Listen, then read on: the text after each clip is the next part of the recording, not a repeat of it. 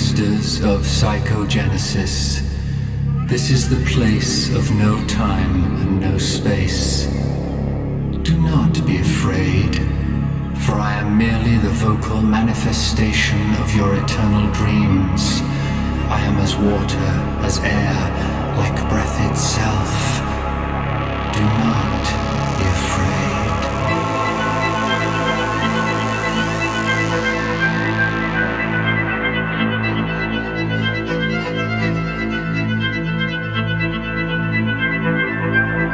Do not be afraid.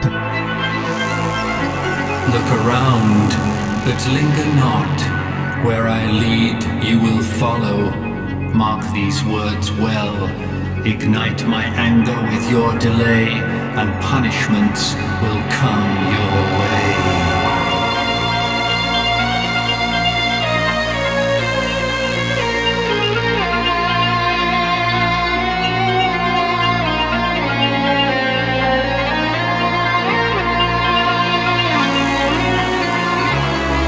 You are 8 souls of the flesh, chosen from different eras, ancient and modern. One thing we don't do, one thing that is a bannable offense, is to shit on Arion. I'm serious. Indeed, some may die.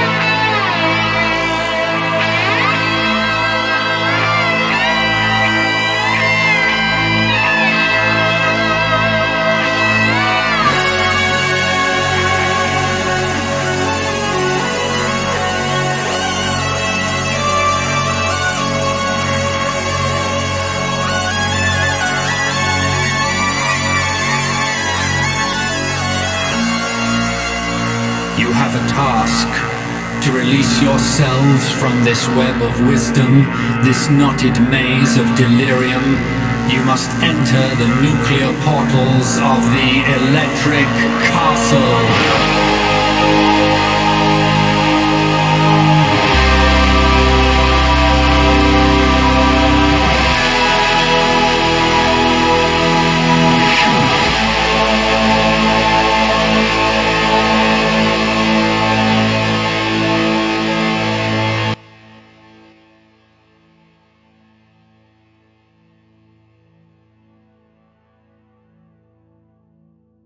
Hello, ladies and gentlemen, and welcome to the second stream of the day.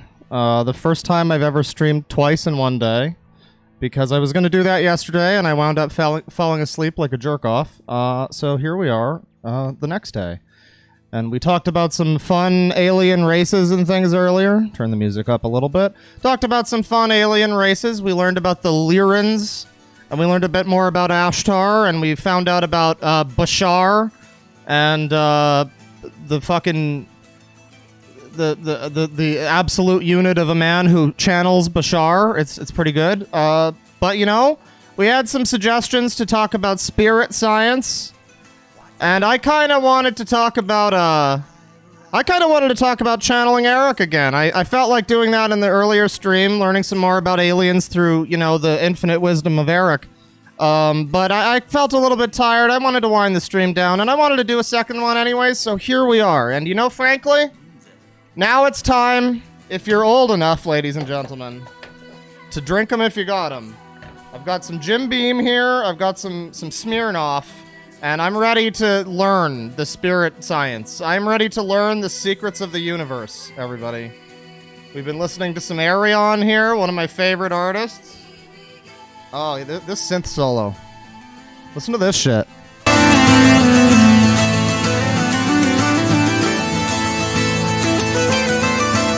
I don't even care if I get content claimed. Fuck it.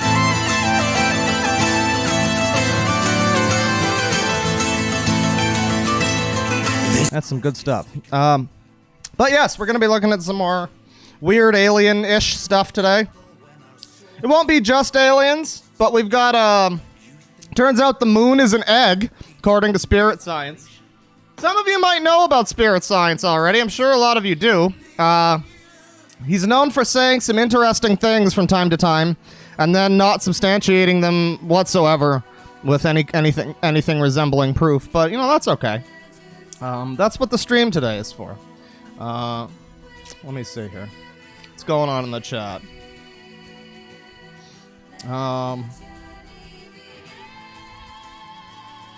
According to Doctor Who, the moon is an egg. You're right. We wound up with a full, like, Doctor Who discussion earlier, and it was quite exciting. Metal and keyboards are a beautiful combination. I'm very proud to say that I can play most of the synth solos in this song. This is a point of pride for me. Is this John Carpenter? No.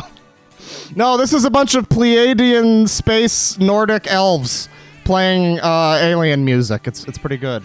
If there's anybody that I'm inclined to believe is a Pleiadian Ashtar alien, it's probably Arjen Lucassen, I would say. He fits the bill perfectly. What the fuck, dude? What new stupidity have you discovered today, buddy? What fresh new stupidity do you have for us today? Well, it's not anything that fresh. We're going to be talking about channeling Erik again, who we've covered before. We've talked about channeling Erik before, a couple times, in fact. There was, of course, the original video, which most of you probably haven't seen because it was very spicy, laden with some words that might get me in trouble with legal authorities, because I didn't have anything saying, hey, this is just my opinion, this is just this is not an allegation, this is just a personal opinion, blah, blah, blah. Didn't have any of that stuff. And got some Karens angry at me in the comments, mad that I would suggest that this lady who's channeling her dead son who committed suicide to talk to Anthony Bourdain's recently deceased spirit might be maybe not not truthful. I don't know, but that was the first video. I took it. It was privated for a long time. It's now just unlisted, but I do have a second video on the channel in which I was a lot nicer, I guess you could say. I wouldn't put it as nice, honestly, though. It was less nice and more like...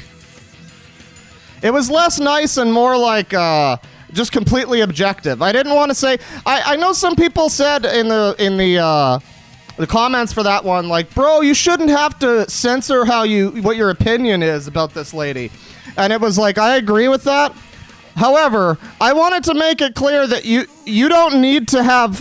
I felt a little bit too much like I had directed people's opinions about her and what she was doing in the first video. As much as I stand by most of what I said, everything that I said, in fact, I do feel that I was a little too pointed in how I was, directing things. And so the second video was meant to be specifically a very objective thing, where we just go, this is what's happening, what do you guys think about it? So we talked about her a couple times. We had a whole stream dedicated to Elisa Medhus and her channeling efforts. But we're going to take another look here. I want to find out some more of the secrets. I want to know about Ashtar and what any other aliens she could tell us about. I want to hear about the tall white grays or whatever.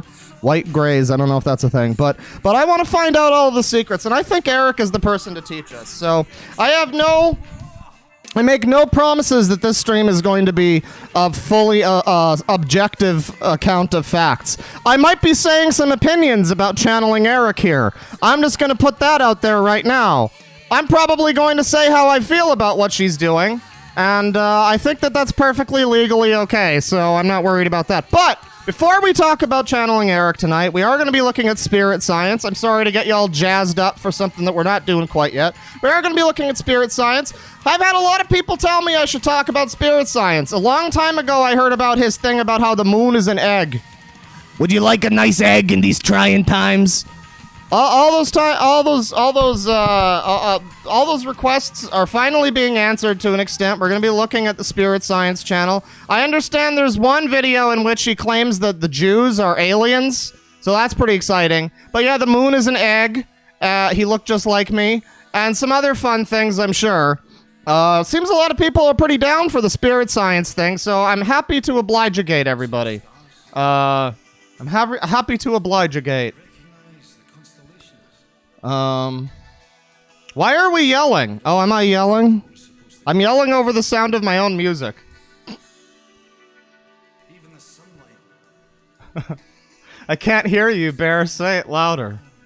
Well, it's okay. We're gonna be turning off the music now.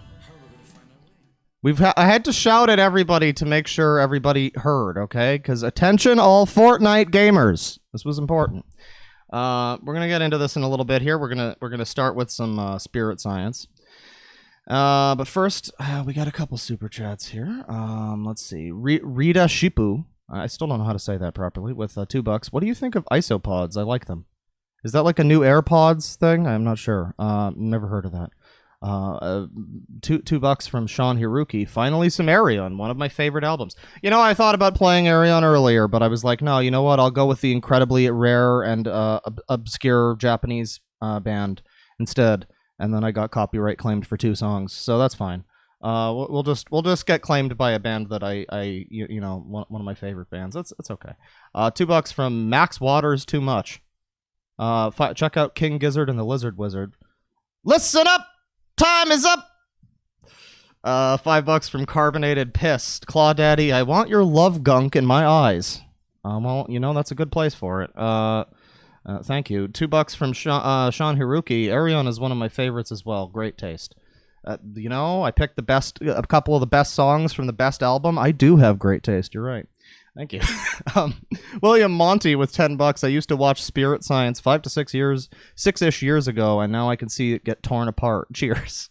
I don't know if we'll be tearing it apart so much. I don't think Spirit Science is like the most, I don't know, lol-cowish website or channel, rather. I don't think it's the most, it's not going to make us like cringe as much as some things might, but it's going to be interesting. Apparently, a lot of people believe this channel, even though it says that the moon is an egg and Jews are aliens. So, I mean, you know, we had a guy earlier who was talking about Klingon cloaking devices with completely straight-faced. So, I mean, anything's possible. You know, anything. I guess anything's possible. £5 from Ethan Alfasi. Did you check out the Knights Templar site? It plays music while you read the different articles. Feels like the Renaissance Fair.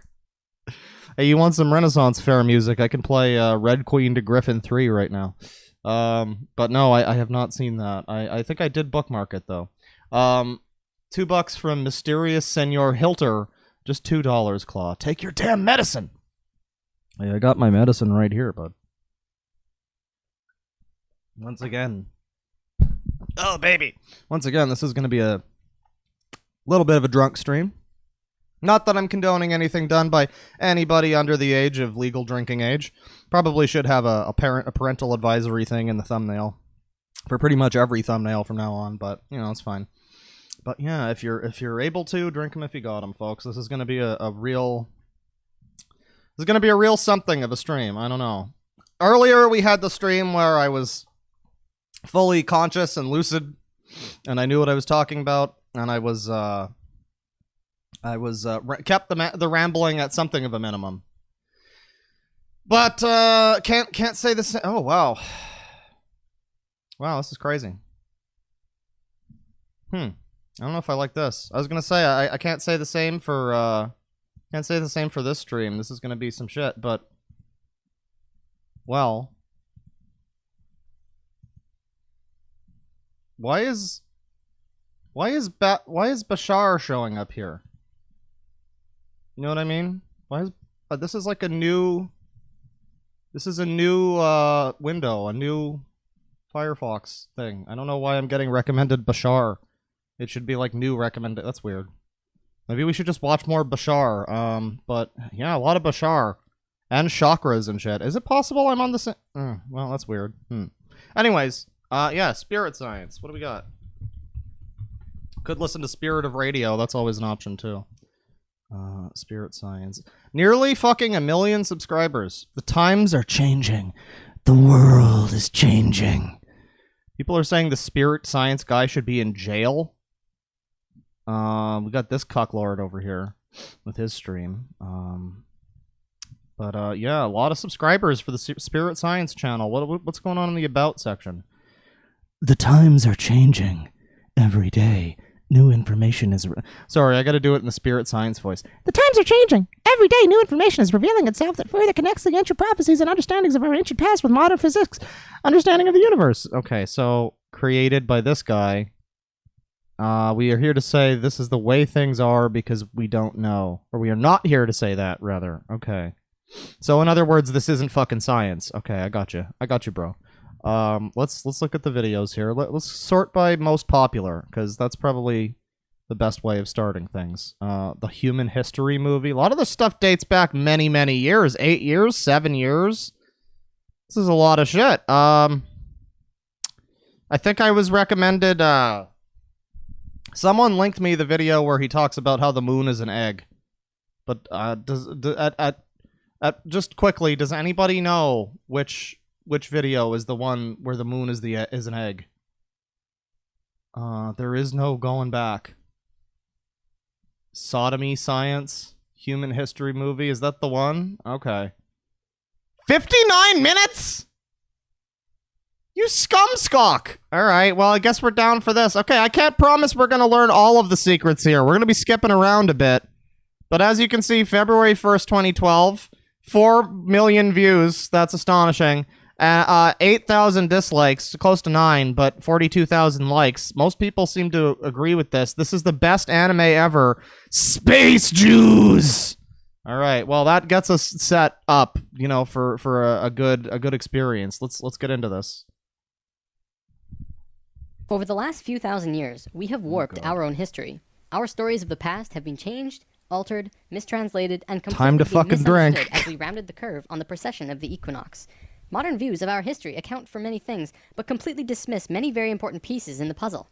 For example, the pyramids of Giza. There is no modern theory that accounts for how these could have been made. Individually, each block cannot be pulled even with 50 men pulling it, let alone drag it for hundreds of miles and then stack them on top of each other 450 feet in the air, in such a precise way that even modern technology can't achieve. Not to mention having it lined up. Yeah, so the first thing you might notice, chat members, is the high-pitched voice, which I'm sure over the course of 59 minutes will in no way get annoying. Precisely with both Orion's belt. Also, I guess I need to mention once again, at least once per every stream, that no, YouTube, this is in fact not a bully stream.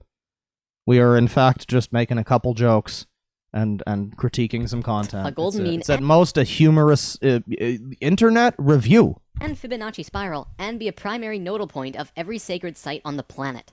And that's just one example. Our history is not what we think. Many things that we've been led to believe to be true. A lot of people are mentioning that this is basically just extra credits, and you're kind of right. Archaeology recently saw some monumental discoveries. This is why you're a Nazi. What we think we know about ourselves. Many ancient cities such as Babylon, Erech, and Akkad that were written about in the Bible and other ancient texts were always thought to be myths because no one could prove they existed. Now. Then one of them was found.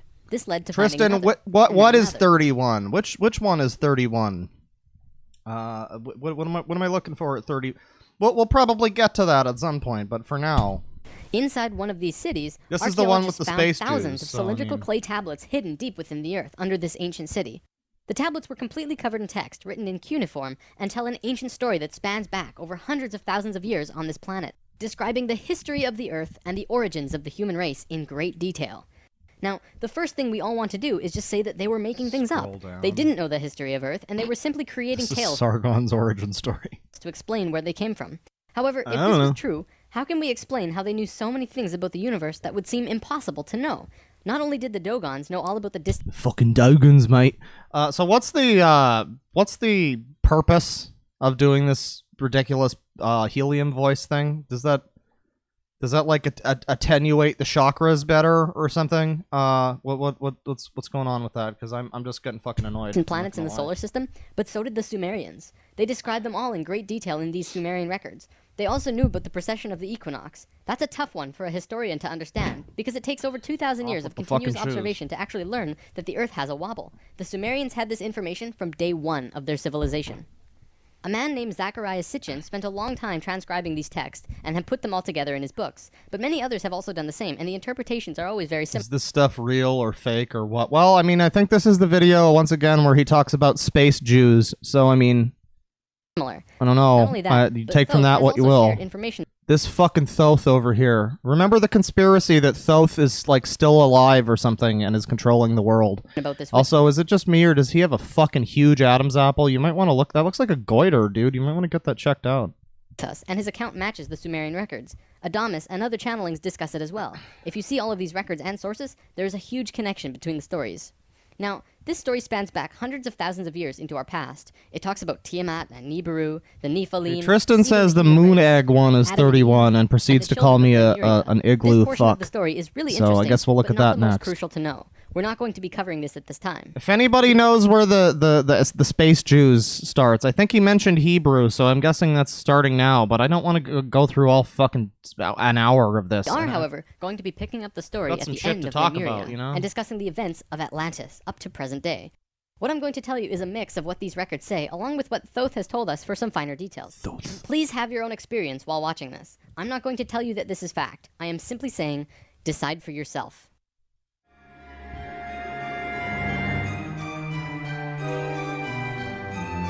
Star Wars! 15 minutes, you said? Okay. Well, we'll jump to like 13 minutes. We've got a fight going on here, red versus green. So we've skipped a bunch of human history, but it's okay. That's a long time before any of us are ever good. Oh, we've got this. Okay. Well, hang on. Is it? Whoa. Is this homie dabbing on us? Did I just jump to a dab? Did I just accidentally fucking time shift to a dab?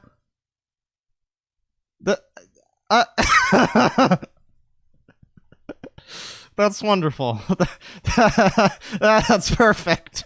Fucking dabbed on. The haters have been dealt with thoroughly. The Jake Paulers are the strongest army. Unity consciousness, they couldn't create a living Merkaba. They simply used it as a tool. Yes. They created a synthetic Merkaba to travel in time. Oh, yes, that's right. The Merkaba, which is apparently like a fucking cube or something, like a tetrahedron of energy that surrounds you that lets you do like force powers or something, except it doesn't because that's never worked for anybody and it's just a bunch of bullshit. A new yes, home. the Merkaba. A small group of Martians tried to get Not to be confused with the Merkin. away from Slightly Mars different. before it was destroyed, and that place they found was Earth. About 65,000 years in our past. They saw this little vortex sitting there, just pulling in life, with no one in it. They didn't ask permission. Being part of the Lucifer experiment, they just said, alright, let's do it. And they stepped onto that vortex, and in doing so, they joined and changed our evolutionary path. Thoth's father, Thome, was one of the Nakals who set up Atlantis on the island of Udal. That island, the top of the Tree of Life, was the brain of Atlantis, and on it was a small city called Poseidon. This city is what Plato was discussing when he said that Poseidon bore 10 children, the 10 circles on the Tree of Life. Poseidon was made of 3 rings painted in black, red, and white stones, and it was the symbol for Atlantis. Oh, so it looks exactly like a curling ring, then? The inner circle represented weird. the Nakals. Right. The middle circle were the priesthood, called the Maya, and the outer circle represented the regular people of Atlantis. Where the fuck is Frederick? He was mentioning the Lemurians earlier. We'll come back to this down the road. There were only a few thousand Martians who came to Earth through the synthetic Merkaba. The first thing they did when they arrived in Atlantis was try to take over the continent. They tried to declare war and invade. However, see, this is almost like it's a double-edged sword with YouTube sometimes. I was mentioning it in the video I uploaded yesterday where I was like, it's nice that people are able to come along and just make the content that they want to make, and it's like, it doesn't have to be a TV format thing, it doesn't have to be a sitcom or whatever, it doesn't have to have any rules. People can come along and they can just be themselves and add their own flavor into whatever they're saying, which is fine if you're talking about video games and movies, but honestly, I'm starting to see this guy's like cutesy animations and shit, and some of the stuff that he's saying is so wildly inaccurate and crazy that it's like, can you maybe not make this seem all cute and like bubbly and fun? Because it's kind of complete fucking bullshit. Vulnerable due to their small numbers compared to the millions of Atlanteans, and we finally subdued them. We're saying 725 for space Jews coast to coast. Races stepped in, not one, but 2 completely different races. The first race were the Hebrews, coming from our future. Thoth says that oh my god, the Hebrews have come from our future, everybody. What the fuck am I listening? I would have expected that we had to get at least past the 10-minute mark for the fucking weird shit to start. They came from off-planet, but we don't know where exactly. The Hebrews were kind of like a kid who went through 5th grade and didn't make it, so they had to do that grade over again. What? They learned all the math, the left brain stuff, but they didn't get the right brain. Choose your words carefully, bro. aspect of evolving consciousness. The Hebrews, they just didn't get that right-brained aspect, apparently. The That's doing. a shame. They didn't graduate to the next level of evolution, so they had to do it This again. is incredible. They knew a lot of things that we didn't know yet. I know he's like not even trying to be like whatever prejudiced. I don't want to say racist because it's not really, but like prejudiced. I know he's probably not trying to be that way, and he's talking in a more historical sense with like the original like Hebrew people. But even still, I like though how his explanation. I think he said in the about section how, you know, we don't really know any of this, so our job is not to say that we do know, but to speculate or something like that. That was in his about section. And now we're watching this, and it's like, so your idea of what that means is, well, we don't technically know who made the pyramids, so I guess we can say it's space alien Hebrews from the future, time traveling space Jews. This is crazy. I think this is officially crazier than the Arion storyline. Ideas to us that we weren't aware of yet. Now, if this is true, this would explain quite a few things about the Hebrew people in general. They seem to have many sacred geometries hidden within their culture. It also puts perspective on the story of Exodus. Perhaps Moses incarnated into that lifetime to free the Hebrews because they were not direct descendants of humans and were being treated unfairly. Or could it be that Moses was visited by an ascended master of the Hebrews who guided... Could it also just be that some people, like billions of years, however old the pyramids are, were just like, yo, I had a fucking idea. What if we just made it a big triangle, but it's like a triangle on all sides, bro? And then they just made that happen. I don't know. It doesn't feel like the craziest of ideas to me, honestly. I mean, I feel like it could have... I feel like it's something that we could see being made. I don't know. Stonehenge, on the other hand, that's a bit weird. to free their people. Like the aliens Given what we made know that. about dimensions and consciousness, it definitely puts a fresh perspective on old stories that didn't make much sense. We could talk about this more, but let's continue for now. There were no problems caused by the Hebrews coming to Atlantis. They actually benefited our evolution. The other race that stepped in caused big problems. These beings came from the nearby planet of Mars. See, according to Thoth, Mars looked very much like Earth a little less than 1 million years ago. It was beautiful. It had oceans and water and trees that were just fantastic.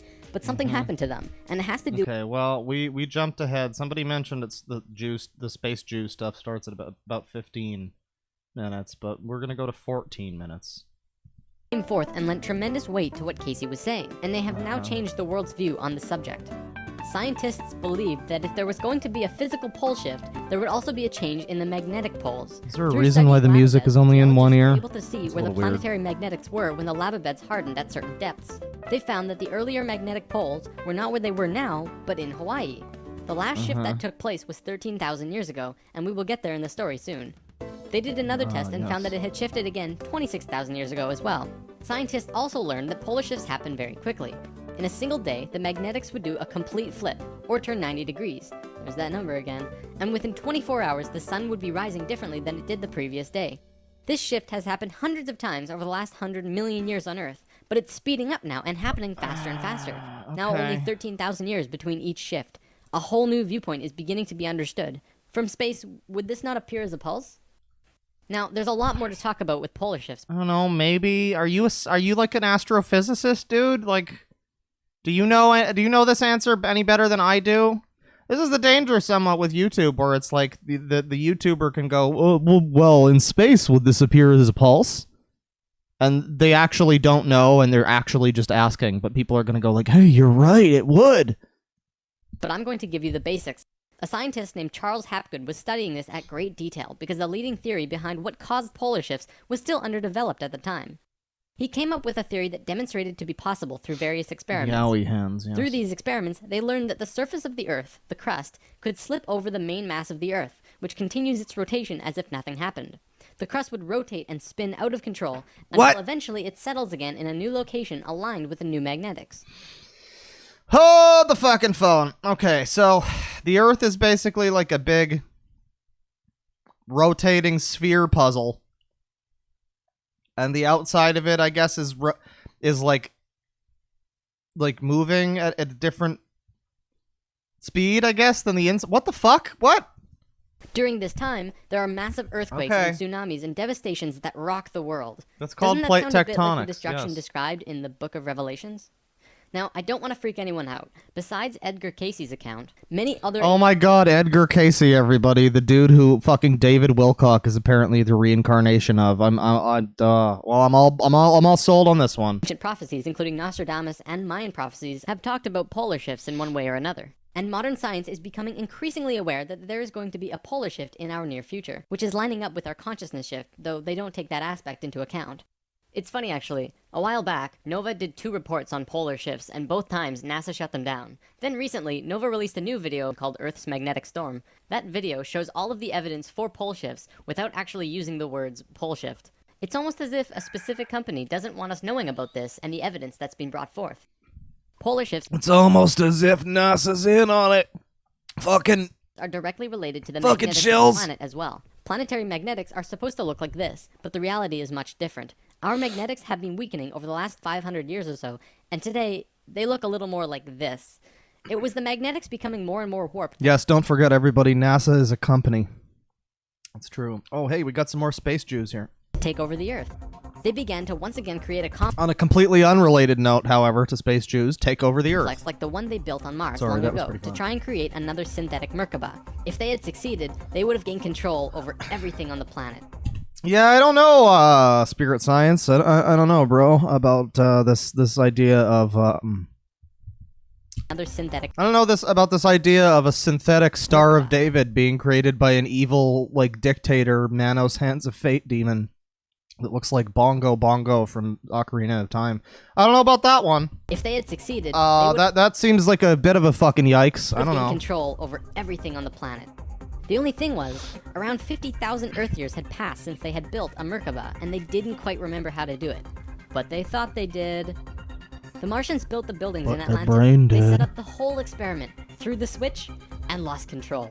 The destruction was immense. In this reality, you can hardly make a greater error than to create an out-of-control Merkaba.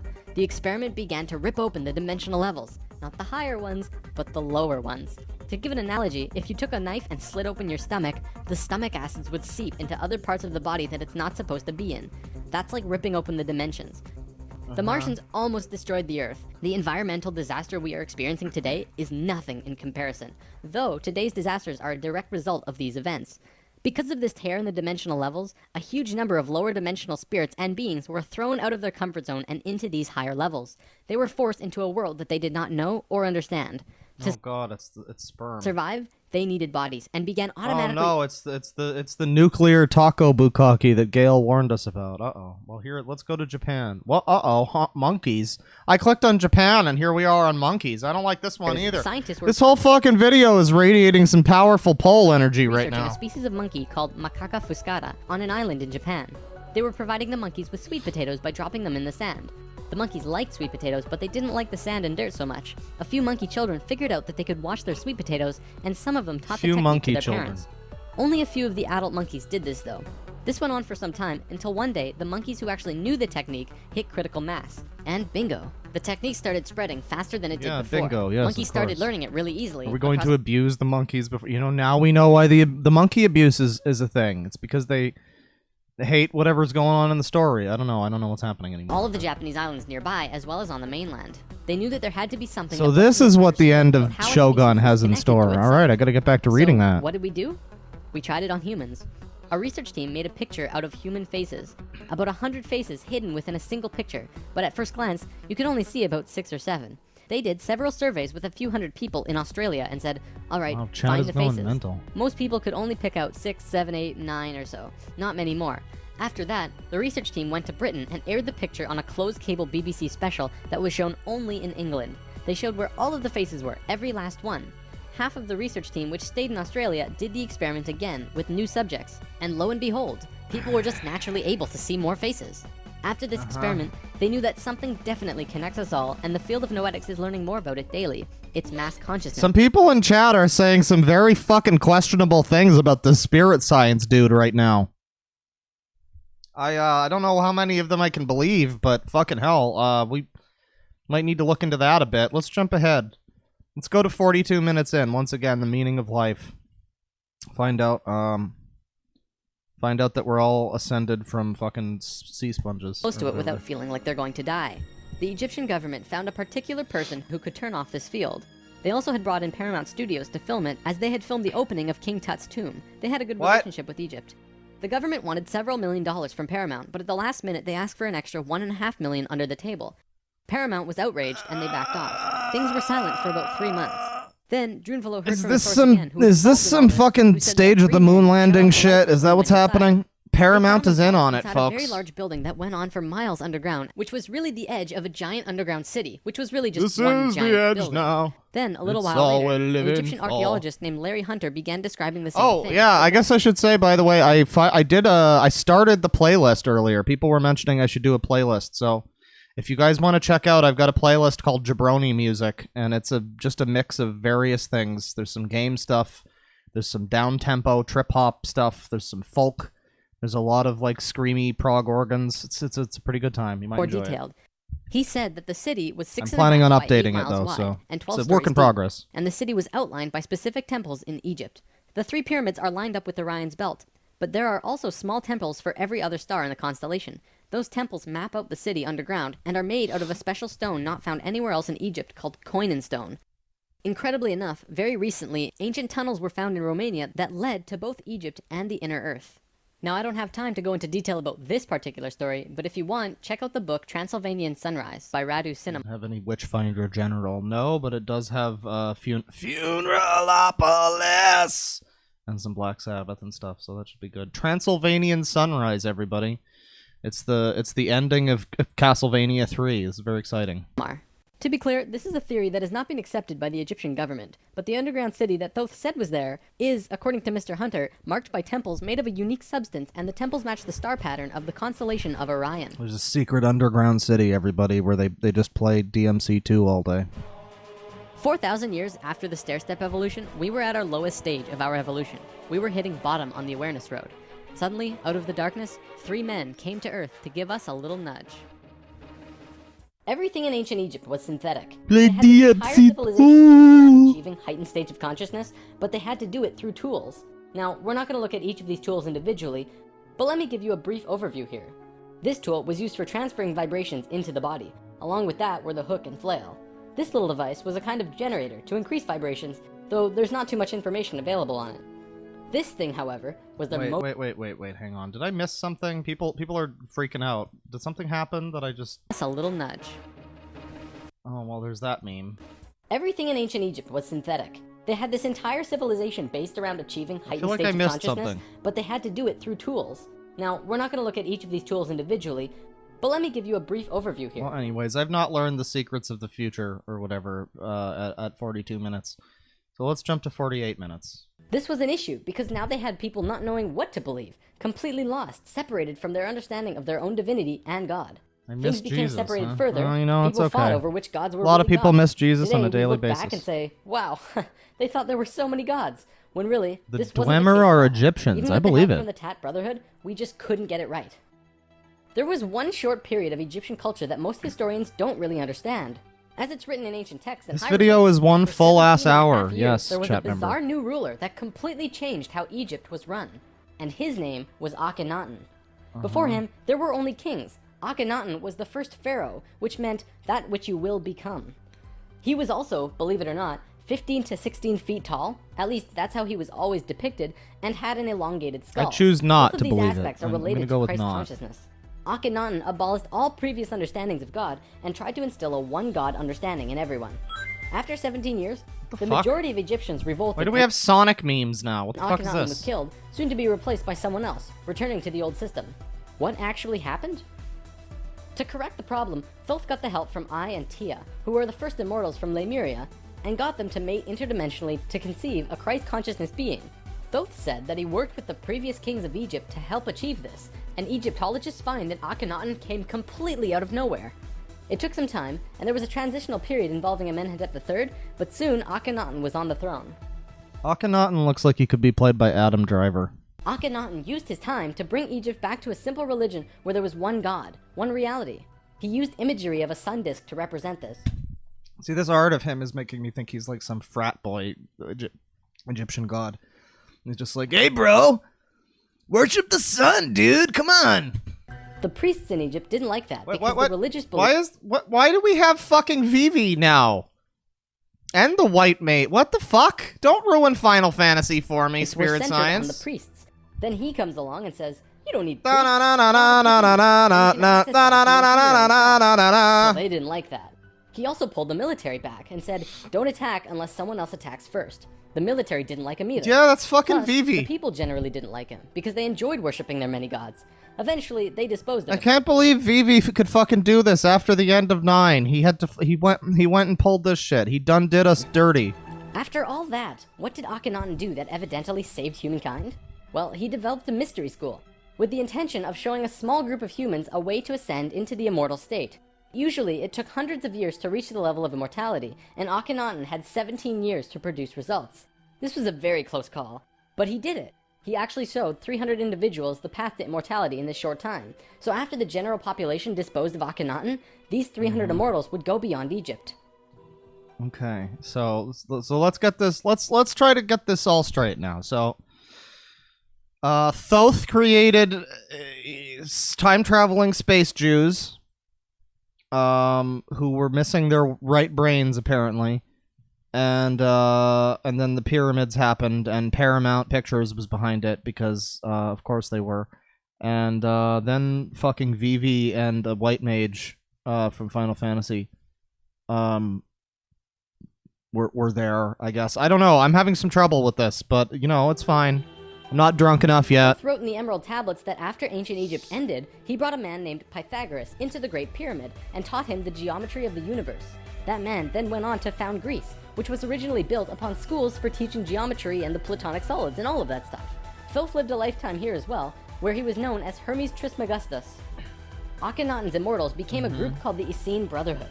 They first migrated to a place called Masada in Israel. Even today, Masada is the thing about this that's like interesting though, it really is that somebody in chat mentioned how he rambles like Masaokis, or I have no idea how to say his name. Masaokis.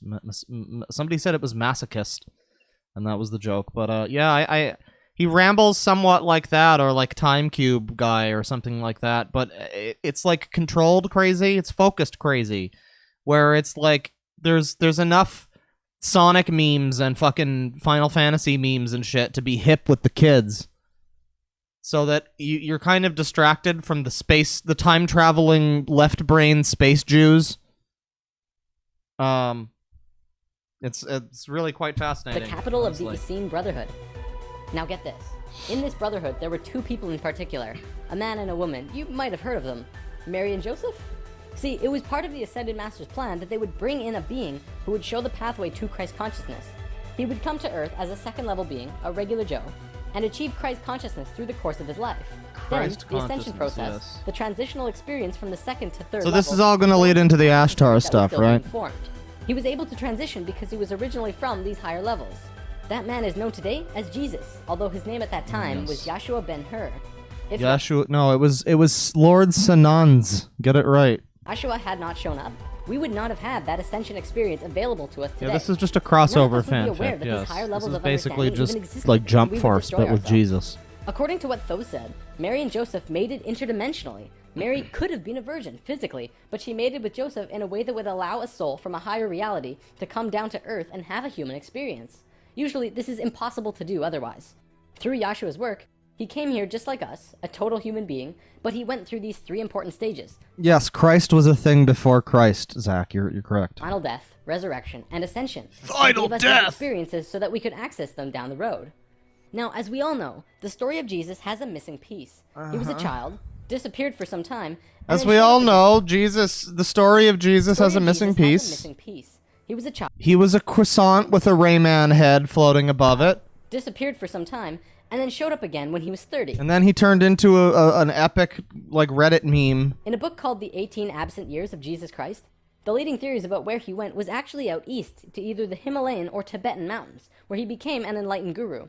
He brought his teachings back to the world after that. If you remember from part 1, the Kundalini of the planet was residing in Tibet at that time. Here we have the Kundalini, everybody. People living there, and remain so today. Now, on the topic of Christ, there's something else I'd like to bring up. The Lord's Prayer. Today, we know this as the only prayer that Jesus taught, but did you know it's actually a geometric prayer meditation? A man named Bodhi McCoy spent over 20 years working with this prayer and analyzing it with sacred geometry, and has discovered some incredible synchronicities.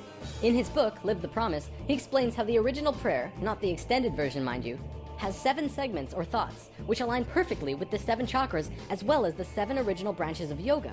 Bodhi teaches how to do this prayer meditation, as well as meditations him and his wife have developed based on the Lord's Prayer, called heart dances. It's really quite incredible to see how it all works with the... Is this sort of like that piss drinking guy and his wife and all of their, like, massaging each other with their piss? Is this like that at all? Because I heard that was the secret of the gods, or whatever, the divine nectar. Pure geometries of the universe. I'm inclined to believe that. If you wish to learn more, check out livethepromise.net.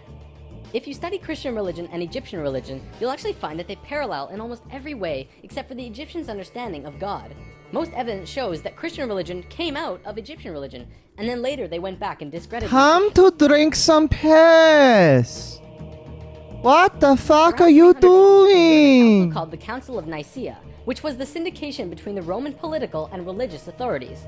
Basically, the religious leaders and political leaders realized that they could unite and impose more influence on the people. Okay, so a game of Civilization 6 happened. Yes. Is that the Illuminati? What's going on here? And government, and control over 95% of the money. They control our modern... Jesus fucking Christ. This is really some intensely crazy shit, isn't it? Like, I was not expecting how fucking off the wall this would be. I figured for a channel that's nearly 1 million subscribers, there's no fucking way that it's going to be this intensely messed up. But it's like, there's the Illuminati, there's time-traveling space Jews, there's Final Fantasy for some reason, there's, like, Jesus before Jesus. World from the very tippy top. Today, we like to call them the Illuminati, except that's not really who they are. The word Illuminati means enlightened ones, which was established long ago as a secret society that was focused around expanding knowledge through scientific and spiritual understandings. Secret societies were not originally bad, but rather consisted of those who just kind of got it. They understood information that the average person at that time would not accept and demonize. These societies had to become a secret because of the control that the church had and refuted against what they wanted to explore. This is where Freemasonry originally comes from. If you do the research on the time periods, what probably happened was that the church, who had the majority of the control at the time, probably infiltrated some of these organizations to make sure that they were not creating plans to expose information and destroy the world order that they had created. Right. This led to the church exposing some of the society. Didn't we find out that Cepheus, the dog rapist, is like related to the Templars? So, I mean, there's that. As devil worship and blasphemous, and fear of these groups rose. Over time, many secret societies branched off by those who were corrupt or previously infiltrated by the church, and gained more control through the church and large organizations that were being established. Today, there exist 13 families around the world who pretty much own the world, with over 95% of the money, and a lust for greed, power, and control. More and more information has become present lately. Wait, did Sephiroth happen? Did I miss Sephiroth? That is different than the rest of the human population. It is speculated that they share DNA that was passed down from the Martian race or other species races. They contain no love or emotion and are completely power-driven. This brings us to the end of the human history story for spirit science. Oh, okay. But of course, it's not really the end. Thanks for telling us all about the true, totally legitimate history that I'm just going to choose to believe because, you know, but why would somebody go on the internet and tell lies, you know? For one, we've only really scratched the surface of discussing many of these topics. Secret societies, yeah, there's all sorts of other shit we can make up. 2 or 3 lessons to allegedly. really get into. Plus, the human history story. Raiden, turn the game console off now. Still living it, and what happens next is ultimately up to you. This story, while seemingly unbelievable and at times outrageous, does explain a lot. Think about it. We've covered the Bermuda Triangle, the face on Mars, Jesus, what the Egyptians were doing, the rise of Greece, pretty much most modern religions, the reason we popped up out of nowhere 6,500 years ago. I like how he talks about this, like, well, we've covered all these things. And he says it with this tone of like a teacher or whatever, like an educator going, well, you remember earlier in the curriculum, we discussed so-and-so and such and such. Except here it's just some fucking guy going off about, yeah, so the ancient Illuminati Jesus aliens came from the time-traveling left brain dimension or whatever the fuck. Like, what? Step evolution of those cultures, and the story of Atlantis. I hate to break it to you, bro, but just because you got a fucking, just because you've got a couple subs on the internet doesn't make you like an actual authority about this that knows what you're talking about. I think this is one of those cases, though, where this guy probably does believe what he's going off about. He's been doing this for like 10 years almost. I feel like people that are just scamming or whatever are not really usually that dedicated. I think this guy's a dyed-in-the-wool crazy. Not making any allegations, and certainly not a bully stream, but this is just, you know, my personal opinion. This is just some crazy. Which has been straight up at the best of times. It also explains the Great Pyramids and their connection to all of the sacred sites on the planet, the Sumerian tablets, the Emerald tablets, Lucifer, and as for the Hebrews, if you read their Talmud, it actually seems to suggest that they're not from here. I'm not going to tell you to believe it, but it definitely puts some perspective on many questions and aspects about the world, which we generally just don't have conclusive answers to. Take it with a grain of salt, though. After all... Yeah, I'm taking it with about a fucking salt mine, dude. It is just a theory. It's just a theory, he says, as if it... No, a theory is something that's based on, like, some level of fact or information or knowledge, but this is just insanity. This is as valid of a theory as the transvestigation people, who, by the way, are still commenting on that fucking video calling me a shill or whatever. It's the big three: the transvestigation video, the gang stalking stream, and the David Wilcock shit. Just brings all the psychos out. I'm sure this stream will do the same thing for both the people that we're talking about. But yeah, so that was the Human History movie. Tristan kept telling me to look at number 31, which I guess is The Moon is an Egg. He looked just like me. So we're looking for number 31 here. 34, 22, 35. Didn't he delete the 31? Didn't he delete the one about the moon being an egg? Or am I crazy? Hang on. Spirit Science 31. Secrets of the Moon. Yeah, I think he deleted it and it's been uploaded. It's been re-uploaded by someone else. So here we go. A video that was apparently such a fucking meme that they had to yeet it off of the channel with the time-traveling space Jews. Here is the Egg Moon video from Spirit Science. Thankfully re-uploaded by the Timothy level over here, which is always my favorite level in any video game. But before we get into this, I am going to read a couple of super chats here. They've been coming in. I'd like to catch up. How the fuck long have we even been talking about this shit? Jesus. We got, let's see. $10 from Grabinski, and it's a YouTube video link. It says, "This man is my hero. Please watch." I can't really... I will try to remember to save that for later. But I can't copy them from OBS for some reason, so that's a little bit annoying. Spirit Science is one of my favorite channels, says Robert Terrell with $20.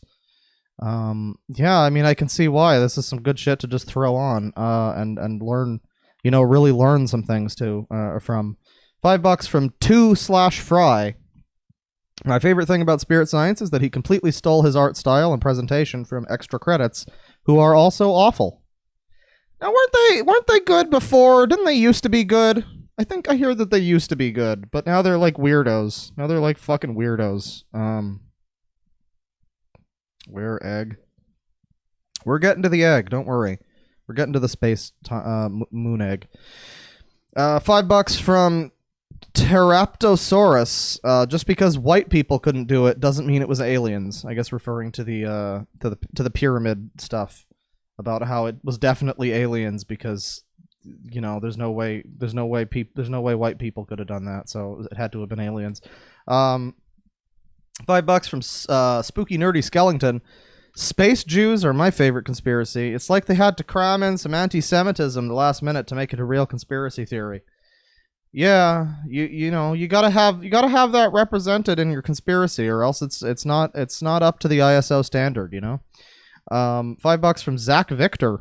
Why does he sound like Extra Credits but on crack? Why does his presentation look like Extra Credits too? Isn't that a little bit fucking... Apparently this predates Extra Credits though, so maybe we know who the real stealing stealers are. $20 from Migraine just says Space Jews. I agree. And then, thank you. And then $5 from Store Brand Candy. As a Jew, I can confirm my bar mitzvah was on Titan. Oh, that's very exciting. That sounds like a good place to do, you know, those bar mitzvah dances, the Hava Nagila dances. I feel like that would be a lot of fun on Titan. $5 from Adam Courier. We're gonna need a lot more hemp before we're through. Yes, hemp. Nothing else. Just hemp. Definitely nothing else. Unless it's legal where you live, in which case, oh, dude, weed. $5 from Mad Evil Genius. How much drugs do you think this idiot takes to pull this out of his ass? I'm betting all the drugs. Now, once again, I'd like to say not a bully stream, and these are words that somebody else posted, but I have to say that there was probably some amount of the druge going on when that video was being made, and probably most of his other videos too. But you know, not making any accusations. $25 from Mia Smith. Hey bro, what's up? How are you? Hope you had an okay day, because a few days ago you said you weren't doing so well. But like, what the actual fuck is happening? Keep on making your dope content, bro. Thank you, Mia. I'm having a slightly better day. You know, actually, I'm having a much better day. Let's just say that. Sometimes it feels good being the bigger person. Yeah, you know, I don't know what the fuck is going on, but I hope that I hope that the rest of this Jim Beam and the Smirnoff in my kitchen is able to shed some light on certain things. $10 from Grabinski. Thank you very much, by the way, Mia. $10 from Grabinski. Praise the sun. I agree. I definitely agree. 15 from Mia Smith again. Hey, bro, worship the sun, dude. I agree with that too. The sun is my moon. He looked just like me. $10 from Krispy Kreme. Hello from a very tired delivery driver in Perth, Australia. Yeet for double stream day. Shame it's 10:30 a.m. here. I still gotta wait 30 minutes till it's socially acceptable to drink. Lamau. Well, if you're currently a delivery driver and you're on the job, I would suggest maybe holding off on that. But also 11 a.m. for socially acceptable to drink. I never heard of that before, but I guess maybe that's the way Australia does it. But thank you. I hope you enjoy the stream. Drink responsibly. $10 from Adorable Cockroach. Look up the Sumerian epic. It's crazy. The Sumerian epic, huh? Is that a spirit science thing? I'll look that up. $2 from Large Father. So what game does this deep lore come from? Well, so far we've seen Final Fantasy and Sonic. So I'm going to assume it's both. I'm going to assume it's both Final Fantasy and Sonic. But specifically Sonic Chronicles. That's what I'm going with. That's my headcanon. $5 from Arc Monarch. Could you say hi to my man Fire Lion Clawlord? I still love you. Or my man Fire Lion Clawlord. I think there was supposed to be a comma there. Well, hello, Fire Lion. I hope you enjoy this descent into trash. And I hope that Arc Monarch enjoys it as well. Thank you, guys. J&J462 with $5. Just write a book, dudes. Don't feed into this fever shit. But if you're going to watch Psychobabble, watch the good shit. Alex Jones. We're going to break that conditioning sometime. We might do an Alex Jones stream at some point. That could always be fun. It's a little bit played out, but, you know, it's never a dull moment on InfoWars, that's for sure. And finally, $5 from Neon Lemmy Koopa. I can't take seriously a man who sounds like Larry the Cucumber. That's a genetic, that's just the way he was born. It's very sad, honestly. The Dark Brotherhood. Yes.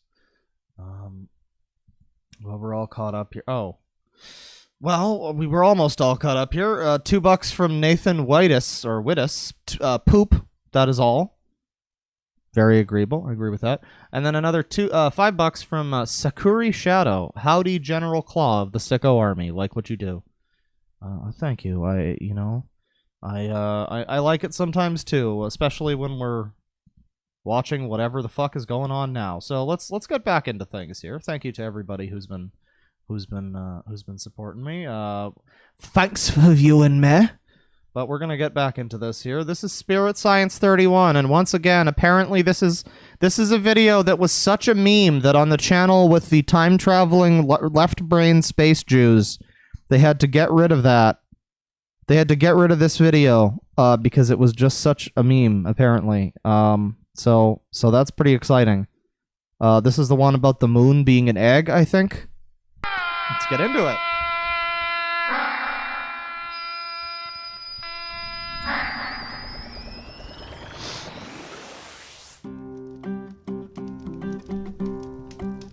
nice Man, I egg. love the moon.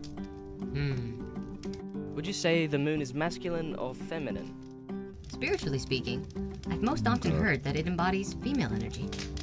Me too. Yeah, I bet you do with that voice, Schmarky. But we have Mother Nature full of life and creation. Wouldn't the moon be the father? Yeah, you might think so. However, our celestial father is most definitely the sun. It's because of our father above and our mother below that allows all of this life to exist.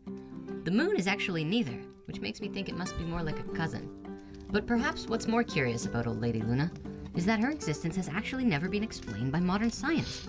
Who needs science to explain things? Right. I mean, I know you don't.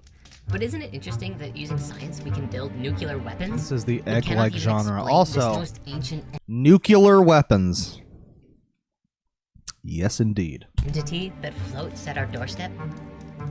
What's stranger? I feel like the word nuclear is a great litmus test for like if I'm gonna listen to anything you have to say at all. Do you say nuclear? Okay then. We're gonna put this video right up on the fridge. The moon is actually far too big to be a natural satellite of the Earth. If I'm not mistaken, there is not a single other planet in our solar system whose moon compares in ratio to our own Earth-Moon ratio.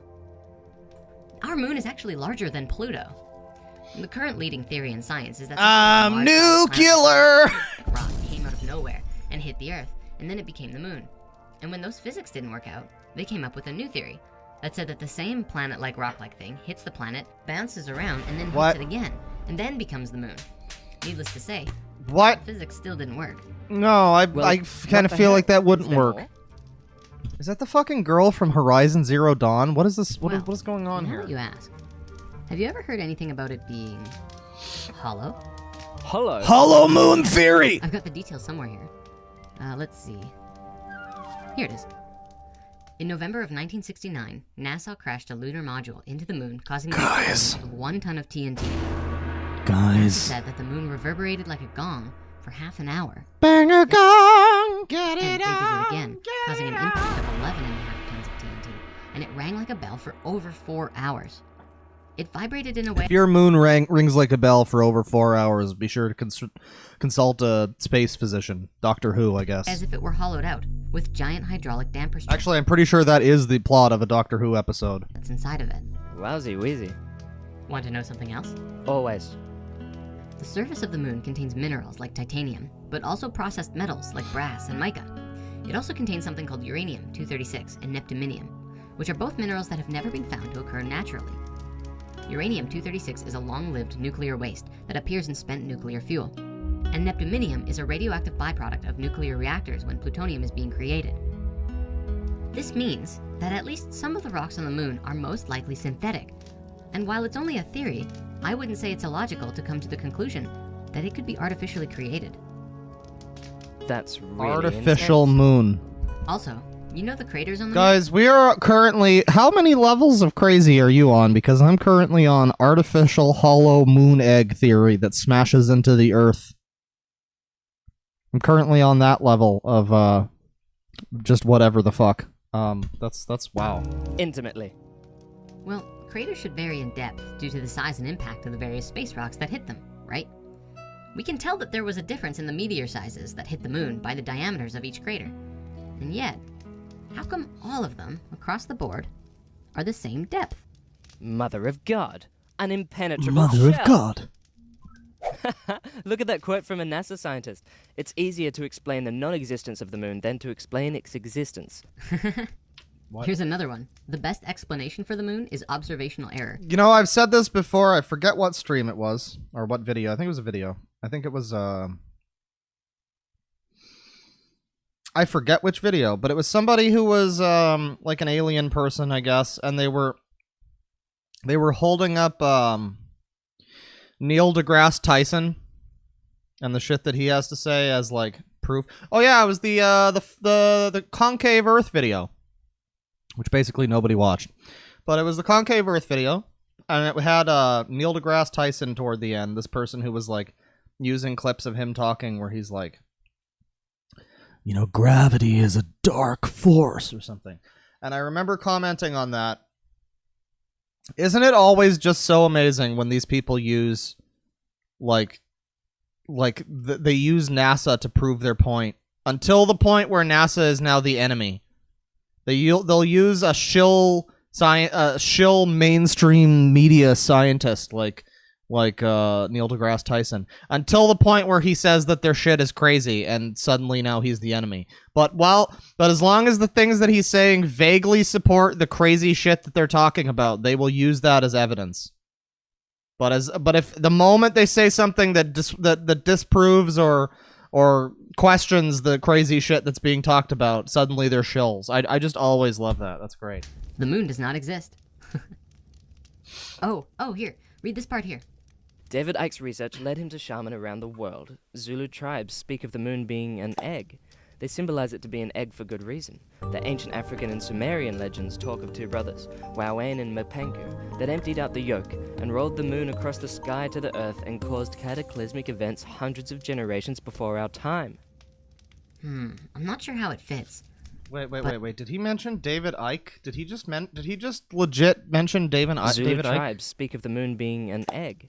They symbolize it to be an egg for good reason.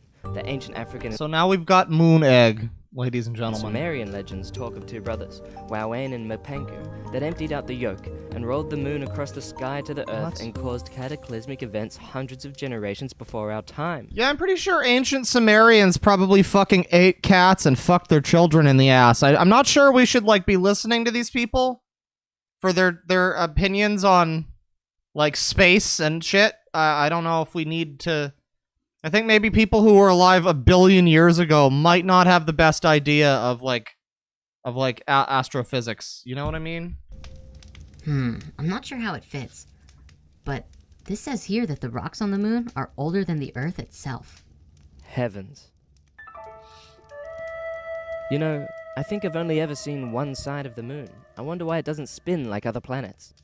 That's a good question.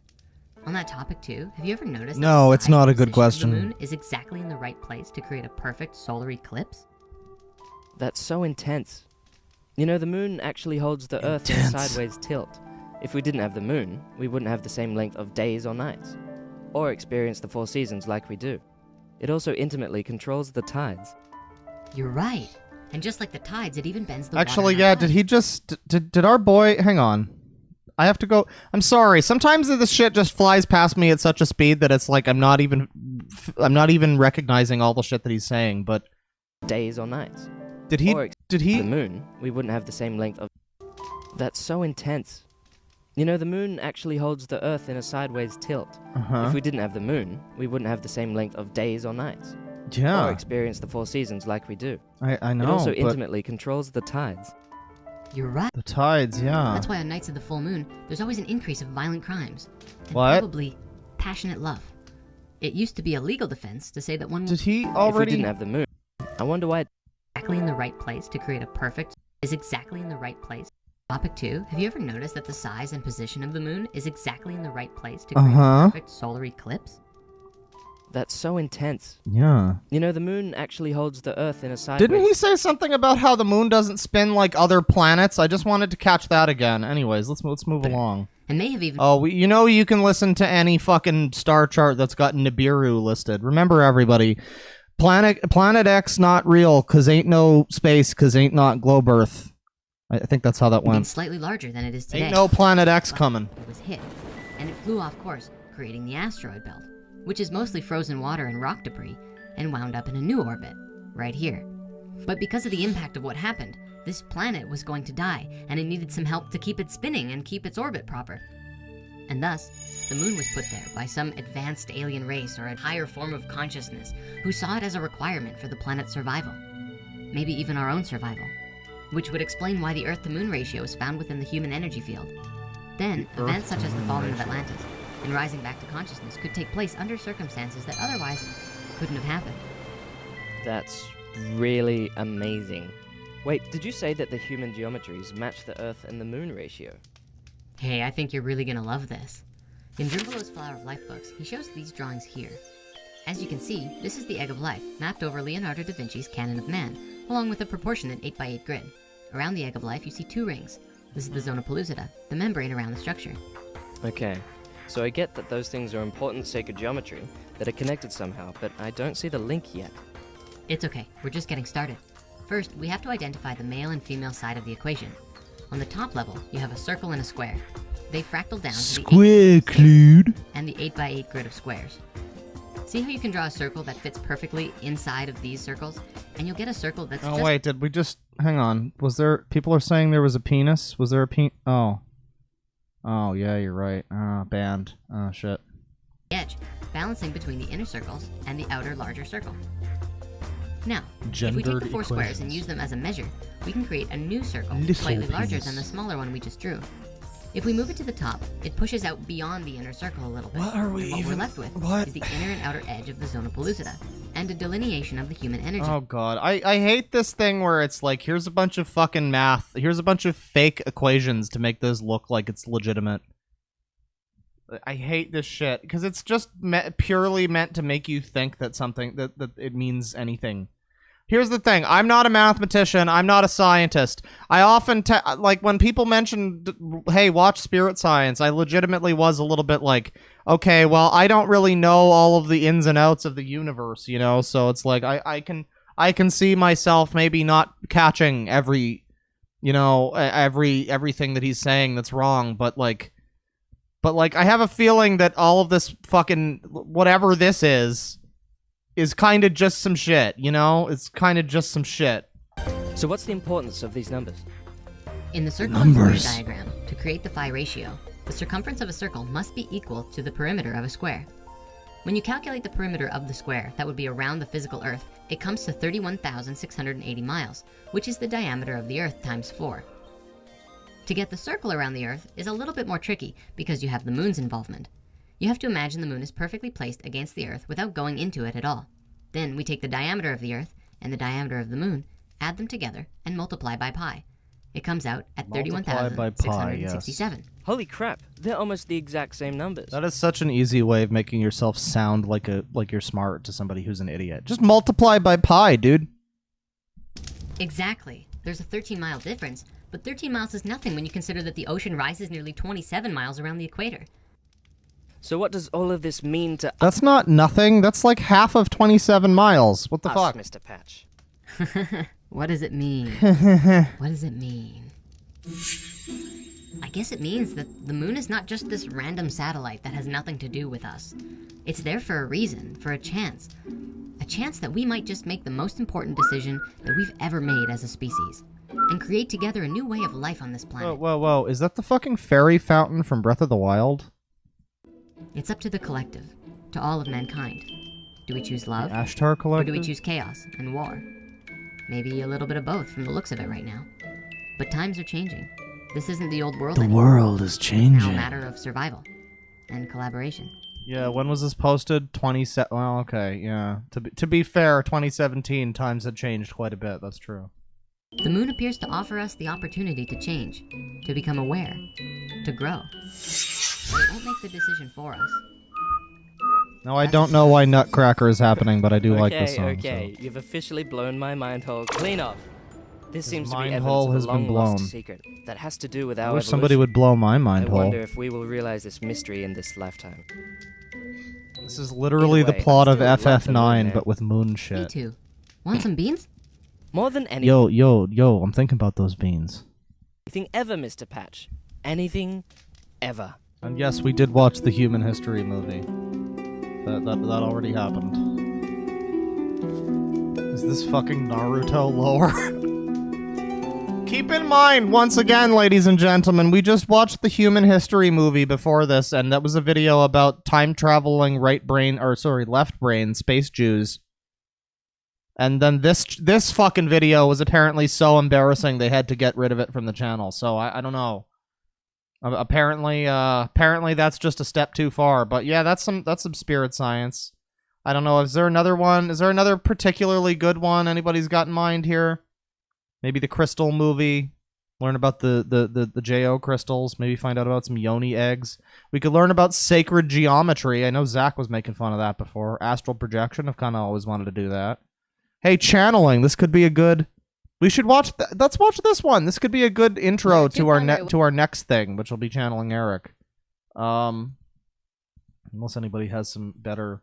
Oh wait, what is the thing about the Emma Watson and Jesus? Hang on. Emma Watson. Spirit science. An ode to Emma Watson? What the fuck? What the fuck? So I guess our boy's got a thing. Okay. What's going on here? We got a 21-minute video here about his waifu, Emma Watson, from a month ago. And he's on camera. Wow. Okay. Hi. This is probably going to be one of the strangest videos. Can't you do this with your pitched up voice? All right, so this is going to be probably the last one of these that we watch. Because I do want to get on to channeling Erik, but yeah, apparently this is our boy. Keep in mind the last videos we saw were from like 7 to 8 years ago. Well, no, one of them was from 7 years ago or 8 years ago or something, but this one, the second one was from 2017. This one is from a month ago. And apparently, why is he speaking in like an empty like auditorium? What's going on here? I've ever recorded. I have so many questions already. Jesus. He looks like an exceptional individual. I agree. Very exceptional. To be honest, he's not a bad looking dude. I can't lie about that. Although, what the fuck is this maggot thing that's in his ear? That's a little fucked up. It feels right to record it, and maybe even right to post it. It feels right. This is kind of setting an intention to get there if I can. Uh-huh. This video is about Emma Watson. Uh-oh. A very strange series of experiences that I've had. Uh-oh. That have led me to this moment. And in order to be able to, we have to go back in time a little bit. Okay. All right. So here, let me just say this. I'll be completely open with you guys. One of the sordid bookmarks that I have in my non-crazy shit folder, which is more of a, I guess what some people might describe as a porn folder. You know, it's whatever. I've got a thing for the celebrities. I don't know. I'm not the biggest, like, I don't watch fucking Entertainment Tonight, but I got a thing for some celebrities. I'll tell you that much. And in amongst all of the people talking about how they want to be Daisy Ridley's cuck, there are a lot of people who still, for whatever reason, have this weird fascination with Emma Watson, and I don't really know why. She was in like one series of movies. She's just fine. I don't really get it, but I guess this guy is gonna enlighten us all. Maybe we'll all have a good nut to Emma Watson tonight. I don't know. I mean, maybe we'll all be enlightened. That's what I mean. Definitely. So, sometime toward the end of 2016, maybe beginning of 2017, 2.5 years ago, I had a psychedelic journey using psilocybin, where I had this very profound, realistic experience. Really, it's like a visionary experience of Emma Watson. The Coombe folder. Yes, that's right. That's correct. And I talking, and yes. It was just as if it was as if I was just there in a room, chatting with her, and she was interested in spirituality and in talking to me about all manner of different things, and we had this really long conversation, and afterwards I was like, oh, that was very interesting. Okay, whatever. So you had like a wet dream, I guess. And like just kind of let it go. And then about a week later, I did some more psilocybin. And it happened again. Florence but this Pugh, time it was different. good choice. This time she was more of a Catherine Waterston man myself. Resolve some life challenge and problem that I'd created. Dakota in my Johnson life, boys, rise up. Just from whatever Like, so I'm concerned because I want to skip ahead a little. This is a long video, long enough. Wow, what the fuck is this? Oh Jesus. Okay, well this is a lot, but I don't want to miss anything. So we're just gonna fucking go. And she was like helping me solve it. And I was like, oh, that was also very cool. And I didn't know what to make of it. And it was not a vision that I sought out. You know, I never spent time focusing on or thinking of Emma. I was just living my life, and this came to me, this happened to me, or happened through me. and I never knew what it meant. Came now, to fast you? forward about a year. Came through you? Yes. Maybe a few other little glimpses and connections at certain points, but nothing really major, and I kind of let it go. I was focused on making the Patch Tarot deck and everything like that. But about a year later, I came to Rhythmia for the first time. Now, I'm actually filming this at Rhythmia right now, and it's largely because of last night's ceremony. It was the first ceremony this week that I'm filming this, but we'll get there. So the first time I came to Rhythmia, I had a very special intention for myself. I said I wanted to embody the Spirit of Christ. And it was a very, very profound week. But in and amongst those experiences and that intention, once again, it actually started. What the fuck does this have to do with Emma Watson, bro? That were exploding. And I'm trying to coom here. What's wrong with you? I was like, okay. And I went through the ceremony, the rest of the ceremony, and there were all manner of different visions that were related to just, you know, my own healing and reconciling other past traumas or events and life changes and stuff like that. And then 2 days later is where it went. Like I didn't hear from her again for 2 days. Because she's and not then real? On the third night, which is actually the goddess night here at Rhythmia, they do a very divine, feminine, sacred energy. And it was on that night I had what felt like an hour-long vision of this future with her. Oh my god, this is not something you want to post on your fucking channel.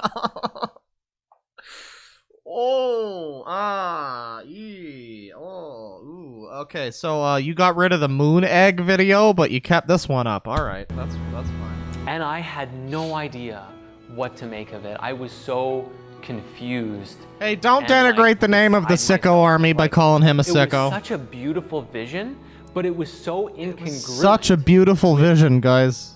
Me and my energy and my... What a curious face I have found in this place that is helping me learn how to coom. A perception of myself. And at the same time, like, I never sought out to this like sad background attraction music. or relationship or anything like that with, you know, that wasn't really on my mind. And so seeing that vision, I'm like, I have no idea what this is actually supposed to be teaching. Oh fuck, Tristan just called me gay, guys. It's easy to identify it as Tristan just called me gay. He can't get away with that. Boom. And like and I don't want to take it that way because we got a secret bonus Discord link in the chat. And so I was with it for a long time. I'm like, because for all I know, Emma Watson's never even heard of spirit science. For all I know, she has no idea who I am. And for all you know, yeah. Would be just fine. Wouldn't it be amazing if it turned out that Emma Watson was a total fucking spirit science stan and she's like the biggest fan? It's like the end of that mission in Judgment where you find the cats for the guy and then the last part of the mission you find like the girl who's into cats and they like walk off into the sunset together. That would be so nice. Right? Like, wouldn't it be wonderful if Emma Watson just stepped into frame at the end of this video and she was like, I'm with you. I coom with you. This whole thing, so you're telling me there's very a chance that it had the potential to become a huge ego trip. And a little bit. In ways, it was happening a little bit because I was just like, so like, I just thought about it a lot. So it really, like, because I really wanted to understand it and feel it and be like, what?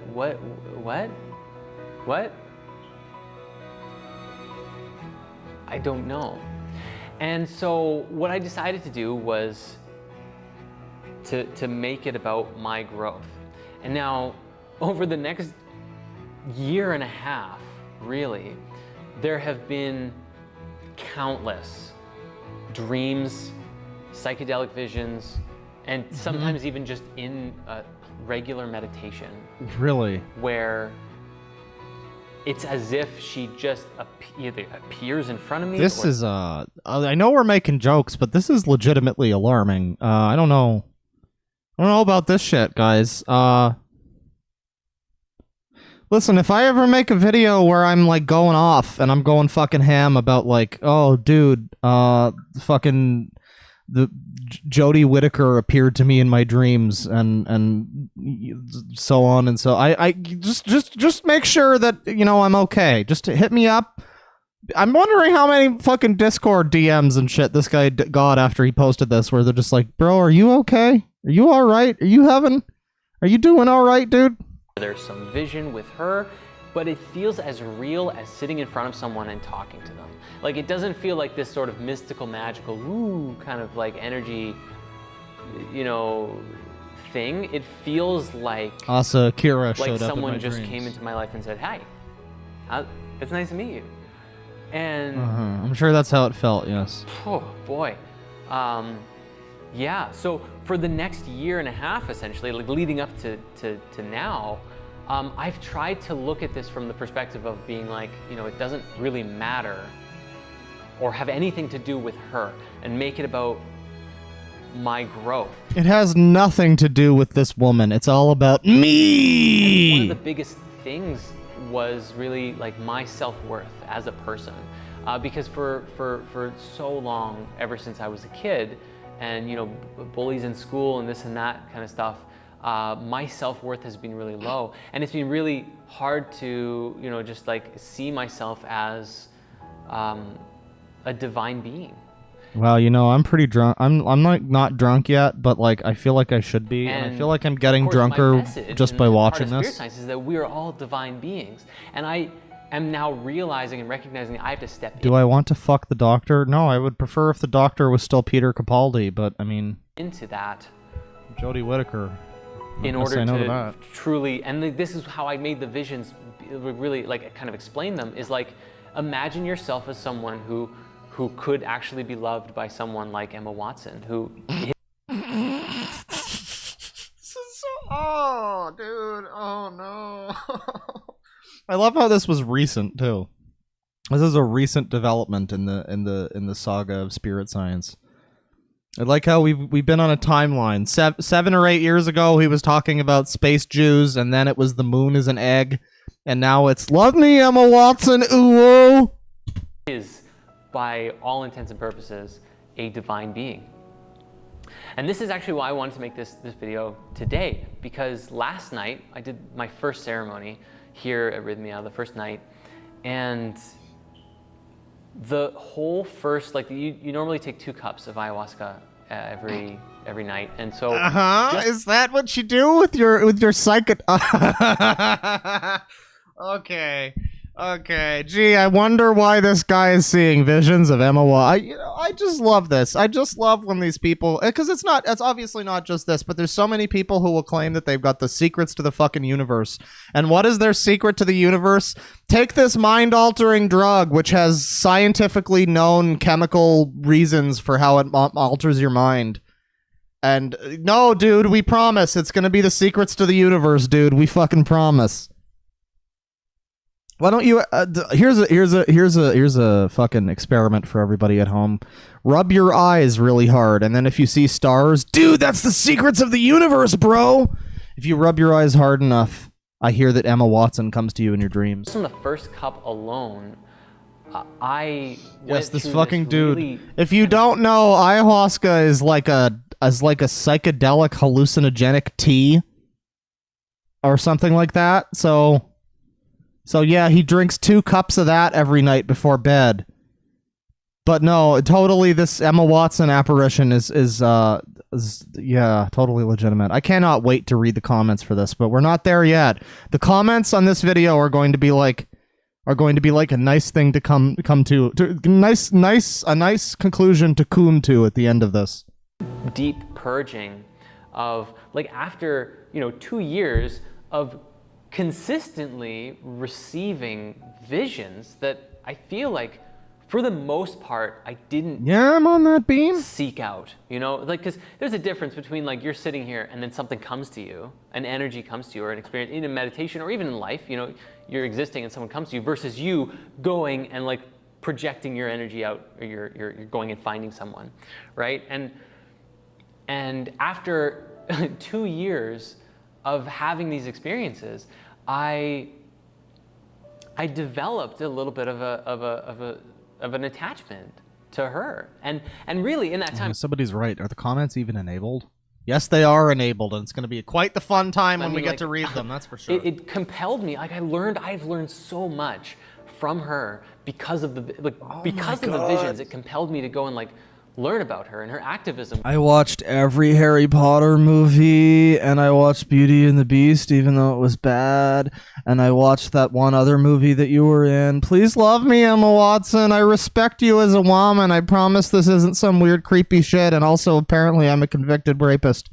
But that's just what people in chat are saying, so I don't know. We might have to look into that one too before we find out about channeling Erik. That could be important. Work and join her book club and read some books and all of this kind of stuff. Watch us Harry Potter once. Hey. Hey. And it was so. This poor other person who just walked in and now has to hear this dude going off about his fucking Emma Watson fat folder. I've grown so much. Doesn't even have any great pictures. What's wrong with you? The work that she's done, which I only would have found because. So there's another way that it actually really created a benefit. You're an incel, Harry. But there was a little bit of Emma attachment that was in, formed, right. which I think it just makes sense that it would, because I'm like. Oh yeah, you don't know the thing about. I didn't know the thing about. Apparently, people in the chat are saying he's apparently raped a girl. That's what people in the chat are saying. We're gonna look into that after this video, but. This is what people in the chat are saying. I don't know. I can't substantiate this yet, but we're going to look into it further. I don't want to say I rely just keep that in mind as we're watching this man go off about his dream waifu. on it, but his dream it's Harry something Potter that I've come waifu. to expect to happen. And what's funny is that I imagine now that I'm going to make this video and share this video, those visions might go away. Because I'm calling it out, I'm opening the doors into the past. And the reason sorry, for that I'm going is off. Last night, now I'm getting drunk. The Jim Beam is I starting to had a affect me. purging, an ayahuasca purge that really released. Yes, an ayahuasca her. purge. That's and right. It was like a scene straight out of Beauty and the Beast. It was like I was singing Evermore as I puked, and it was so painful. Singing Evermore as I puked. Of stuff that came out, but. It was like saying, please be free. If there's any part of my energy that has become that is attached to you, which I have to say, I just have to say this right now in case I forget it later, because I am starting to get slightly drunk. But I do just have to say this as I'm watching this. The prevailing thought that I've had from the first video through the second video right till now is I am amazed. At the first video, I was like, maybe this guy's kind of full of shit. Maybe he's making some stuff up, and it's just for the show of it, or it's just to sell some products or whatever. I don't know. But then I started to think, okay, this guy clearly believes what he's saying.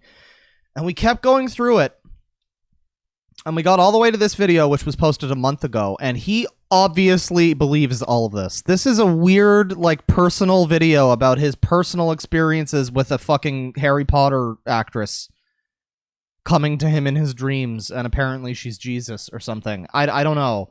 But the prevailing thought that I've had from the first video up till now, from 7 years ago on this guy's channel till now, is, wow, this guy's forehead is sweaty. But also, is that it's amazing to me how coherent he is. Normally, when you get somebody who believes in their own crazy this much, they can't form. It's obvious that this guy's stuff is a little bit out there, quite a bit out there. But he presents it in a way that is believable if you're not paying attention or if you don't know.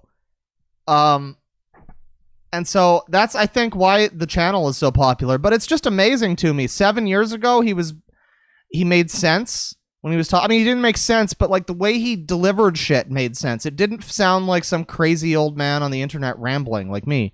It sounded like a very wild story that was crazy, but also was at least a little bit focused and had a bit of a pace to it, which is more than I would expect from somebody who puts out videos like this. And now here we are 7 years later or whatever, and he's talking about how much he wants to bang Emma Watson, the Jesus Christ hog. And yeah, I don't know. I mean, again, he's more he also says he drinks ayahuasca tea every night. So it's he's more coherent than you'd probably expect for somebody of that nature. especially 7 years on in this crazy bullshit. It's just fascinating watching somebody who is. It really seems like this person's crazy. Like, again, not a bully stream. I'm just pointing out my opinions. I'm just saying what I feel, and it's like it really seems like this homie's crazy. But it's amazing to hear somebody who's crazy who's also able to like articulate their points in at least a way that's like understandable. I apologize for if and how it happened at all, you know, but wise woman, wise woman, letting her go. That and having this sort of this knowing that, you know, it's like if all of these visions truly are a potential that could manifest, then, you know, that has to be her choice. You know, like, right. I can't force that, and of course not. Like, yeah, it's definitely Emma Watson's choice that you are drinking ayahuasca every night and hallucinating your waifu. I couldn't possibly. In fact, my energy. It's like it was Pinkie Pie's choice when that guy made a tulpa out of Pinkie Pie and fucked up, and it just wound up with Pinkie Pie screaming forever. That was definitely the cartoon horse's choice, just like this. Naturally, exactly. I generally wait for people to come to me anyways, and I've been learning. Wow, there's somebody in chat named @Filth. That's awesome. How to say no when the energy's not right in general. Don't worry, we'll learn about the stuff I mentioned before. Because we will learn with just people who are very insistent about relationship energy, and I just go, well, the attraction and the affection feels nice, so yeah, of course, even if the vibe wasn't right. So.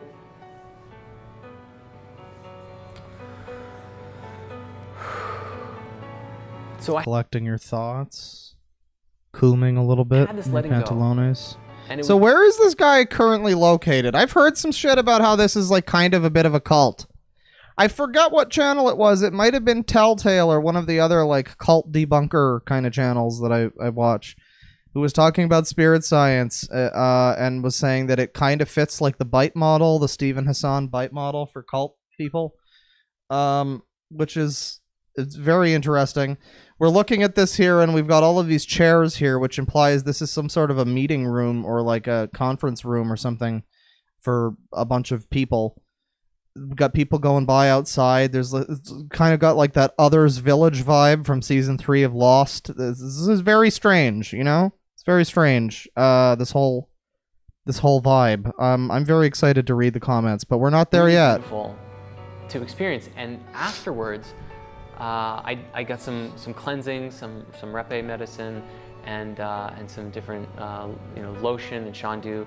The shamans took good care of me, and I just felt kind of like free. I felt liberated. I felt talked really good. about Lost in therapy today. This honoring respect for that ending was pretty bad. I don't blame you, Chloe. Psychic relationship, if we can call it that, if that's what it is, I don't know. That has psychic relationship, guys. Answer my DMs, Emma Watson. We have a psychic relationship. You just don't know it yet. Developed, at least within me, and just grateful for the experiences and saying, okay, it is what it is, and it's time for me to grow and keep growing. So I went back up for the second drink, and my intention actually kind of got expanded a little bit, because my intention going into the night was I want to feel the depths of my emotion. And I think you just want to feel the depths of Emma Watson's emotion. It was a kind of a long intention. I was trying to truncate that, but the thing was like because of my upbringing and a lot of the events that happened when I was a child, and even, you know, I've spoken about this before, my biological father committed suicide a month after I was conceived because he didn't want to have me. And oh shit, this just took a fucking turn. Jesus Christ. Combined with all of these other events that took place in my life when I was young, you know, really compelled me to really bottle up my emotions. And I don't usually cry. I cry very little. And no, this is sad, but it's like at the same time, I don't know. Maybe this guy's a creepy weirdo. We'll find out when we look up the thing that people have been mentioning in chat. Again, I don't want to make like accusations. This is just what people are saying in the chat, but we're gonna look that up. But you know, this is kind of sad if that's not true, and this is just some guy who's maybe not like 100% there. It seems like he's gone through some shit, you know, and he's like trying to deal with it, I guess. And maybe if this manifests in a weird way like this, I mean, it's a little bit hilarious, and we can probably judge him for it a little bit, but. I don't know, man. That's some heavy shit. That's some heavy shit. It's made me think that he's at least a human being. He's not like just completely like a weirdo. You know, no, once again, not a bully stream. It was like, I want to cry. I really want to have a sad crying experience. And so I was just like, I want to feel the depths Crying of my while emotions, Kuman. the intention that I set. I got something a little different, but it was even more amazing than I had planned. And so my intention... The postal dude's missing brother. My intention This is the postal 3 postal dude, you're with right. the attention of Frank, another friend of mine, who was like, dude, I was talking to Jesus all night, and I was like, maybe I need some Jesus right now. Like, I just had this letting go experience. Let me try and talk to Yo, homies need Jesus, that is for sure. Jesus. So I was like, okay, I want to know Jesus deeper, and I want to feel the depths of my emotion as I took the... Once again, ladies and gentlemen, if you are just joining us on this stream, our man's here is doing a 20-minute video about how he talks to Emma Watson, Hermione from Harry Potter, in his dreams. And they have a psychic relationship. So that's where we are. That's what's happening currently on youtube.co.cock/DeadwingDork. and it was funny because it was such a long-winded intention. It was just not... the femoid no from Harry longer Pooper, present yes. intention. Femoid. Because when you're doing sacred work of any kind, the simpler the better, always. And so generally we like to bring it down to like one word or a simple sentence that is very clean and concise and to the point of what it is you're trying to create. Take off your pants. Is it all right that I'm filming in here? I'm just recording. Sorry, but we have to have the jury in 30 minutes. Oh, that's all right. We need to set up everything. I'm almost done. Is that all right to just finish? Sure, no problem. We only need to erase the board. I thought this guy was the boss of this whole thing. Is he in a different cult? Wait, what? No, I thought this guy was the boss of the spirit science thing. I figured if he was on some kind of compound or whatever with all these chairs and shit, that this was probably his own people that were with him, and he was like the fucking Jim Jones of this shit. But now he's like asking permission from some dude with an accent. No. Yeah. I mean, again, there's maybe 5-10 minutes at most. But should I just move? 7 minutes. 7 minutes? All right, I have 7 minutes. That's perfect. We're gonna wrap this up. Okay. 7 minutes. Thank you very much. So, anyways, back to how Emma Watson gives great ghost head. No, it's okay. I hope the audio is still all right. But so last night, continuing where I left off, I had this long intention that wasn't resonant, and I wanted to change it. I wanted to shorten it, and I went and I got Repe from Raven. Now, Repe is just another medicine. It's a tobacco medicine. Oh God. I'll save that conversation. Take more fucking substances, dude. That's gonna make you less crazy. For another time, but basically, she was like, "What is your intention?" before she administered the Repe, and I was like, "Well, it's like I want to know Jesus and I feel the depths of my emotion. Can we find a shorter version?" And she's like, "Yes, it would have been very simple to cut that out." But instead, he decided that his idea for editing this video was to just take the complete video file and slap some like inspirational sad music in the background. We came together in a prayer, and then it just sparked in my mind. Christ Sophia. And I asked everybody who I spoke with later on the night, because I was sharing the story a few times, Christ Sophia, are you familiar with that term? Nobody knew what it was, which told me like, where are we going with this? Share this.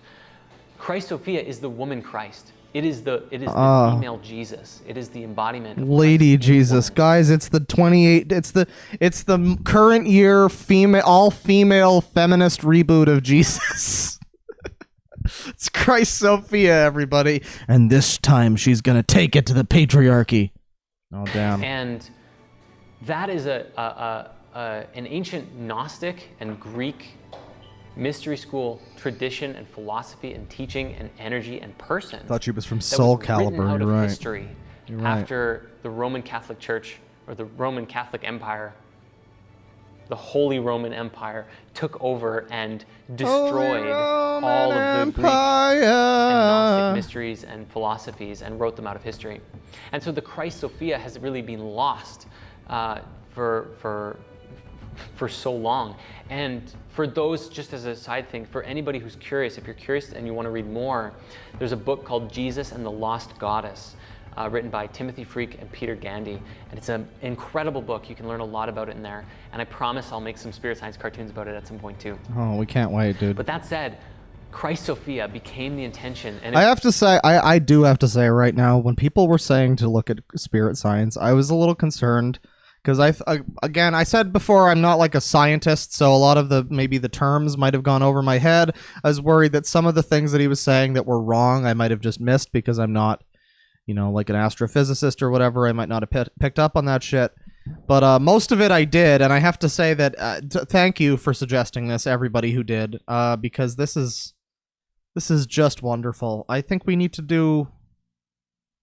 I think we might, I don't know. I want to move on to channeling Erik, revisited.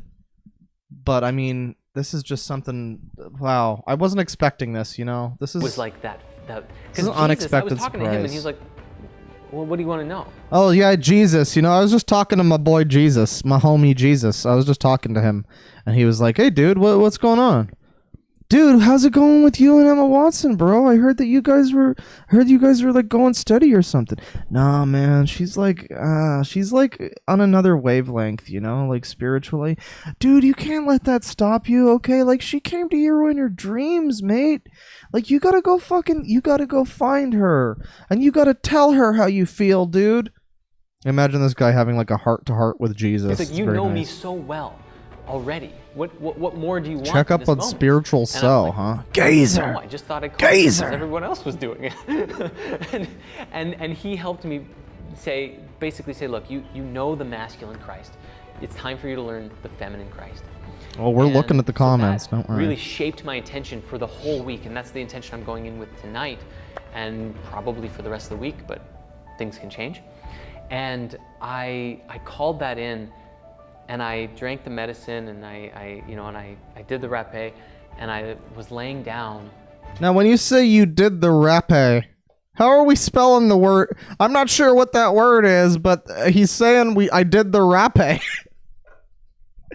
And I'm trying to picture in my head how to spell the word rapé. And I don't know, dude. Maybe I'm not hearing the word correctly. But we sure did the rapé. Maybe that's what people were talking about. He's a rapéist. It's perfectly okay. It's fine. It's just a misunderstanding. So much of the night allegedly. Emma came back. She came back, and guys. this time, don't call Emma Watson at 3 a.m. Gone wrong, gone sexual, gone spiritual. It was different. It was just in a way of like honoring her as the Christ Sophia. And this knowing that I had to make a video to declare by the power vested in me that Emma Watson is the embodiment of Christ in woman. Just looking at her energy, feeling her as a person. Oh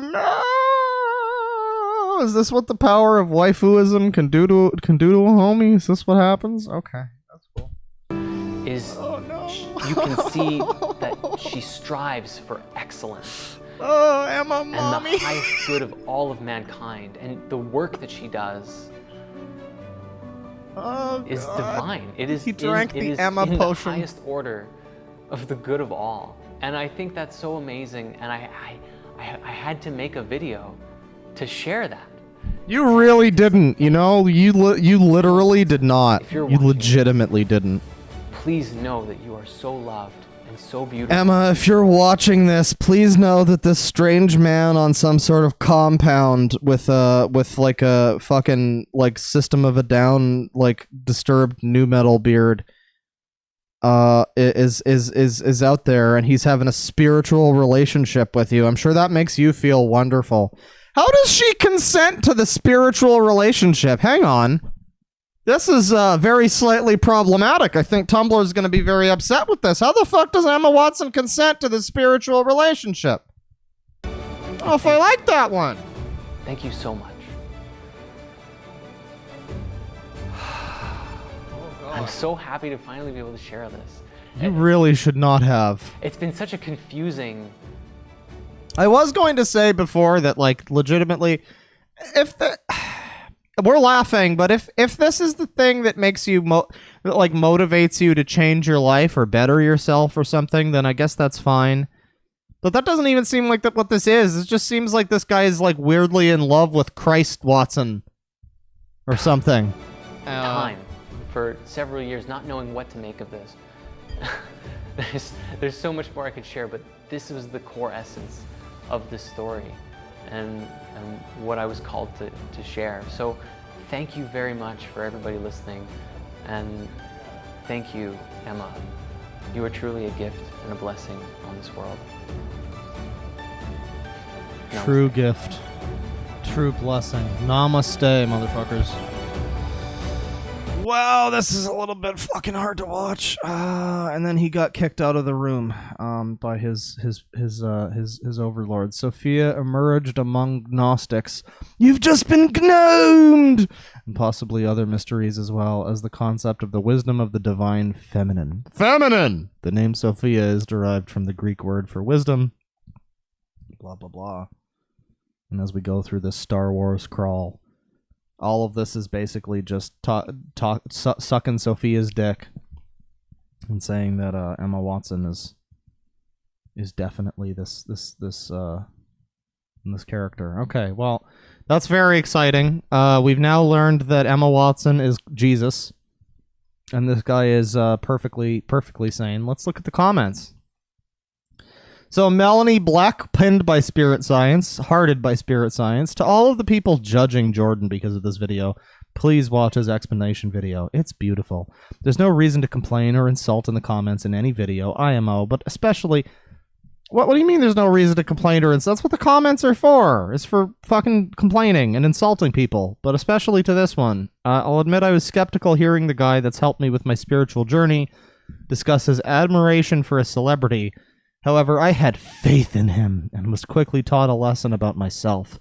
Instead of seeing his video as brave and his own opinion, I started feeling resistance to what he was saying, maybe due to my own resistance to the divine feminine that's been programmed and taught to me.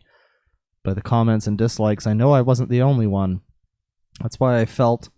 Oh, good lord. That is why I felt the need to make this comment after watching part 2. Please, everyone, remember who you're insulting or judging. He's not a fanboy gushing about a crush. He's Patchman. Oh, of course. Yeah, he's the dude who has, like, cartoons that are, like, directed at... I don't want to say the cartoons are directed at children, but he's got a weird message, and he's delivering it with cartoons, and I'm just saying, if it just happens to be a bunch of fucking kids that wind up believing his stuff, it's probably because he's got cartoons, and he's Patchman, sharing a very personal human experience for your growth and his.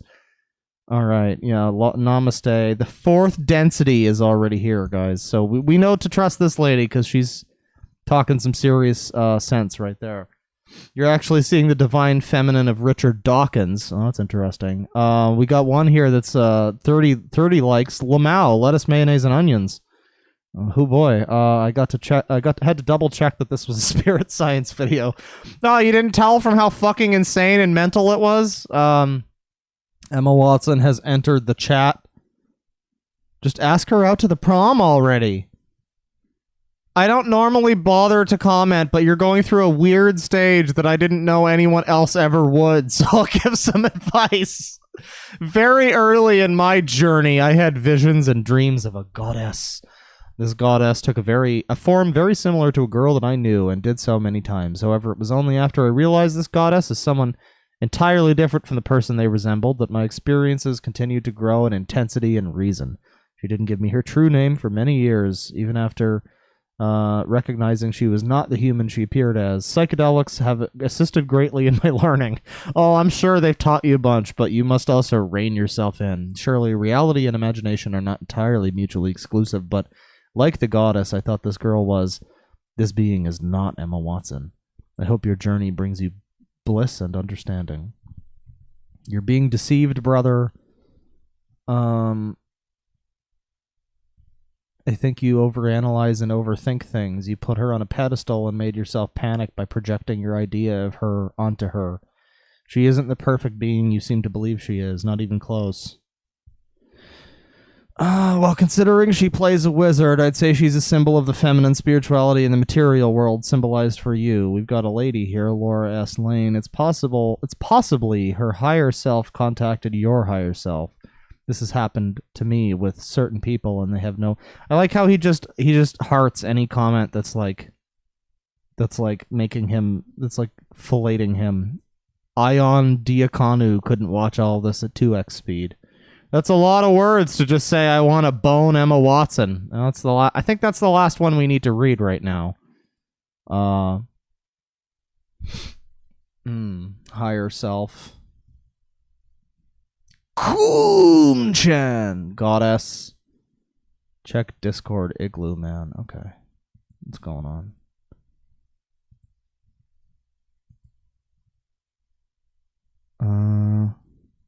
Refresh and sort by new at some point.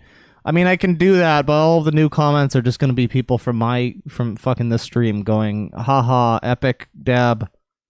Hope she sees this, bro, from Tristan.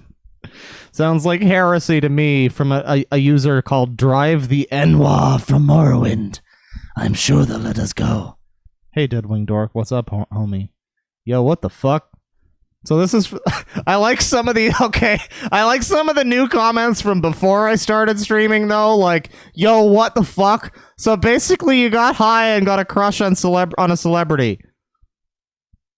This man is a rapist. Please stop doing drugs. The fuck? Okay, so on the subject of this man potentially being a rapist, again, allegedly, this is just what people have told me. Rapist. I don't know. Spirit science rapist. Is that what's gonna get it? I don't think that's gonna get it to us. Spirit science rape. Raper. That could work. Spirit science rape allegations. And then we got the Telltale video. That's always interesting. Dope Fish watches Spirit Science. Spirit Science Cannabis. I mean, I guess we'll watch this one. Who's this person? A real quick video. This is some high quality YouTube, ladies and gentlemen. We got a quick video here. This is just like my old setup. We got the shitty default OBS. Very good. As my last, I investigated Teal Swan. Oh my god, is he a transvestigator? Is this person a transvestigator? Jordan of Spirit Science. Okay, alright, listen. I don't know who's making the claims that this guy's a rapist. You might be right, but I'm just saying this person right now is apparently a transvestigating Teal Swan. Which I used to follow and was very deceived by. It led me down the path to New Age monism and pantheism. Anyways, I found this. Creator of Spirit Science, Jordan Duchnich, admits to rape, and Blake Dyer, member of Teal Swans. Yeah. Wait, what? Okay, so this is true then? Okay, what is this guy's name? Jordan Duchnich. Fuck people that have names like that, you know, like. Fucking fake ass names. Fucking ZC, sure, that's fine. Jordan Douchnitz, douche nozzle. We got the rational wiki here. I know some people don't like them, but wait, Kingdom Hearts. What the fuck? What the fuck? Oh my god, is this the real? Oh my god, did this guy make Kingdom Hearts fan games for Newgrounds?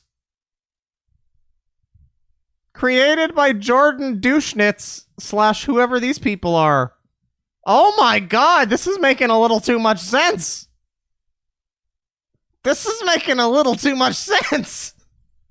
When you walk away, you don't hear me say.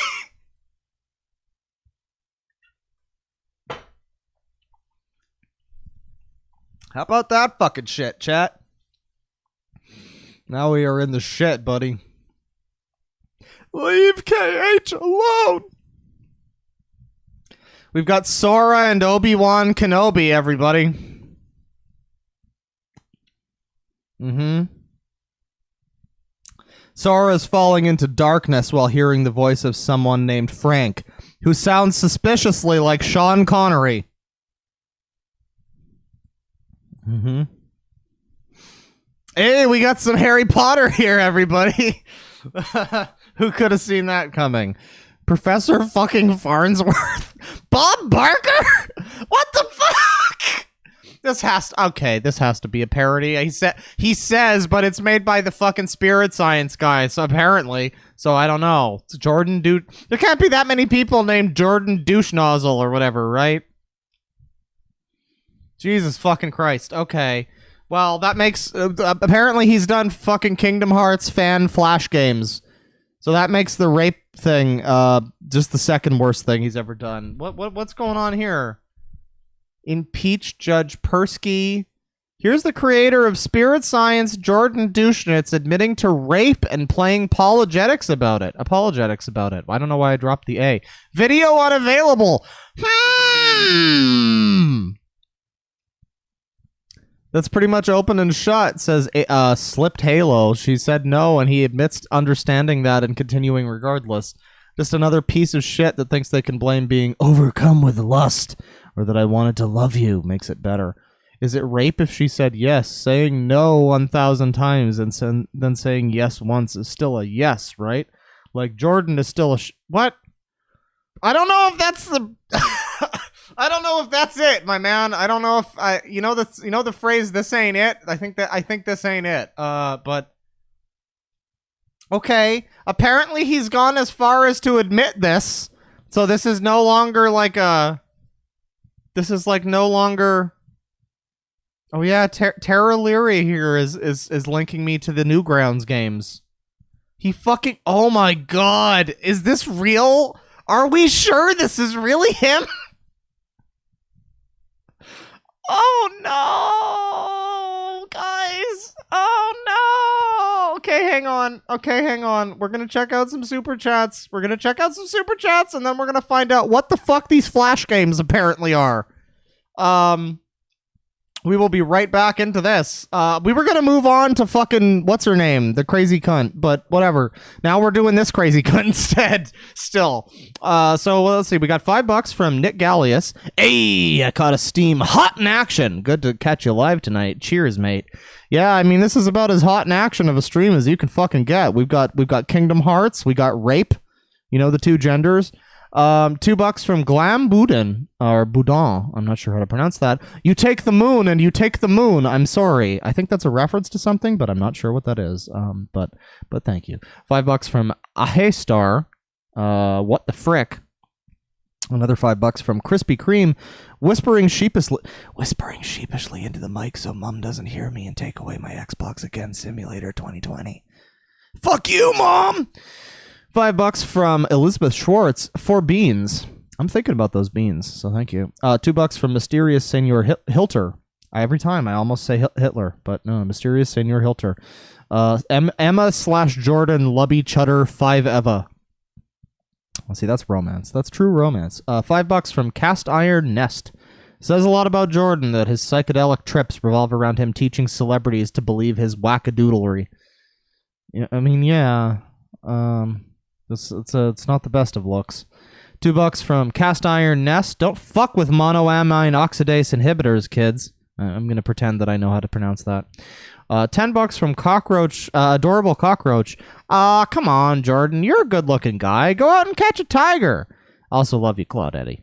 Well, thank you. And I agree, actually. It always fucks with me when I hear about these people who are, like, admitted, like, sex weirdos and like, predators and deviants and shit, and you look at them and they're like, you're an okay looking guy, you're at the very least like a 6 out of 10. I'm gonna go so far as to say that the spirit science guy, kind of fucking hot, not gonna lie.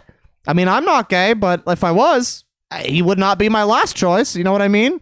He's not a bad looking dude, so why the fuck is he, why is he about all this weird shit, you know what I mean? It's a little weird.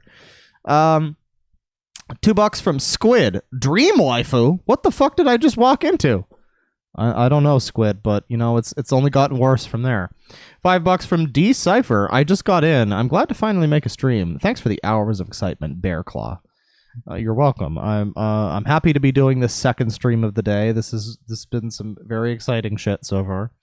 $2 from Zachary Anderson. Hey, Deadwing, Woof brought me to your channel. Oh, jeez. Well, I hope you're just talking about the stream, about the video, and not about him, Woof himself, because Woof, fucking hell. $5 from Spooky Nerdy Skellington. Sophia is not female Jesus. He even gets his spirit bowl wrong. I mean, he did have the whole thing at the end about how she's apparently female Jesus, but I don't know how inclined I am to believe any of that. MC Lemons with $5. I just got done doing yoga, and my pagan ass can't deal with this bullshittery. Yeah, I mean that's a dangerous. It could happen. I would suggest coming back in a little bit for the channeling Erik, because that's going to be exciting. This stream's going to go long. I had to order food, but fuck it. It's a good thing I bought frozen burritos earlier, because I think all the food places are going to be closed. I'm fucking going straight. I'm just going to keep going. We got more spirit science to watch, and I want to watch some more fucking channeling Erik. So this stream's going to go like a while. We're doing at least 6 hours of stream today, motherfuckers. Let's see. $2 from Blue Tin Soldier. We getting greasy on the Newgrounds. Penny time. Oh, I don't know if I like that. And then $2, $2 from Base Knight. I remember seeing an Armored Skeptic video on this. Yeah, I think he did talk about something about this. I don't really watch him, but I've heard that. But yeah, let's move on. Let's move on back to this, where noted, I believe he's a patron actually, Tara Leary, linked me to some fucking, oh god, oh no, is this, oh wow, is this really him? Guess what, everybody, this just turned into a video game stream. Here we are on Newgrounds. I was a little bit concerned. I was questioning as if this guy was actually spirit science, but as you can see, he is most definitely fucking spirit science. So yeah, River Jordan here on Newgrounds of all websites. He's got some games. He's got some a number of games. Yeah, let's take a look at some of the games here. Well, I guess we are looking at the games. What do we got here? I guess this has just turned into a fucking game stream, everybody. Here's some spirit science video games. What do we got? Kid Launcher. Chubs piss off a bear. Can you help him escape? Oh, so that's this stream. Okay. This is every time I make fun of a fat person. I got you. Kid Launcher. Can I play this? Or do I not have Flash? Uh-oh. Launch a new... Oh, fuck. Newgrounds player isn't associated. Oh, Christ.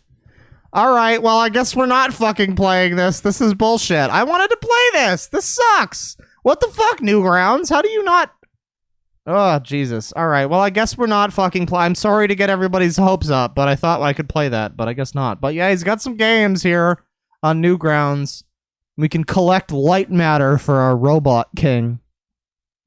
Run, jump, and dash through dangerous obstacles in this fast-paced avoidance game. See, this sounds like the kind of game I might have actually played, years ago. Stop the Earth from freezing over, and we shall celebrate with tea and crumpets. A nun with a gun protects her flock with a Glock. I gotta admit, as far as like Flash games go or whatever, these sound kind of fun. These sound like better than they could be. You know what I mean? Like this could be a lot worse than it is. So okay, he made some Flash games. There's nothing too fucking cringy here, honestly. These are perfectly upstanding fan games. These aren't like Sonic the Pervert 2 or whatever. These are all fine. So I mean, yeah, he made some fan. Unfortunately, I can't play the fan games, but yeah, that's kind of interesting. He's also got Revert to Growth 2, but he's got no Revert to Growth 1. That's a little weird. Faves, art, movies. He's got movies? Oh, he's got movies. Can I watch the movies? Oh, yes, we can watch the movies, everyone. We can watch I know somebody recommended earlier in the super chats the Sumerian epic. So I guess we can do that. We can also learn about the secrets of the moon here, I guess. He's got submissions from last year. These are recent. Jesus Christ, he's still active on Newgrounds. Wow. Okay. So I guess we're doing the Sumerian epic, everybody. Oh my god, this video is a fucking half hour long and it's only the first part. Fuck you, we're jumping in 10 minutes. We are jumping 10 minutes ahead. Theory in modern academia is that these gods represented actual physical beings called the Anunnaki, supposedly from the planet Nibiru, who were far more technologically advanced than we were, and who were involved in the creation of the human race. This idea has become very popular since the story first came out in the 1970s, and especially in the last 10 years or so, thanks to the internet and a growing interest in these subjects. In order to identify if there's any substantiated this is basically evidence just to as these YouTube, claims, you're right. we're going to begin by looking at the Sumerian creation epic. Now, this rendition of the story is very simple. Anyways, here's some Steven Universe characters. I gotta be honest, I'm probably not gonna watch through all of this. I want to move on to channeling Erik. I wanted to find out about this guy's apparent confession to rape. Which, that's a little fucking weird. Apparently she said no. And he did. He went ahead and gave her the goofballs anyways. So, I mean, that's what he apparently admitted to himself. So it's not an allegation or an accusation. This is just what I've heard from him, apparently. I wish that video was still up. Is that video still up? Is anybody able to get me the video where he admits to it? Because I would really like to round things off with that. If anybody can get me that video, I'd be very excited. Maybe somebody on Discord? Anybody on Discord know where I can get this video? I don't know. Maybe Tristan can hit me up. Somebody maybe. Oh, that fucker. Be more surprised if he wasn't a rapist, says chat member. This is just Jordan fanfic. Let's watch some new shit, brother. Yeah, we're about to move on, I think, to some channeling Erik, but I gotta be honest, I would really like to see the video where he apparently admits to this shit. Read the article. Read the blog post that was in your results. Read the... Okay. Did I miss something? I think maybe you meant on the Reddit? Oh, well, there was a link to the video, but it got taken down, unfortunately. I think we need like an a re-up of it. Unless that's available here somewhere. Entire discussion, maybe. Dork level too high for me. Well, that's true. Sort by new, maybe? No. I don't know. I would like to see this video. It's on Facebook. Try BitChute. Bottom of the Google search. Okay. Bottom of the Google search. First aid kit. Ghost Town. Spirit science. Jordan. Right. Regret becomes rape. Okay, well, this sounds interesting.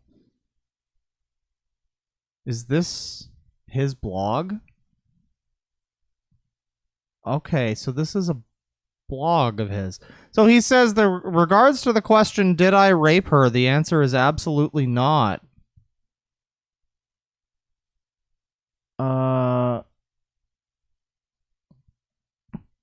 Their act of making love was consensual and in the mindset of bringing our energies into sexual... You see, call me crazy, but, like, I don't know. You're the one that pushes the whole, like, energy thing. You know what I mean? When you talk about our act of whatever was in the interest of bringing out our energies, it's like... Are you sure that's not what your interest was? Also, I gotta say, when regret becomes rape is just a wonderful thing to title your blog post.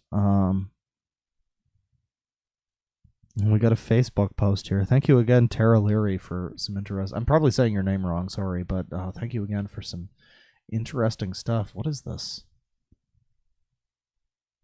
We've got a fucking... Okay, so here's an audio thing where he goes off apparently on...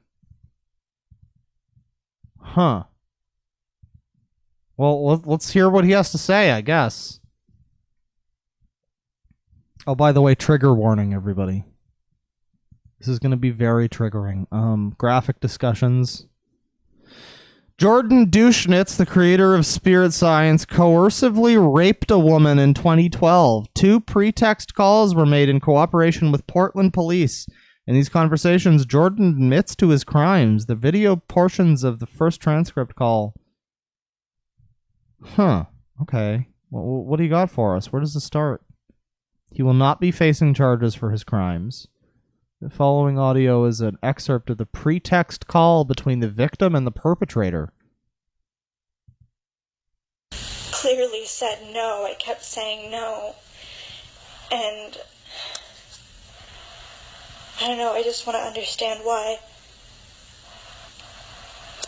Like, I just want to be able to put the past behind us, behind this, and move forward, you know? Yeah. I just need to understand. Okay, now, to be fair, to be completely fair, having had my experience in the past month with a lying evil bitch, some women are willing to not lie, to not tell the truth. So I mean, that's always possible. But I mean, just listen to. It sounds very genuine. And honestly, we just saw the fucking Emma Watson video, so anything's possible. And I know. Skip ahead. I guess I should say I apologize if you've been affected by something in this vein of things. This is mostly a good time stream, so I'm sorry to bring up any bad memories that might, you know, hate to use the term, but trigger anybody, because I know that PTSD can actually be a thing that occurs to some people who aren't just whining about being harassed on Twitter. But I know that that can be a real thing, so I'm sorry if this is, like, uncomfortable for anybody, but this is very interesting and a good way of rounding off the Spirit Science segment. Where apparently... Okay, so this is the lady talking. Which, of course, is very interesting. We should hear from the apparent victim, but I'm curious to hear from the... No, a million times. But at one point, you said yes. Is that him? At one point, she said yes? I don't know. Okay. Okay, hang on. I wanted to love you, and I wanted to be loved by you. I wanted to love you. And I was completely overcome with lust. Uh-huh. And that's entirely on me. Oh no, I don't like that. I don't like that. Shit. Alright, well, fucking hell. Okay. Yeah, that's a little bit, That's a bit of a problem. That's a bit of a fucking problem. Okay. Let's say this much, okay? Everybody makes mistakes. Let's give this guy the benefit of the doubt and assume that maybe he misinterpreted some things, he fucked up some things, he made some mistakes. Maybe it wasn't a horribly malicious thing, you know? But at the same time, some of the stuff that he's saying sounds very, like, textbook, you know? But, like, I don't know. And the part of it that's yours is that, I mean, yes, I asked a million Multiple times. no's, he sleeps. One yes, consent, apparently. Times. Yeah, I mean, apparently. But at one point, you said yes. And that's what led to it happening. I'm not saying that I'm not saying that rape is, like, I'm saying that, like, maybe he, I don't know, rationalizes it in a different way, where it's like, it's a complicated thing, you know? It's always, like, one person's story over the other person's, you know? And, I guess there's a chance for this guy that maybe, I don't know, he didn't realize that, I don't know, if a woman says no a bunch of fucking times, then you probably should stop. You should probably just stop, though. Like, I'm trying to give the guy the benefit of the doubt a little bit, and just be like, maybe he's not like this, but, if you hear no a bunch of times,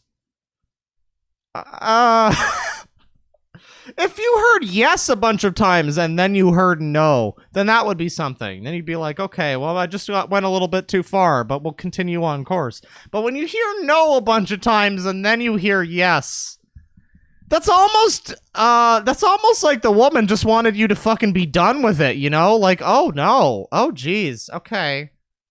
And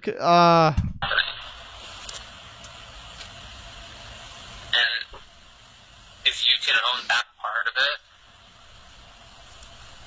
then it might become a lot easier to move forward with, is accepting that you did agree to it in the end. Oh no. Okay, we're done with trying to make oh no. We are done with trying to pretend that this guy's not a bit of a fucking scumbag. Holy shit. That's not good. That's not good. That's not something good that you want to hear, ever. It's like he's trying to blame this woman. Holy shit. Listen, I'm probably the most willing of any YouTuber you will ever find. I'm the most willing to listen to a dude when he says, no, that person is saying some shit about me.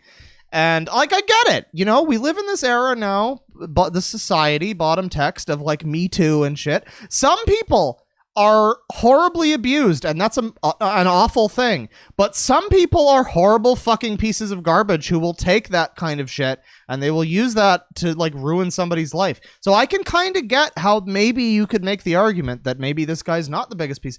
But then we listen to what he has to say, and I don't know about that shit.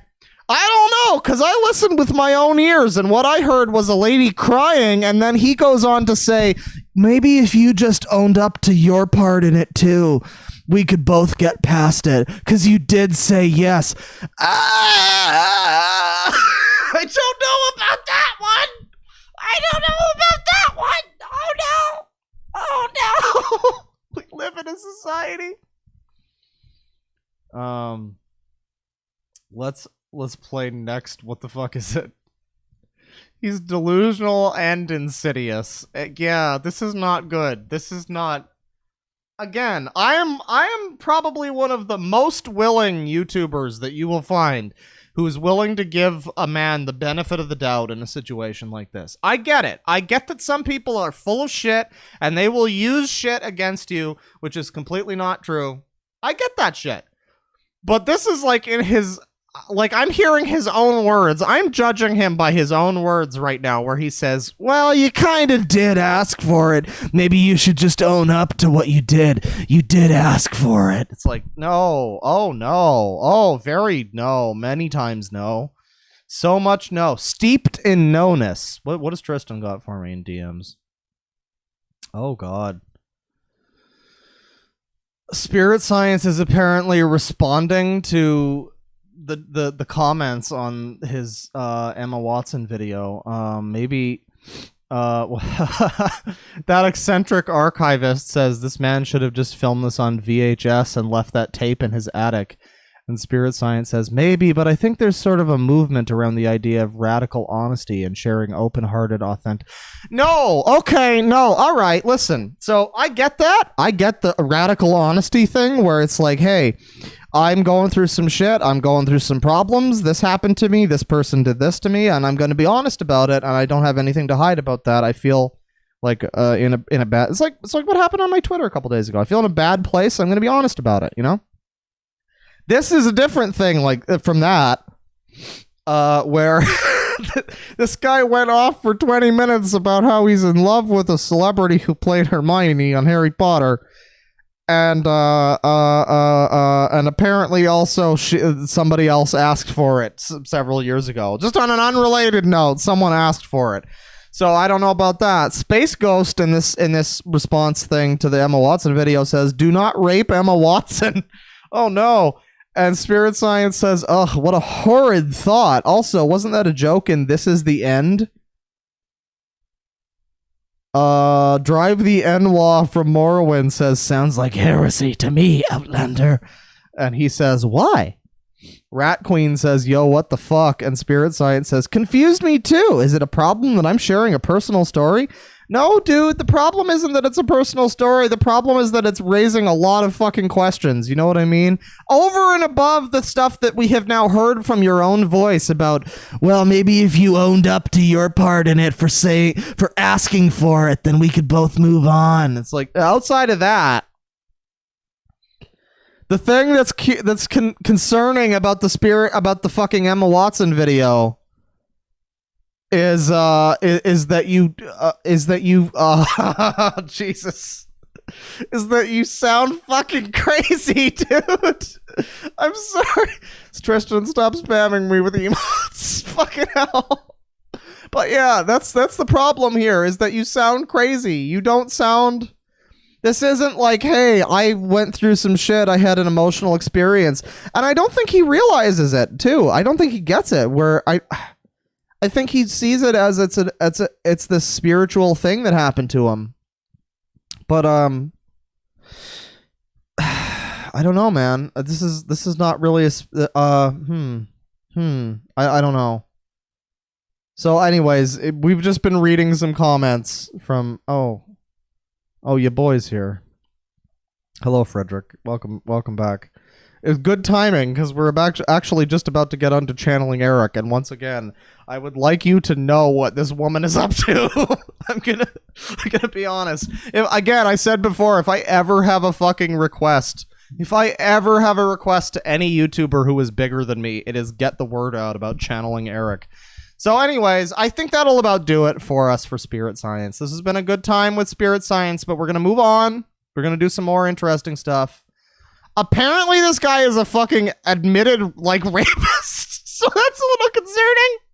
I don't know, I'm just going by what I've heard from his own words, you know? I'm not making any accusations. I have shown you all the information that I know myself, too, so, we are on an even wavelength here. We got $5. Oh, we got $2 from Zachary Anderson. Yeah, the stream did, and then tongue emoji, and then love the content so far. I don't know what this is in reference to, but thank you very much. $5 from Michael Connolly. Clawdaddy 24-hour stream when? No. Please no several times, multiple times no. Maybe sometime though, honestly. That could be kind of fun. If I had enough energy drinks or whatever and I could keep myself up. If we could find something to talk about for 24 hours, if we could find one topic to cover for 24 hours, that could be kind of fucking fun. I don't know. That could be kind of fun. $2 from Angry Lil Cyclops. Why all the weirdos in the Northwest? Do I need to move? I mean, I'm right there with you, dude. There's a lot of fucking. Apparently, Onision lives in Oregon or Washington too. So, yeah, dude. I mean, it might be time to move to Delaware. It might be more safe. And finally, $5 from Chugs. I'm doing a Pokemon Emerald randomizer. Could you choose my starter? Options are Jigglypuff, Weezing, or Ariados. Also, fuck this guy. Holy shit. I'd go with Weezing. I would go with Weezing personally. I'm not that familiar with all the Pokemons, so I don't know who Ariados is, but I would go with Weezing personally. But anyways, that should do it for us for Spirit Science. Once again, we're going to be moving on here. We're going to be talking about channeling Erik. Now, once again, I talked about this at the beginning of the stream, but if you're not familiar with channeling Erik, I will mention this again. In the very early days of this channel, the third video that I did, I talked about Ashtar Command, which I had heard about through some ordinary gamers. And then I talked about urine therapy, which I had heard about through, I think, Miles Power and Rachel Oates. And then I talked about a lady by the name of Elisa Medhus, who runs a site called Channeling Erik, which I found by complete accident. There are no videos about this, from what I know. There might be some. I hope there are some now.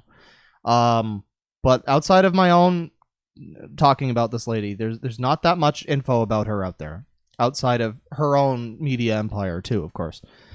If you're not familiar, if you haven't seen the videos where I've talked about channeling Erik before, I guess I should mention that the first video that I did about channeling Erik was The very evening, I remember what it was. I was looking up the term channeling. I wanted to learn more about the term channeling. I wanted to just do a stream about the concept of channeling and various people who were channeling. And I looked up a few terms that night. I was looking a few things up, and I kept getting linked to this site called channelingerik.com. And I was very curious, so I looked into the site, and I read through it a little bit. I read through the about section and the explanation, and ostensibly, Channeling Erik is the project of a lady named Elisa Medhus to channel the spirit of her unfortunately deceased son Erik Medhus, who killed himself over 10 years ago at this point. Over 10 years ago, her son took his own life, tragically. And since then, well, again, if you have not seen the videos that I've done, I should mention again, I've done 2 videos. The first one that I did, I found out about Channeling Erik, and I was incredibly fucking mad. And I said some things that probably would have gotten my channel, like, deleted or something. I probably just needed to add some disclaimers, but, you know, I still said some things. So I got rid of the video. I got rid of it. I was getting some threats of, like, litigation from angry Karens. So months later, I decided to lick my wounds and regroup and make a new video. And as I mentioned at the beginning of the stream, I did a second video. It was this very objective piece about Channeling Erik, where I just go through all of the stuff that she has done. I go through her articles. I go through the various things with Erik, where he's talking to aliens and fucking shill cancer quacks from a very suspiciously similar locations to where Elisa Medhus lives. Shill cancer quacks, and selling their weird fake non-chemo products. Erik would just do this. The ghost of Erik, who died 10 years ago, is out there interviewing God and aliens and dead celebrities and shit. So we're gonna get into that right now. And again, I have seen this site a couple times. I'm pretty familiar with Channeling Erik. I have covered this channel a few times. And I am so fucking ready to talk about it again, because I'm going to be completely honest here, and this is just my opinion. I know Elisa might watch this or something. I know she found my video the first time that I did it when basically nobody knew who I was. So there's a pretty good chance that she might find this one. I'm going to be completely honest. I think you're a scummy person. Personally, a personal opinion, you're a very scummy person who's using your son's death to advance your own career, and that's just my opinion. I feel that that's what you're doing. Maybe I'm wrong. I don't know, but yeah, we're gonna be looking into that. And again, this is the 3rd time now. Technically, the 4th time if you consider the last stream that I did about Channeling Erik, which turned into the 2nd video about Channeling Erik. But yes, this is probably not going to be another video. This is just going to be a stream. We're gonna look into this. We're gonna find out what there is to find out, you know. So here we are on channelingerik.com. Again, some of you might be familiar with us. Some of you may have seen my videos before. Again, the original Channeling Erik video is available on my Patreon right now, if you'd like to go and see that. It is probably one of my favorite videos that I've done because it is so emotionally charged. It is such a just reactionary like thing that I was purely driven by like hatred for this woman. And I'm gonna say that fully. Like, I know YouTube probably wouldn't want me to say that, but I don't like this lady. I feel that she is a con artist and she's a scumbag. Personally, this is my personal opinion, not making any allegations, but she is a scumbag in my opinion. She's, as you can see, on October 6th, 2009, my 20-year-old son Erik took his own life. Since that sad and a tragic day, an overwhelming sense of grief and despair propelled me into a search for answers that would provide me and others with comfort and hope. And the answers eventually came from Erik himself, everybody. And so yeah, you know, I haven't been to this site in a while. I haven't seen this in a while. But you know, I guess just briefly, in case anybody is not familiar with Erik, you're not familiar with Channeling Erik, guess just briefly I will say, let's search for aliens and let's see what this lady's deceased son, who died 10 years ago, has to say about aliens on this website. What do you think he has to say about aliens?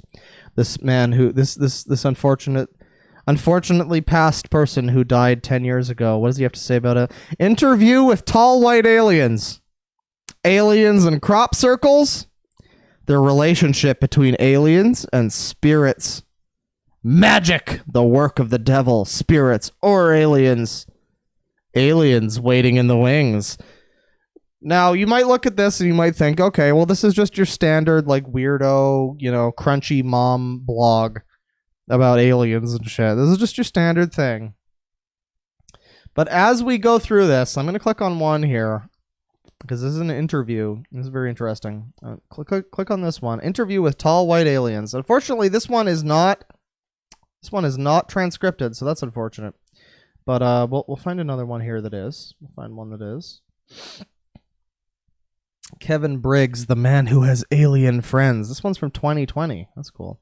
Race riots and aliens in heaven.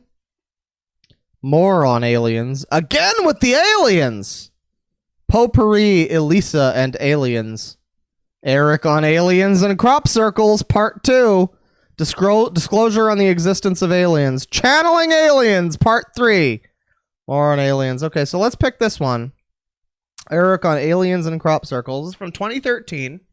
And once again, keep in mind, Erik Medhus is a person who is... He was Elisa Medhus's son, who unfortunately took his own life in 2009.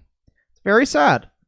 A lot of people have had some questions about why he might have chosen to do this. And I think that in the last video, in the last Channeling Erik video that I did, which was a few months ago, and again, it was this very like dry, like opinionated, or not opinionated thing. It was this very like factual thing where I was just like, I'm not telling you my opinion. I just want you, viewer, to tell me what your opinion is. And we looked at it, and one of the last segments was from a stream, and somebody in the stream chat had asked, well, why did Erik choose to kill himself? And so we looked it up. We looked up suicide here on the Search the Archives thing. We looked up suicide. And I guess before we get into it, why don't I catch you up? What happens when we look for suicide here on Channeling Erik? Welcome, new visitors. Erik on suicide, of course. But then you've got a case against suicide, of course. But then you've got suicide and loss. Best of Erik suicide.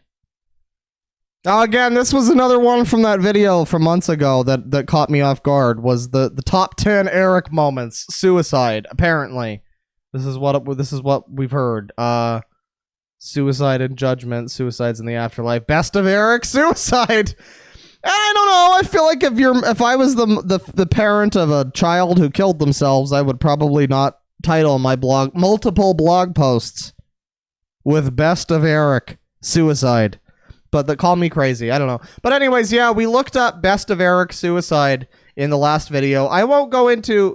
we don't need to watch this one. I won't go into exactly what she says in the thing, but I will say that she basically argues for how his suicide has been a good thing overall. How her son's suicide has helped the followers of her website feel better.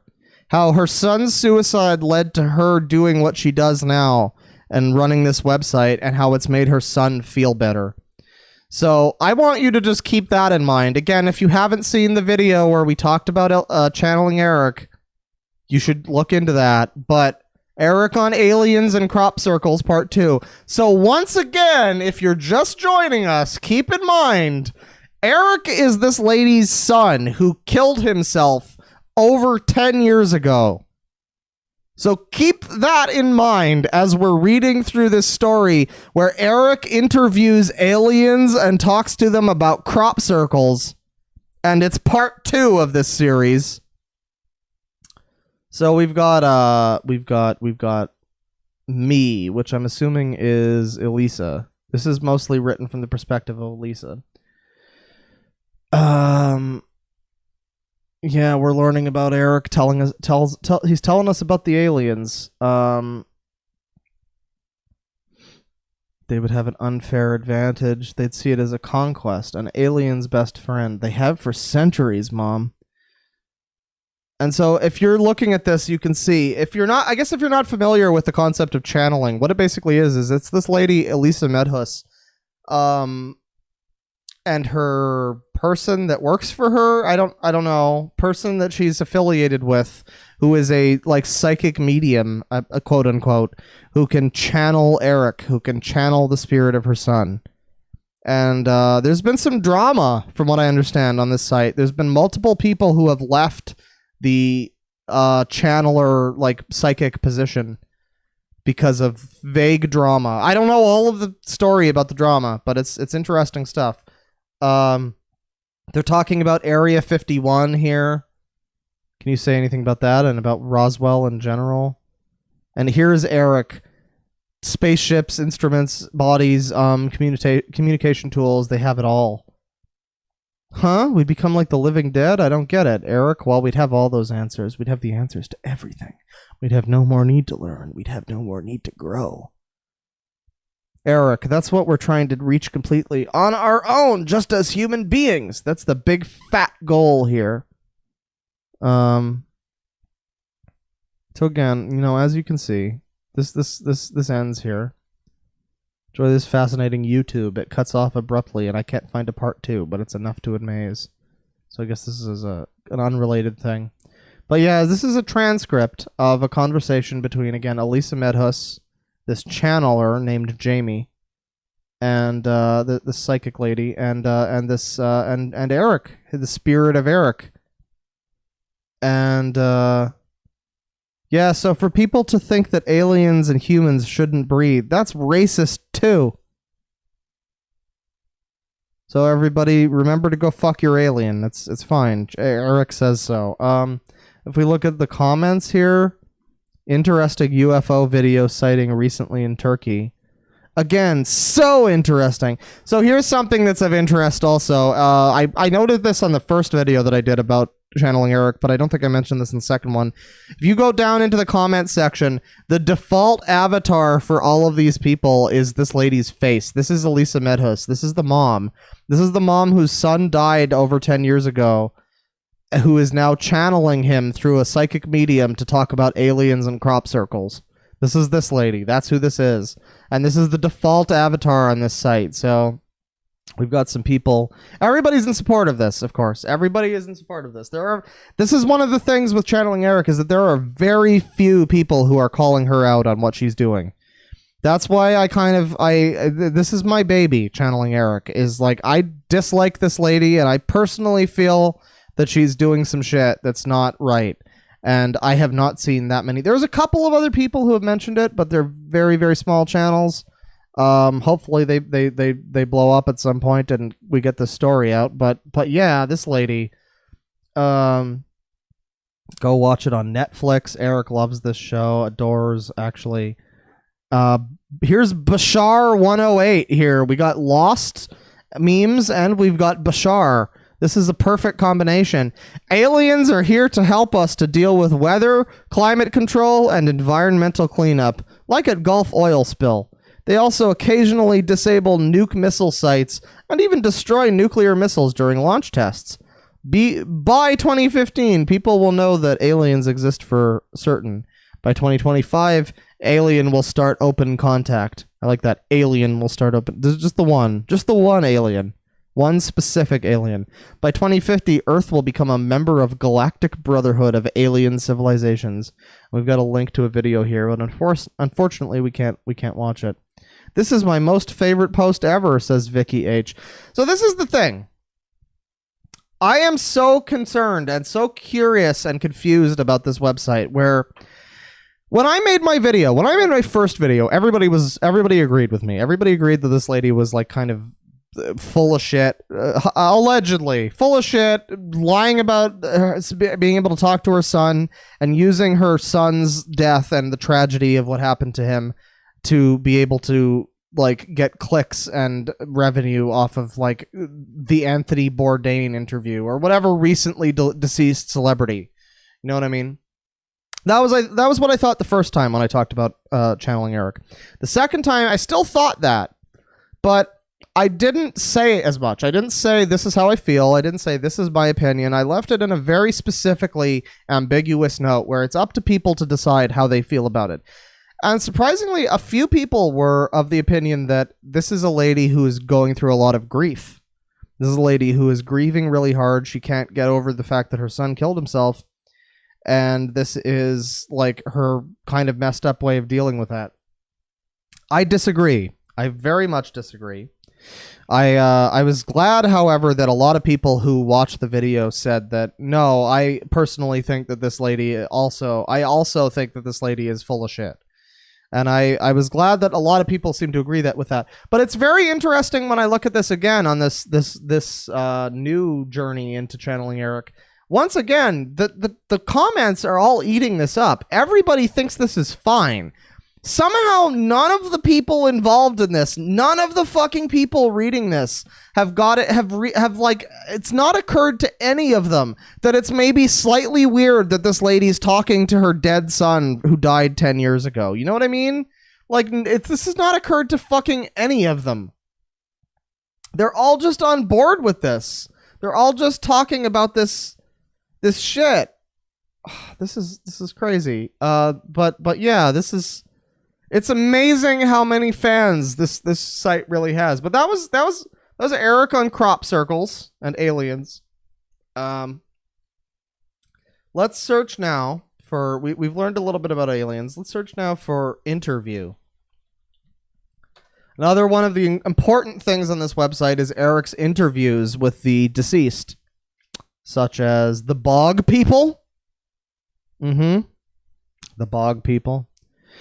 Madeline O'Hare, Reverend Jim Jones. Wow. The Anunnaki. Guys, we can listen to this lady's sadly deceased son talk to us about the Anunnaki. Does not that raise any red flags to you? Does not this seem a little bit suspicious that this lady's talking about the Anunnaki through her dead son? I don't know. Maybe I'm the crazy one. Interview with the Anunnaki Part 1. Lao Tzu Part 2. Lao Tzu Part 1. Sarah Good of the Salem Witch Trials. The Afterlife interview with Jeffrey Epstein, everybody. Wow, well, let's do it. Hey, by the way, if anybody needs to donate to the Channeling Erik cause, you can send your shekels through PayPal, everybody. At last, the interview everyone has been clamoring for. There's a lot we can learn from villains like Jeffrey Epstein, but we just got the tip of the iceberg in this one. He has not completed his life review, probably because it's a bitch. So we'll certainly have a part 2. Erik will let us know when he's ready. So there's still no part 2 as far as we can tell. But also another thing that's worth noting that is a little weird is how willing this lady is to swear. It's kind of strange. It kind of comes off like she thinks she's like your cool mom or whatever, and she's like, "Oh yeah, you know, this is a bitch, eh?" It's a little bit silly, but yeah, we've got some stuff here. Remember, everybody, if you want to talk to this lady's deceased son, call in to 646 blah blah blah. You can also access the show through this legitimate link. And here's the transcript. We've got Elisa, and we've got somebody here named Veronica, because apparently Jamie and all of the other fucking psychic channelers have left because of weird psychic drama. I don't know what exactly it is, but we've got a new one here. So we're about to channel Erik. Where's Erik? Come in. Let's get some Erik. Where's Erik? Erik's not here. Where the fuck is Erik? Where the fuck do we channel Erik? We need to find Erik. Oh no, here he is. Here he is. Erik is there. Hello, Mama. And happy belated birthday to you. He enjoyed the cake. Good, says Elisa. Oh yeah, it was so good. Anyway, because we brought the remainder to the little get-together. All right, so you can go get Jeffrey Epstein if he's not already there. Yeah, deceased son, just go get the ghost of this guy who, like, fucked a bunch of kids, apparently. And totally didn't actually kill himself and has apparently been cited in other countries. But, yeah. Wow, says Elisa. With all of this, because he says to tell you, says Veronica, his words to me were this: You need to be careful because working with this man is going to be like stepping in a backyard full of dog shit. Elisa, oh no. Well, that makes it interesting. I got enough dog shit in my backyard, but yeah. Yeah, I feel like you've got some... That could be a wonderful euphemism for skeletons in one's closet. I got enough dog shit in my backyard. Erik says you're going to have to watch where you step. Okay, so with that said, Erik, do your thing. You can guide us around the dog turd, says Elisa. He will, says Veronica. I remember as a little kid, says Elisa, I used to love hunting for Easter eggs, and I picked up a white one, thought it was a white egg. It wasn't. It was a white dog turd. Ugh. Fossilized. So here we can see this lady talking about her experience with dog turds, which is very important, I think, to the overall. Okay, good. So, Veronica, could you, first of all, thank you, Jeffrey Epstein. We will, or Epstein. We will try to do our best. This not voyeuristic and disrespectful. Yeah, you really wouldn't want to be disrespectful while your dead son is interviewing Jeffrey Epstein, would you? There, Elisa. You wouldn't want to be disrespectful talking to Jeffrey Epstein's fucking ghost. I'm just going to check the chat real quick because I haven't looked at the chat in a little while. What's going on here? What does everybody have to say? Is Erik in hell? This is the worst thing I've ever seen. You know, we could listen to this interview. We could, but it's not the most... It's honestly a little more interesting to just read it, but I mean, I guess we could. We'll probably listen to a couple... I'm a little bit concerned that she's going to try and fucking copyright claim me if I do this, but yeah, thank you, Jeffrey Epstein is not the words I want to hear. Fuck Erik's mom. So this continues going, and I mean, we can go through this. We can read it. We could listen to it if we wanted to. Again, we can go to channeling. We can just search on YouTube. Channeling Erik. 65,000 subs? Hey, isn't that nice? I finally surpassed Channeling Erik. Now that's a fucking goal. Channeling Erik, Hour of Enlightenment from a day ago. Erik and Pamela's weekly Q&A. And I guess we can watch the afterlife interview with Jeffrey Epstein here, so let's just watch it. Let's jump into it. So once again, this is Elisa Medhus. This is the mom of the unfortunately deceased Erik. It's very I have to say that again because there were people who were in the comments for the original video who were like, "How dare you disrespect the dead?" And I'm like, "You fuck like of all of the people involved in this situation right now who are disrespecting the dead, I think I'm the furthest from it." But yes, it is very important to note, and I did say this a few times in the first video, but I guess I also made a couple jokes. It's important to note that it's very unfortunate that Erik sadly took his own life. That is an unfortunate thing. No, I don't wish that upon anybody to have to deal with the death of a loved one like that. But I do have to say that, you know, maybe don't channel his ghost. You know what I mean? Maybe just don't do that. Maybe I'm crazy. I don't know. But anyways, this is Elisa. This is the mom. And this is her channeling Erik. On Little St. James. I guess that's the name of the island. Mm-hmm. He said it was purely decorative. Oh, okay. That says, was the island used for rituals that included blood sacrifices? She reads from her script. He says, I wouldn't say blood sacrifices in the tradition. Hey everybody, it's the Alpha Karen.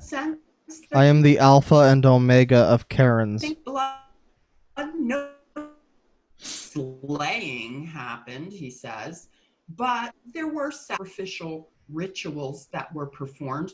The virgins. What do you mean? The virgins. Rocking them? What do you call? I mean, what sort of... Elisa is this lady currently who's talking, who's got all of the diplomas behind her because she wants you to know that she's a very legitimate person and totally not a fucking hack fraud. Allegedly a hack fraud. Rituals with the virgins. There were people that gave of their wealth to be with virgins. I see, okay.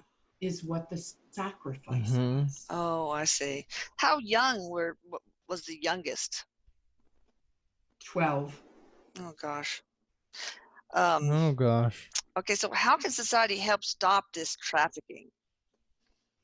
I'm talking to Erik on Modern Warfare. Oh, in your own backyard, because it isn't always as big as this has appeared. This isn't legit. They don't even have a crystal ball. You're right. Starting with the small person on the corner. It's usually somebody who is indebted to, addicted to something that needs to sell something for money. So there, my friend, you would go to your dealers. I'm not talking drugs, because, you know, we're getting this whole crackdown on drugs. We've got the DEA. We're making headway there. The commodity has now become human life. Oh my gosh. How many people do you think you trafficked to this island? I wouldn't know that number. Okay. All right. And it started way before it became common knowledge. Oh, did it start outside of the little island? The little St. James Island? Oh, yes. Anywhere I went was an island. People flocked to me. Oh, I see. All right. You know, no man is an island. That's what I've heard. You have a guy to understand, nobody's going to find my book like they did others. Nobody's going to find who's in the Karenvania, yes. There will only By the way, it's time. I have to just say it has been a while because I've been talking about the Channeling Erik website. It is time to continue drinking. Back to it, ladies and gentlemen. My grave. And really, it would serve no purpose right now to open up that, because these are not the people you want. Well, who do we Tell her about the little boys, Epstein. Just tell me about the kids in the tub, Ross. People who I just told you were on the corner, the small person. What you drinking? We got Jim Beam tonight. Me. Your people who got the girls, basically. I'm no different than a pimp. Yeah, you're a madam, pretty much. I'm no different Can we get a gif? Can we get like a clip of that? than a pimp. Got the girls, basically. I'm no different than a pimp. Oh, that's beautiful. I like that. I'm a big fan of that. Pimping all over the world. Can we get a hip hop remix? I'm no different than a pimp. I'm no different than a pimp. You're a madam, pretty much. I'm no different than a pimp. No, she's not a madam. She's just a lady channeling. This is such. I mentioned this in the second video. I don't think this occurred to me so much when I was watching the first one, but this occurred to me so much when I was watching the second one. Was fucking. This is such a fucking convoluted setup where it's like.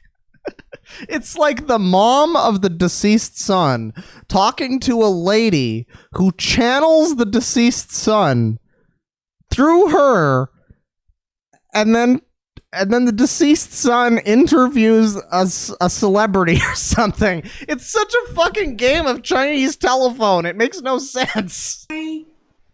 Where I was able to differentiate myself was because I had high-powered clientele. Yeah. And it wasn't dirty, and it wasn't scummy. Wasn't dirty. In a Chevy pulling up in a back alley. No, it was legitimate, loving child slavery or whatever. Fucking hell. What?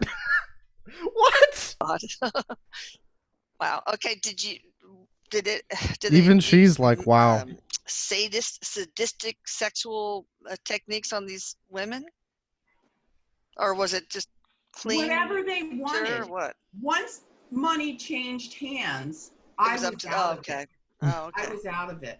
Okay. You tell me, why would somebody so high-powered and so in control want a 13-year-old? Yeah, why? He says, you tell.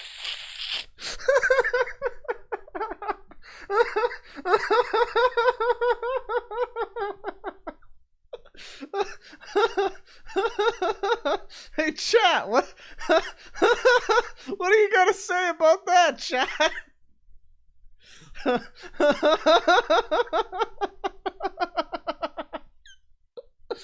Oh, God. Oh, God. My boy Deadwing's still streaming. No, we're streaming again, dude. We fucking took a break. And then we came back with the real MVP stream. This is the real shit. This is what it's really about. Certified bra moment. White women are crazy. Yeah. I mean, when we figure that out, we'll know. I didn't know. He says, Yeah. I can tell you for me. Yeah. Tell me. Won't you tell me? I like the control and I like the tightness. Oh no! Oh no! I don't know if we want to hear about that one. The tightness, everybody.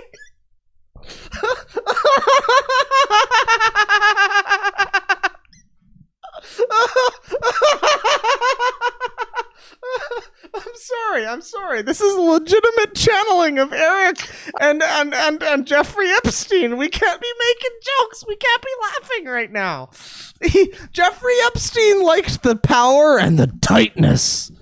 He was really all about the tightness. All right. Well, that's pretty vivid.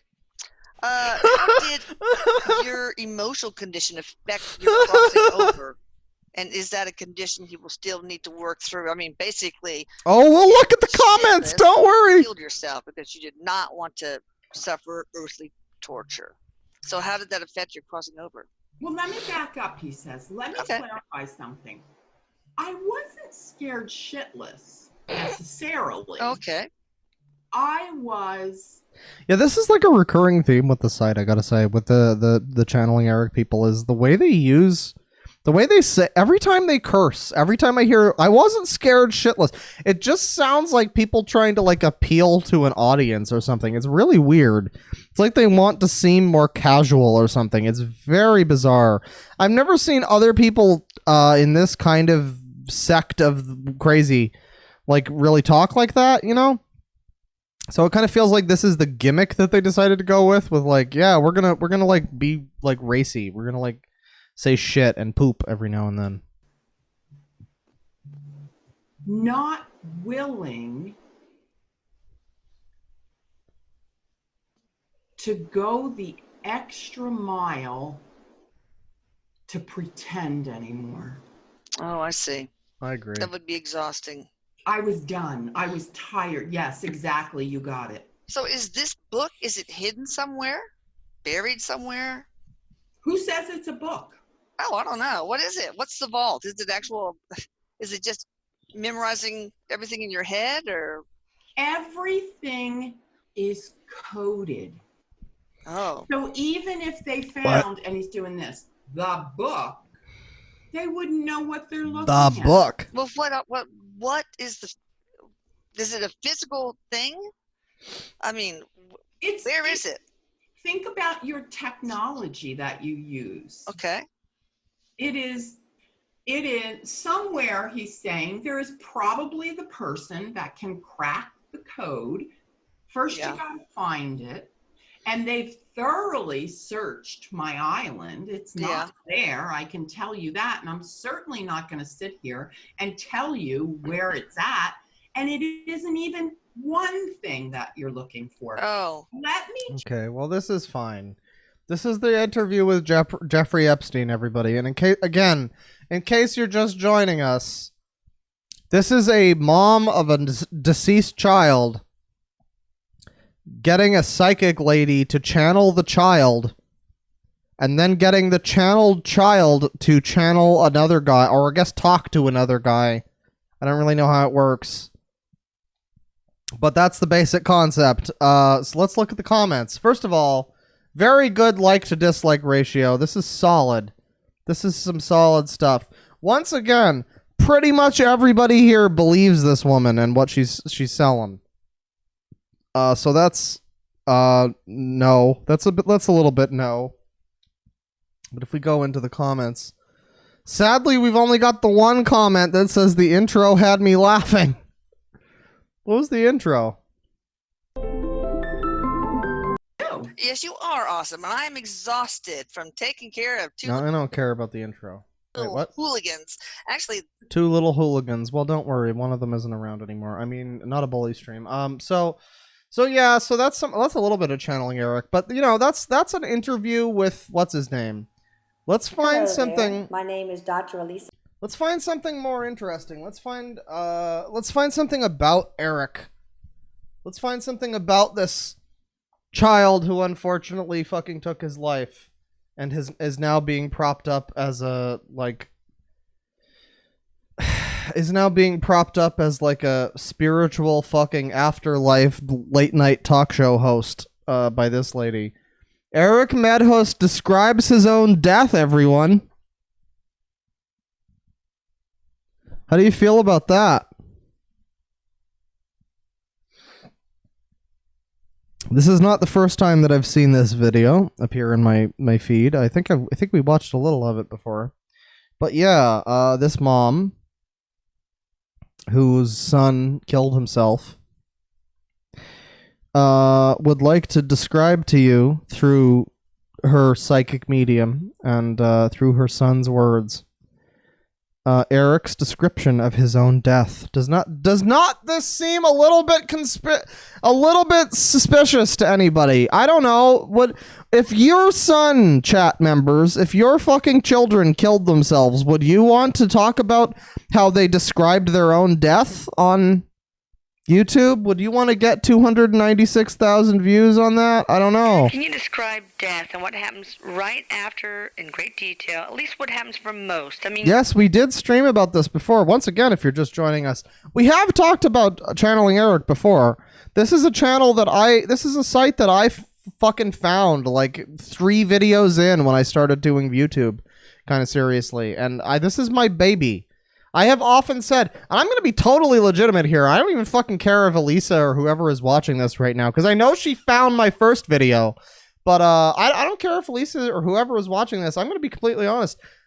I have made it basically my goal as a YouTuber to do nothing more than to expose you to the world and your crazy shit. Allegedly. Maybe I'm wrong. You know? And maybe maybe I'll do this stream and everybody will go and they'll go to the website and they'll find stuff that makes them agree with you and I'm the bad guy. Maybe I'm wrong. But all my goal is ever since I saw the Channeling Erik site the very first time, my fucking goal as a YouTube person was to make sure people knew that this was happening. And that's all that matters. Let them take care of it.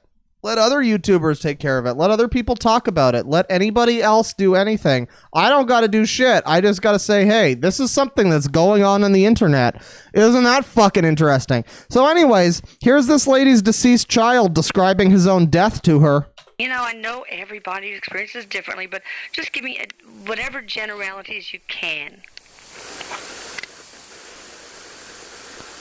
I guess I should mention that this lady here that you're seeing is one of the channelers. I believe this is Jamie. This is one of the people that left because of like weird drama. Okay. I think he smoked out or something. Uh-oh. What's the giggles? He got the giggles. He's going to go out for some ethereal nachos later. Ethereal nachos, everybody. Once again, we did stream this in September, and I remember some people were very upset with the concept of this mom whose son just a few years ago, at this point it's been over 10 years, but this was posted in 2013, early 2013. This kid killed himself in late 2009. Does it seem weird to anybody that the mom is going along saying, hey, tell me how it felt when you died? Also, oh, you're out for some ethereal nachos. Ha ha ha, we're making jokes. I don't know, that feels a little wrong to me. Curious. Because he won't include me on the laughter. Like, he won't tell me why he's giggling. So I don't know where it's coming from. To explain... Why is her picture pulsing? I don't know. I can't answer that, but if we go through the whole video... The entire fucking video is just this lady's picture moving in and out. And also keep in mind the comment, the likes and dislikes here are very, very adequate. And again, if we go down into the comments, look at this 6 years ago, channeling Erik, the lady herself. I'm not exploiting his death. I'm giving it meaning and allowing him to help others. I've never accepted one's penny for this, except for that PayPal link on my site about donating to the Channeling Erik cause. Outside of that very obvious PayPal link on my site about donating to the Channeling Erik cause, where you can give me your money on PayPal. Outside of that, I have never accepted one's penny for this. I've in fact spent a lot of money doing this. You should be ashamed of yourself for being so cruelly judgmental. And this is an ongoing theme with Channeling Erik from what I've seen. Whoever is running this social media empire, whether it's her or her weirdo husband Rune, yes, that's his name, Rune, as in like Nordic rune. Rune Medhus. What a fucking name. But either it's her or her weirdo husband or boy toy or whatever he is. I don't know. But somebody who's running this account is very aware that people think that this is her exploiting this fucking kid's death. And even 6 years ago, people were calling her out on this shit. And even 6 years ago, she was like, no, wait, no, you're wrong. I've not accepted a single penny for this, except for the link to the PayPal here on my site. Except for the very prominent link to the PayPal here on my site. Outside of that, I've never accepted a single penny from this. My brother took his own life, so this definitely helps. Thank you, says this person. And then here's this person, again, channeling Erik. It's like she's arguing with people. Did she delete their comments or something? That's absolutely ridiculous. I don't force my beliefs on anyone. Everyone has a choice. Are you telling me that you blindly accept as truth what others tell you? I constantly encourage people to be open-minded skeptics. You're nothing more than a mean-spirited person who takes delight in... Yeah, and so again, this is something that I've noticed before in the last 2 videos where I talked about channeling Erik. It's very easy to say, oh, maybe she's just in grieving, she's just in mourning, and she can't deal with the death of her son. No. She very specifically, again, her or whoever is running her account, very specifically uses her son's death as a way of scapegoating her own responsibility in the situation. Where every time somebody will say, hey, this is a little weird that you, a mother of a dead child, are now channeling the son to describe his death to you. Anytime somebody comes along who says it's a little weird, you got to comment, I'm not exploiting his death. I'm giving it meaning and allowing him to help others. Well, why don't we find out what kind of meaning she's giving to Erik, by the way? Since we mentioned it before, let's find out some of this meaning that she's giving to Erik. So what kind of meaning do you think she's giving to Erik's unfortunate passing? Maybe if we go down and find what was the article? Which one was it? I forget which one. Reasons for suicide. Yes. Now I remember in September, I think it was, when we did this last stream about channeling Erik, which eventually turned into the second video about him. Or about her, about the media empire of channeling Erik. We looked at this because somebody had requested, hey, Deadwing, why did Erik commit suicide? And I was like, I don't really know why. Obviously, there's a lot of people who have made the joke, and I don't know how much of a fucking joke it is, to be completely honest, but there's a lot of people who have made the joke that, oh, he killed himself because his mom is such a crazy person, or something like that. And I don't know. I don't necessarily want to make that joke. It's a good joke. Pretty fucking accurate if you ask me personally, in my personal opinion.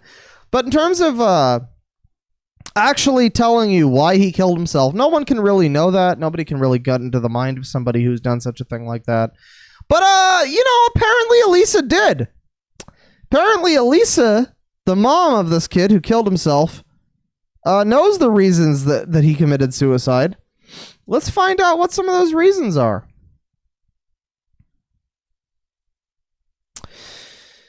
Yes. So again, I'm like, let's find out some of these reasons. We could go through the entire article. We could listen to the entire thing. We could go on YouTube and watch the entire thing. But instead, I would like to condense it down to the very important part that I noted the last time.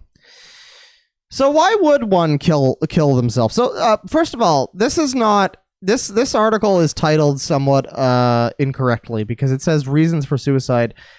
I feel like it's, if you look on this on the search page, you get Erik's face, and so it implies somewhat that this is Erik's reasons for suicide. But actually what this is Erik basically trying to explain why a person in general might commit suicide. So this is not specifically Erik's reasons for suicide.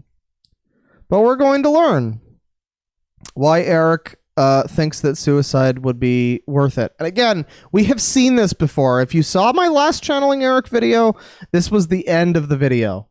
You might be familiar with this. This is where I ended the video because I had not seen this before, and this pissed me off to a point where I was like, okay, there's nothing even else to say. This is the end of it. This is fine.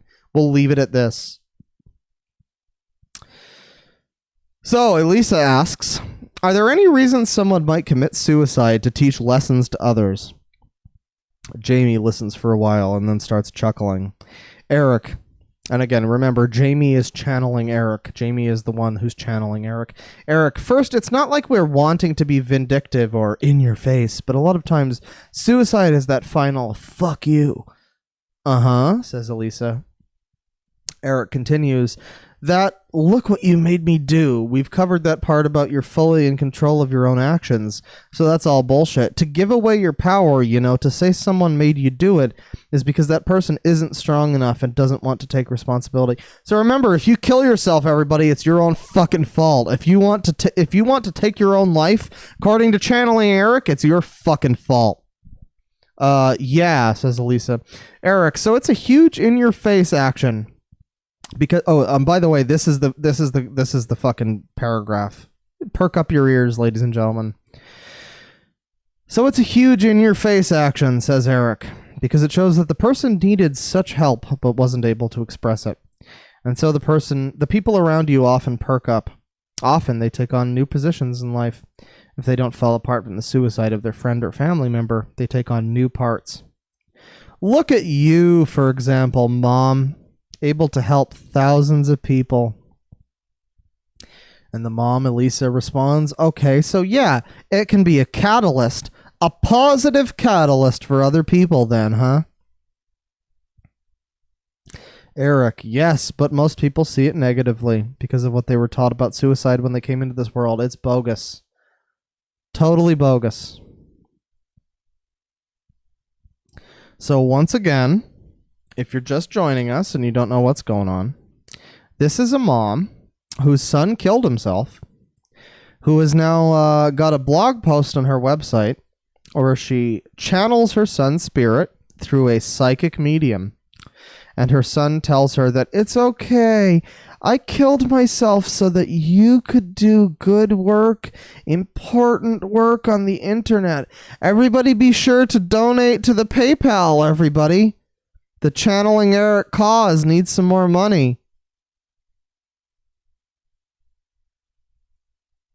Oh yeah, dude, suicide is good according to our boy. Tristan's just going off. Ah! Frederick Knudsen notes that there are Channeling Erik stickers too. Yes. Oh, you can buy all sorts of fucking merch, dude. You want to be the next Channeling Erik stan? You want to go on Twitter and tell us all about Channeling Erik's, how it's done well for you? Nah, dude. Get the stickers. Donate to the PayPal. Oh, I guess I should inform you. Once again, this is just kind of like a recap for anybody who maybe missed the thing. But once again, back to Channeling Erik. So we've got Erik's reasons for suicide and how suicide is totally okay and fine and it can be a good thing for your mom so she can exploit your death, allegedly. Allegedly, I promise I'm not making any accusations. But let's search for something else here. Prank. Let's look up some pranks, everybody. Let's look up some just a prank, bro. Some just pranks. Let's find some pranks here on channelingerik.co.cock. What do we got? Search the archives. Prank. We search for prank. And what are we going to get for this? Man, this is slow. Welcome, new visitors. Incredible Erik pranks. Yeah. Check out this blog member's amazing encounters with my boy. Pranks and feather orbs from Erik and the Robin Williams interview. So not only is this Erik, the deceased child, pranking people who listen to Channeling Erik, who follow them, but this is also an interview with Robin Williams. Not just any Robin Williams, though, but rather actually Robin William. Completely unaffiliated with the dude who died, the famous comedian. His name is Robin William. And it's his interview. It's Robin Williams' interview. More Erik pranks. So you might be wondering, what the fuck is an Erik prank? Maybe you're new to the stream. Maybe you have not seen the Channeling Erik video or the other Channeling Erik video, and you're wondering, what in the fuck is an Erik prank? And also, why was Elisa Medhos so bangable like 10 years ago? Damn. Fucking hell, that's throwing me off. But let's find out some Erik pranks here. Incredible Erik pranks from September 28th, 2019. I'm writing to share my story about 2 encounters I had with Erik 5 years ago, and he was human. But first, let me tell you a little bit about myself. My name is Louise. I'm engaged to a very kind-hearted, loving man who loves me and our 3 boys. I'm so blessed with 3 happy, healthy, good boys. Before I met my fiance and had our babies, I went through hard times and struggled. I looked at all the darkest times in my life and lessons learned. And I knew it gave me wisdom, blah, blah, blah. Yeah, you're great. I'm sure you're wonderful. First, I have to say this was real life. Definitely not a dream. This wasn't Emma Watson coming to me in a dream, bro. This was real life. It's so unbelievable, but it really happened. Elisa, I can promise you, and Erik will hopefully tell you, I'm an extremely honest person. One of my worst fears is someone thinking I'm not being truthful. I live my life by honesty, kindness, and love. So I promise what you're about to read is 100% the truth. Now let me begin. So once again, this is just some fucking person on the internet. Apparently... What is this bitch's name? We don't have a name for this bitch, but apparently this is some person who follows Channeling Erik who decided they felt the need to call in and talk about what an honest, upstanding person they are, whose words you can totally believe because they're just so honest. Their worst fear is someone thinking that they're not being truthful, you know? And that's just why they're just so honest. Do you really think that someone would do that? Just go on the internet and tell lies? Both encounters were in upstate New York, west of Albany. The first encounter was in January 2014. I was driving on thick, icy roads, and it was below zero. It was dusk. A van driving in oncoming traffic hit a large deer, and it landed in my lane. I had no time to avoid hitting it. The deer sent my car spinning out of control. My car landed almost on its side in a ditch with very deep snow. I had no money for a tow truck, and I had nobody to call who would pull me out. A young man pulled up in an old Honda. He was having a blast driving that little car in the ice.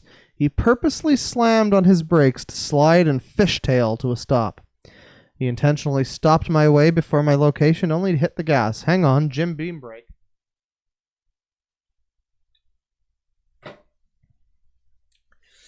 You see, the problem with reading all of these stories is that it gets in the way of your rampant alcoholism.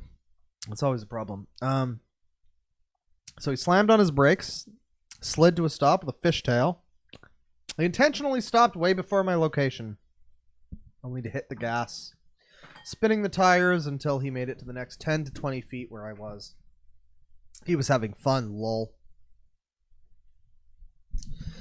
This is something that is difficult to describe in writing, and so are many other things that he did.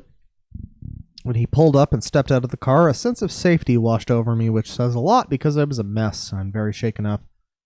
He used my car's tire trail through the snow to walk down to me, and that's when I noticed his beautiful curly hair and what he was wearing.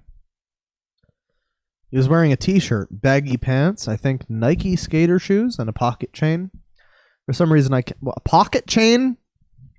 I thought this dude killed himself in 2009, not 1999. For some reason, I can't remember if he was wearing a hat or not. I do remember what clothes he was wearing so clearly because it was below zero. And he had a freaking t-shirt on. I asked him at least 3 times if he had something warmer to put on and offered to take off my coat or find a hoodie in my car, but he insisted he was fine. And after a while of nagging me, he told me, I'm fine. I don't get cold. He said cold weather doesn't bother him. Now I know he wasn't cold because he was an angel. When I stepped out of the car and walked down to me... Wait, hang on. If you're talking to an angel, if you're currently in an angel's car, doesn't that also imply that you're dead? Doesn't that imply that you're also an angel? I don't know. He stepped out of the car and walked down to me, and that's when he asked me if I was okay. From an angel's perspective, he knew I was fine besides being distressed and shaken up, but still showed me compassion and concern. The way he talked to me made me feel safe. Looking back, he was so full of kindness and pure love. As we stood in the snow waiting for help, not knowing who was going to stop to help, we talked for a while. I asked him what his name was, and he said, my family calls me Erik, but everyone else calls me Cody. Why is he Cody? What the fuck? What the fuck? Not even Cody with a K. That's not even the adult Cody. Later, I learned why he told everyone else he calls him Cody, but I'll explain at the end. Blah, blah, blah. Does he spell Erik with a K, a C or K? Because my name is Erik with a K. The point of this is not so much what the Erik prank was. We're going to stop reading this now, but yes, Erik does pranks, everybody. The dead son, the deceased child of this lady, does pranks. This is the one that I read in the original video. I want to look through this again. Pranks from our special star, of course. I am mess. Open this article with the most relatable thing that you can. I am mess. I agree. I definitely agree with that. I am also mess. And so are you. Hey cuck, check DMs. Okay. Thank you, Sarah. Bish, look at this shit. Frederick says, okay, looking closer, it looks like there might be people making bootleg channeling Erik merch. Oh my god. What? What the fuck? Where's that? Hang on, let me check the chat. What? Where'd you get that from, Freddy boy? I want to know more about that. Hang on, we're looking at the chat now. We are now analyzing the chat. We are learning about our Kundalini awakenings, everybody. Go to gotta stretch. Go to Redbubble. Made in China. Erik starts. Or Erik shirts. Wow, I'm drunk. Hey, Deadwing, I'm new to your channel, and I don't know if you've already answered this question, but how did you lose your arm? Well, you're in luck. I feel like answering that right now. Congratulations, chat member. No, I was just born incorrectly. I've mentioned it before. I actually didn't wear a hook hand for like the first 16 years of my life or something. And then I was at a seminar for child amputees like me, and I saw this girl in front of me who was similarly disabled, and I was like, wow, she's pretty fucking cute. It's a shame that she looks like a fucking freak. And so from that point on, maybe 6 months later, I decided to wear a hook hand. And that's the story, ladies and gentlemen. Sometimes you're just born incorrectly, but you know what? It turns into a gimmick to exploit for YouTube views. So, I mean, you know, you can't... what the fuck would I have done with my left hand? Jerked off with twice the speed? I don't need that. Come on. Come on. Claw, will you ever get one of those sweet bionic arms? Oh, maybe sometime. When DeadwingDork gets bootleg merch, he will have made it big. Oh, he's sending links to me. Oh, okay. Okay. Everybody, Frederick Knudsen is hitting us up with some fucking info right now. We've got some, like... oh, God. Oh, no, you're right. He's finding tons of it, he says. Let me get you links. So we've got a... oh, no. What is this? A red bubble shot for Erik clothes. Thank you so much, Frederick, for making this an I was worried this was just going to be the same content about channeling Erik as usual, where we just go, hey, this is kind of fucked up. But no, instead it turns out we've got some channeling Erik shirts, I guess. We can love ourselves courtesy of channeling Erik. All it takes to love ourselves is 2233, everybody. Are we sure this is bootlegged? Maybe this was mentioned on the site. I don't know. We've got a mature content shirt here from Channeling Erik that says, fuck it. Display mature content. Fuck it bucket. Put it in the fuck it bucket. Is that what this is? Put it in the fuck it bucket? What? Is that okay. Oh, that's fine. Put it in the fuck it bucket. Sure. Connected. Everything is connected. Right. What other links do we got here? I'm finding, here's another one. Phone cases. We've got Channeling Erik phone cases, everybody. Anybody need a new pop socket for their phone? Just get a Channeling Erik phone case. Yeah, you can get the fuck it bucket fucking phone case for $40. So it seems to be the same logos and stuff. Zazzle.com. What is this? Once again, thanks to Frederick Dudson for finding this stuff out. I did not know there was Channeling Erik fucking bootleg merch. But apparently there's bootleg merch. You too can get this poorly cropped picture of this dead child from 10 years ago on yourself. I guess that's an option that's available to you. Just like, I don't know, coating yourself in the scent of dead fish. I guess that's also a thing you can do. But yeah, you too can get that, I guess. What hang on. Teespring? Now we got Teespring going on. What's going on Teespring? Oh no! What is this? Oh no! Oh, the reunion we've all been waiting for!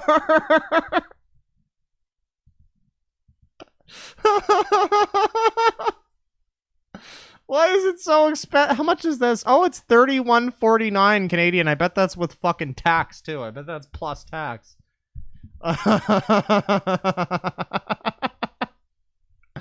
Oh god, you know, I really feel bad to an extent where it's like, this is a kid who unfortunately took his own life. I feel like I'm the only asshole here who is feeling bad about Erik. That's the most maddening thing. When I fucking first talked about the Channeling Erik site, when I did my first video about him, the fucking thing that filled my mind was like, I feel so sorry for this fucking kid. And then I got fucking people in my comments who were telling me, how dare you disrespect Erik like this?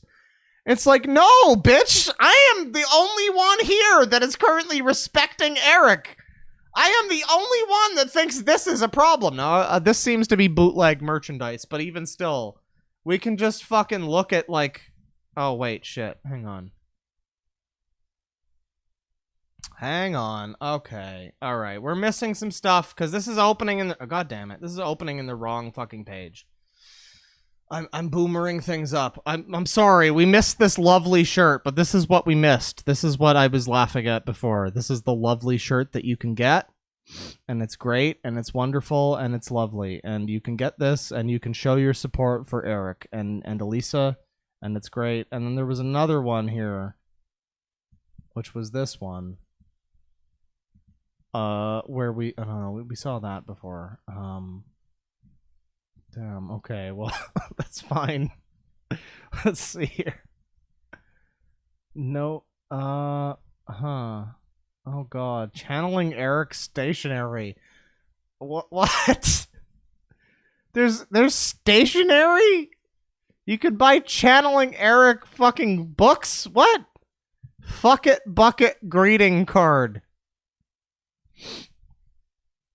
You ever want to get somebody a greeting card to honor Erik's untimely suicide? I guess that's an option. Bumper stickers? There's a channeling Erik bumper sticker. What?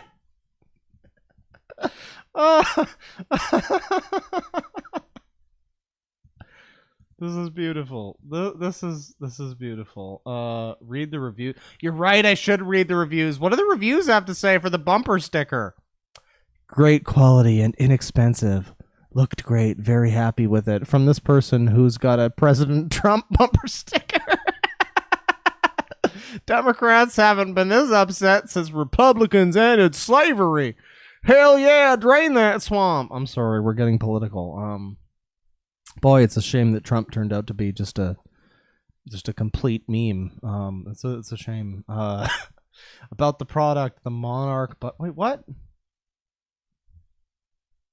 Wait, what? Is this not even related to the shirt? These are like fucking what? These are like fucking reviews of other unrelated bumper stickers. What the fuck is this? I just realized these are like completely unrelated bumper. What the? Why are these on here? That is incredibly bizarre. Okay, we can be heathens against hate, everybody. There's a completely unrelated note. We could be. Are those fucking runes? Are those like ancient fucking? Are those Nordic symbols? I don't know. I don't know about this one. I don't know about these fucking people, but yeah, no, okay. So there's a channeling Erik bumper sticker. You can get channeling Erik phone cases. Of course, you got your channeling Erik clothing. Obviously. Frederick says, I'm finding even more. Look at these goddamn models. And he links this one. Oh, this is the wrong one. God damn it. It keeps wanting to open it in my non-private browsing one, but here we got some... Oh, geez. Yeah, look at these models. Man, boy, I wonder if these fucking models knew when they were doing these, like, generic t-shirt stances that they were gonna get fucking bootleg Dead Sun merch on their site. I wonder if they knew that. That is glorious. And there's so many t-shirts, too. We can get the long t-shirt here. Separation is illusion. To be fair, this is not like the worst t-shirt. I guess if I was a fan of channeling Erik, I might wear this t-shirt. I mean, it's not like the worst thing ever. It's a decent enough design, but it's also like hilarious that this is a thing. This is a now defunct store. Oh my god. Oh my god. What do we got here? This is from a now defunct store. Channeling Erik, My Life After Death. Anybody want this shirt? And then apparently, actually, this shirt is still for sale. You too can rock this. Buy that merch. Buy that merch. See, this lady's cute. Wouldn't you want to buy the shirt she's wearing? I would buy her shirt and her bathwater. So what we got here? No F-bombs in this one. How about a fucking mug?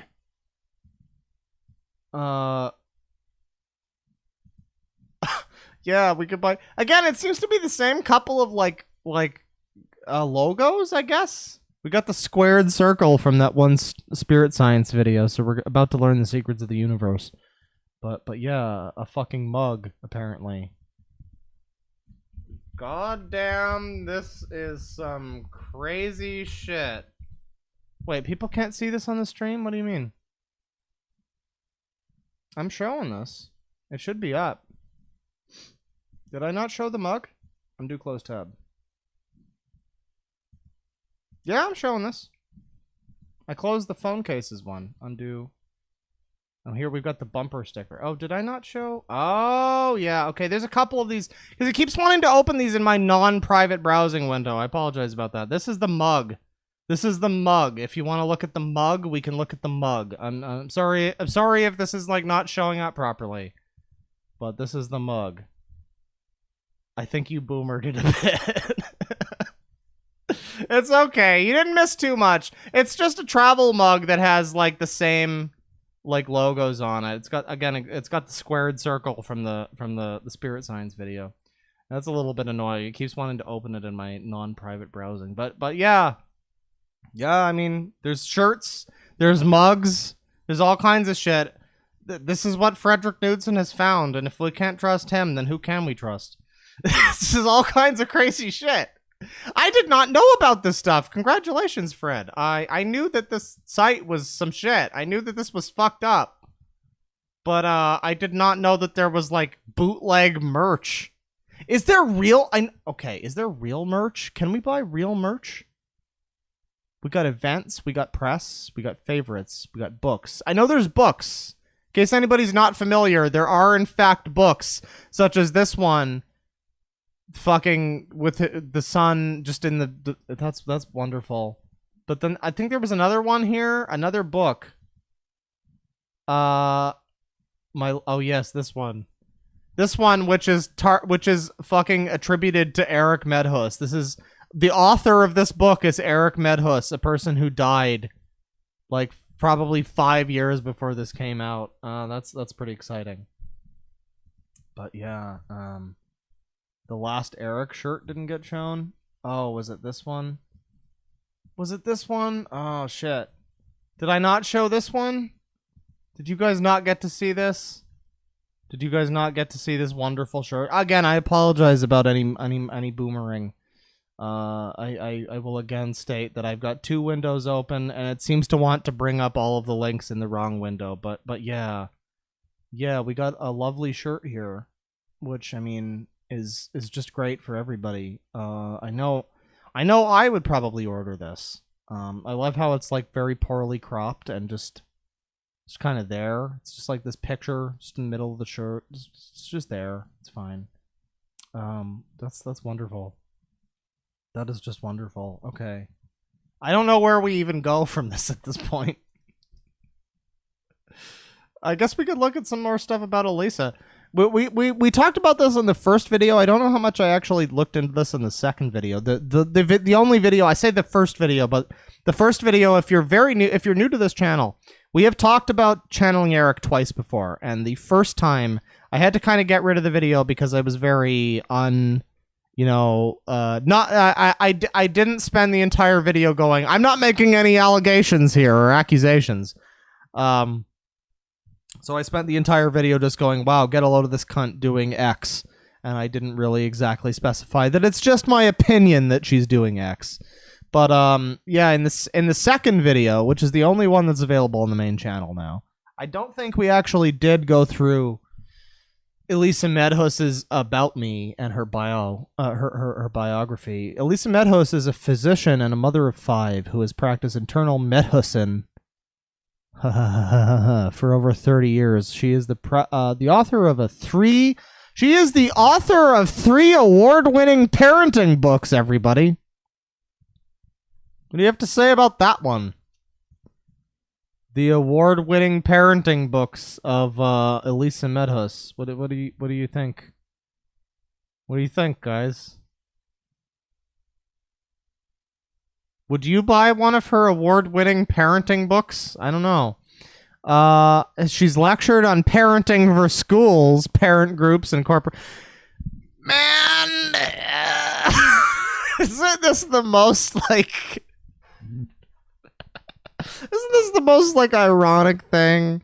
Oh damn! If you're like anybody in the chat who's a parent and you ever are like, maybe your kid's in school or whatever, and your kid's class is like, oh, all of the parents have to watch this program by our parenting expert, Elisa Medhus, and she comes out and she tells you how to parent effectively and how to be a good parent. She's an award-winning author of parenting books. There's no chance that she's exploiting her son's death for views on her website. That would be crazy. There's definitely no chance of that. Allegedly, I'm not saying that she's doing that, but that's certainly what it looks like sometimes. But anyways, after the death of her 20-year-old son, Erik, Dr. Medhus began journaling her grief in her blog, channelingerik.com. A strong believer in science, she formerly viewed spiritual matters with skepticism. Once Erik began to communicate with family, friends, and blog members, her entire paradigm shifted. After devouring books on the quantum physics explaining... I've actually never read the whole of this thing. I think we're going to read all the way through. I'm curious. Devouring books on the quantum physics explaining the science behind spirituality. Dr. Medhus began her journey towards spiritual understanding and belief. Why I created this blog/books. She says, I guess. After my son, Erik... Wait, so hang on. We've switched from first person to... We've switched from third person to first person here pretty suddenly. Is this the fucking Winter of Our Discontent by John Steinbeck, or is this just a poorly written article? After my son, Erik, took his life, the pain was unbearable. But that pain was compounded by the fact that I raised 2 atheists. I didn't really have a belief system about life after death. Plus, as a physician, my educational background is heavily steeped in science. So for something to be real, I had to perceive it with my 5 senses, or so I thought.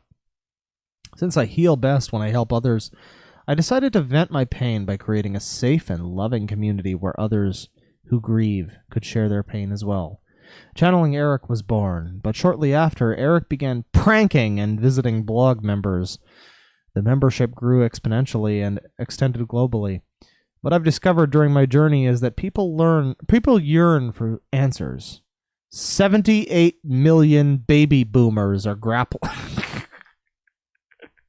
Remember when we could say baby boomers without laughing? 78 million baby boomers are grappling with their own mortality. Many other people have lost loved ones and pray that they are safe and happy and that their relationship with them has not ended. I've also found that many people suffer from severe death anxiety. They're so paralyzed with fear over the prospects of their own death that they can barely live their own lives. Lastly, many people are just curious. They want to know the answers to the big questions. Because of that universal need, I decided to collect the material from Erik's answers to those many pressing questions and create a compendium of knowledge about death, the afterlife, the untethered spirit, and much more. And so the book was born. So, this all sounds like some very fruity language. I don't know, maybe I'm going to check the chat here. I'm going to see what the chat has to say. Maybe I am being a complete fucking cynical asshole. Maybe I am a complete piece of garbage. And I'm the piece of I'm the shithead because I am looking at this and I'm like, what the fuck? Like, this is obviously some shit. This is obviously questionable. This is obviously pretty fucked up and a little weird. 78 million boomers, everybody. They literally just channeled Epstein. How is this a loving community? Erik just gave me an old handy J. Oh no. Suddenly POV change. Erik person perspective. Yes. I like money!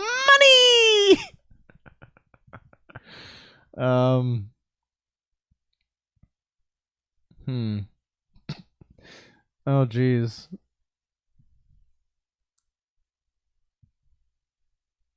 I don't think you have to doubt yourself on this one. You missed the fact that there's false merch on selling pins. I know Frederick was sending some false merch. I don't know how false it is, but I guess there's no links on the website, so I have to assume it's false. Yeah. She's a freak shoe. No, you're right. Boo this woman. Deadwing, I hate this, and I'm an optimistic person. Yeah, that's the thing. I would like to believe. I feel like if this was a lady who was totally just in this for her own shit, and this wasn't like some weird, creepy, fucking, like, you know, fucked up shit that it is, hypothetically, allegedly. I feel like if this lady was doing this with the best of intentions, I could probably tell. And I could at least tell that, like, oh, well, they won't talk about this thing or that thing. And I know what you're probably, you know, some of you might be on the fence. You might be thinking, okay, well, this lady is, you know, clearly going through some stuff. Her son died. She's feeling pretty bad. And I want to dissuade all of your fucking opinions about this. Because, again, if all you need to do is search for... Oh, God. What is the child? Oh, yeah. Stillborn. Search the archives on channelingerik.com for the term stillborn. And if this page ever loads, it will bring up this article where she talks to she channels her stillborn baby Seth. Everybody. Who channels her stillborn son.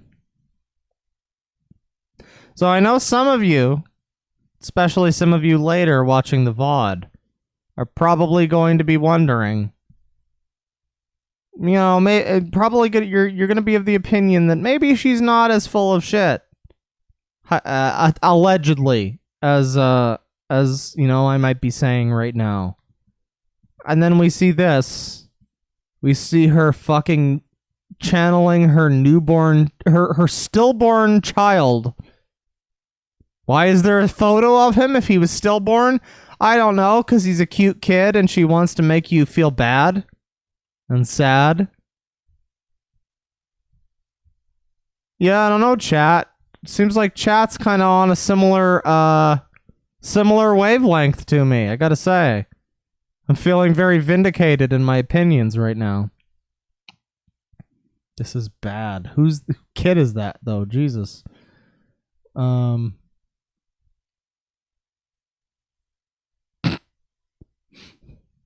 Tristan says, "Yep, I'm out. See y'all next channeling, Eric. Will be my fucking ghost." I promise, Tristan. If you decide to, if you get hit by a truck tomorrow and channeling Eric channels your ghost, I'll call out the factual inconsistencies. I'll tell you that now. Nah, this shit is whack, says Zara. I agree, Zara.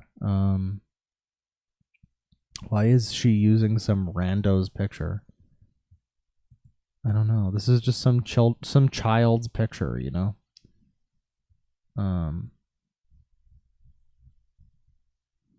Oh, hey, a button. Fred says, "Oh, hey, a button," and we can look here at a button. Anybody need a channeling Eric button to make themselves feel better? Does anybody need a channeling Eric family button? Anybody want to wear this around their fucking their clergy? Maybe everybody else can go home with the nice channeling Eric family button. Totally legitimate, totally authentic merch. Buy that merch. Yeah. How about that, chat? I don't know. How about that? You mean the demon Eloisco? We talking about Eloisco? The evil demon of darkness. Not gonna lie, I collect pins and buttons, says Zara, and I'd buy that. I mean, yeah, it is a pretty fucking spicy bootleg. Pamper Chew button? That'd be pretty good. We need a Pamper Chew button, I agree. Once again, thanks to Frederick Knudsen for finding some of this wonderful bootleg merch that apparently exists. Apparently there's a bunch of people making a living off of Eric's fucking name. Besides Elisa, there's a bunch of people. I wonder how she feels about that. I wonder how the fuck she feels. Maybe she feels like she has the right to, like, exploit her son's death because it's her son. Allegedly. I'm just saying allegedly. Totally not suggesting anything's going on here. We definitely wouldn't want to suggest that anything suspicious is going on this website where you can search for cancer cure on this site where she's talking to her dead son. And you can search for cancer cure and you can find the results for cancer cure. And what kind of fucking results do we get for Oh, okay. I guess Eric is shilling this dude named Stanislaw Brzezinski, who has an unproven and highly fucking questionable cancer treatment that is available to people, who happens to be located in a very similar area to where Elisa Medhus is located. I guess Eric just has some opinions, though. Eric on cancer and cancer cures part 2, if we jump ahead into the thing. Yeah, you know, Eric's just telling you all about... Well, hang on. Let me look for Roundup.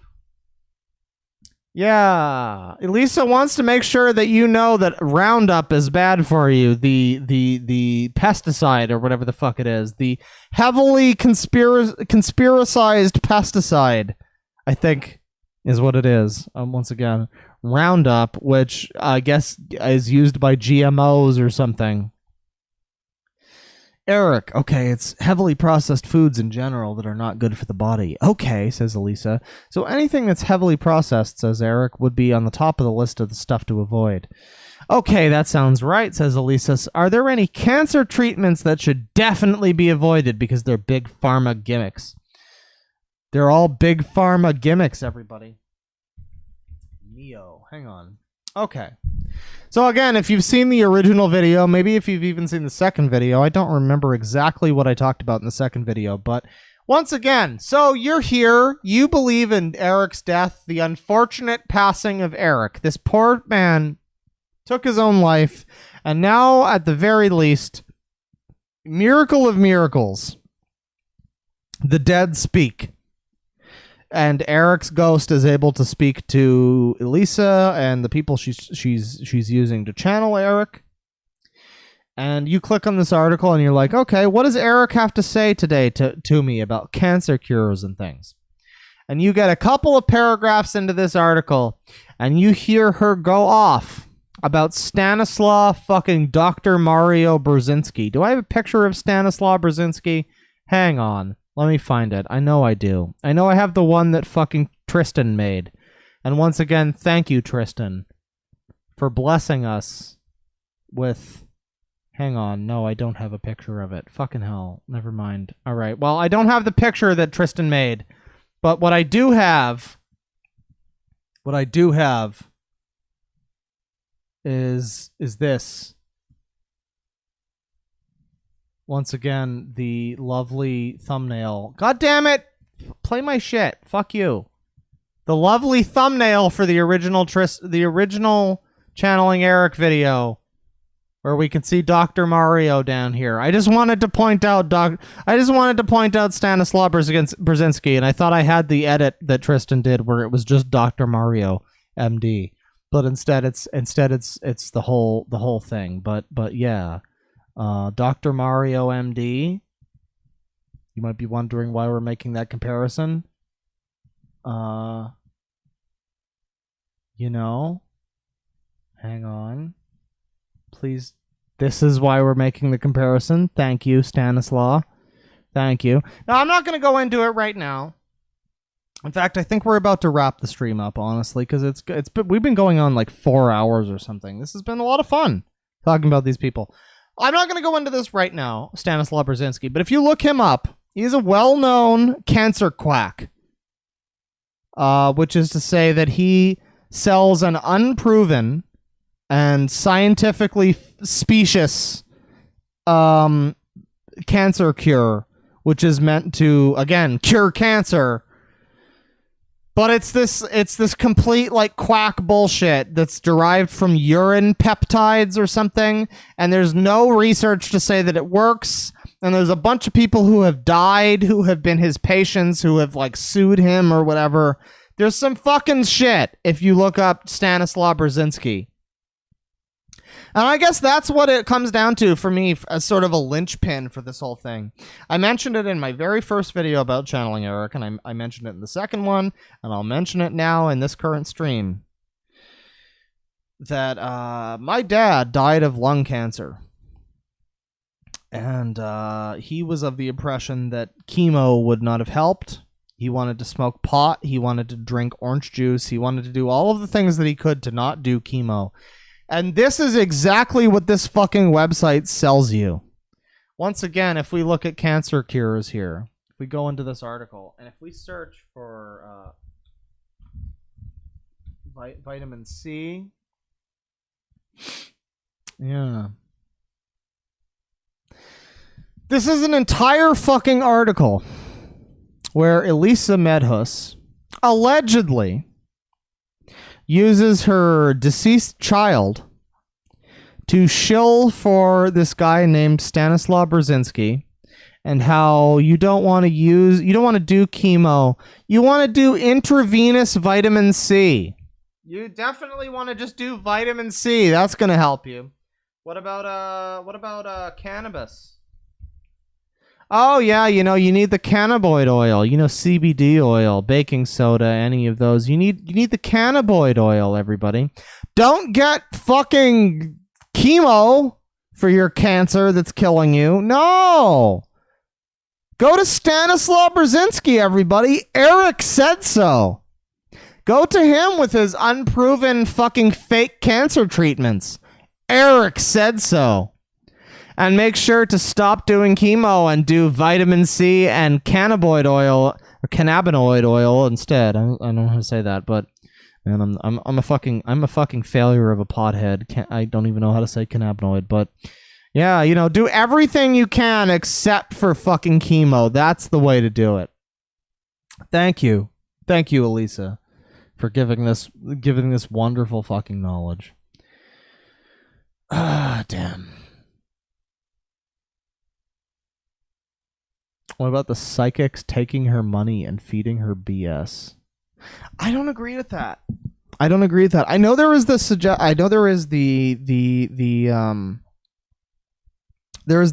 theory that a lot of the people that have been surrounding Elisa, a lot of the channelers, the psychic medium people, have been completely full of shit and they've been taking her money.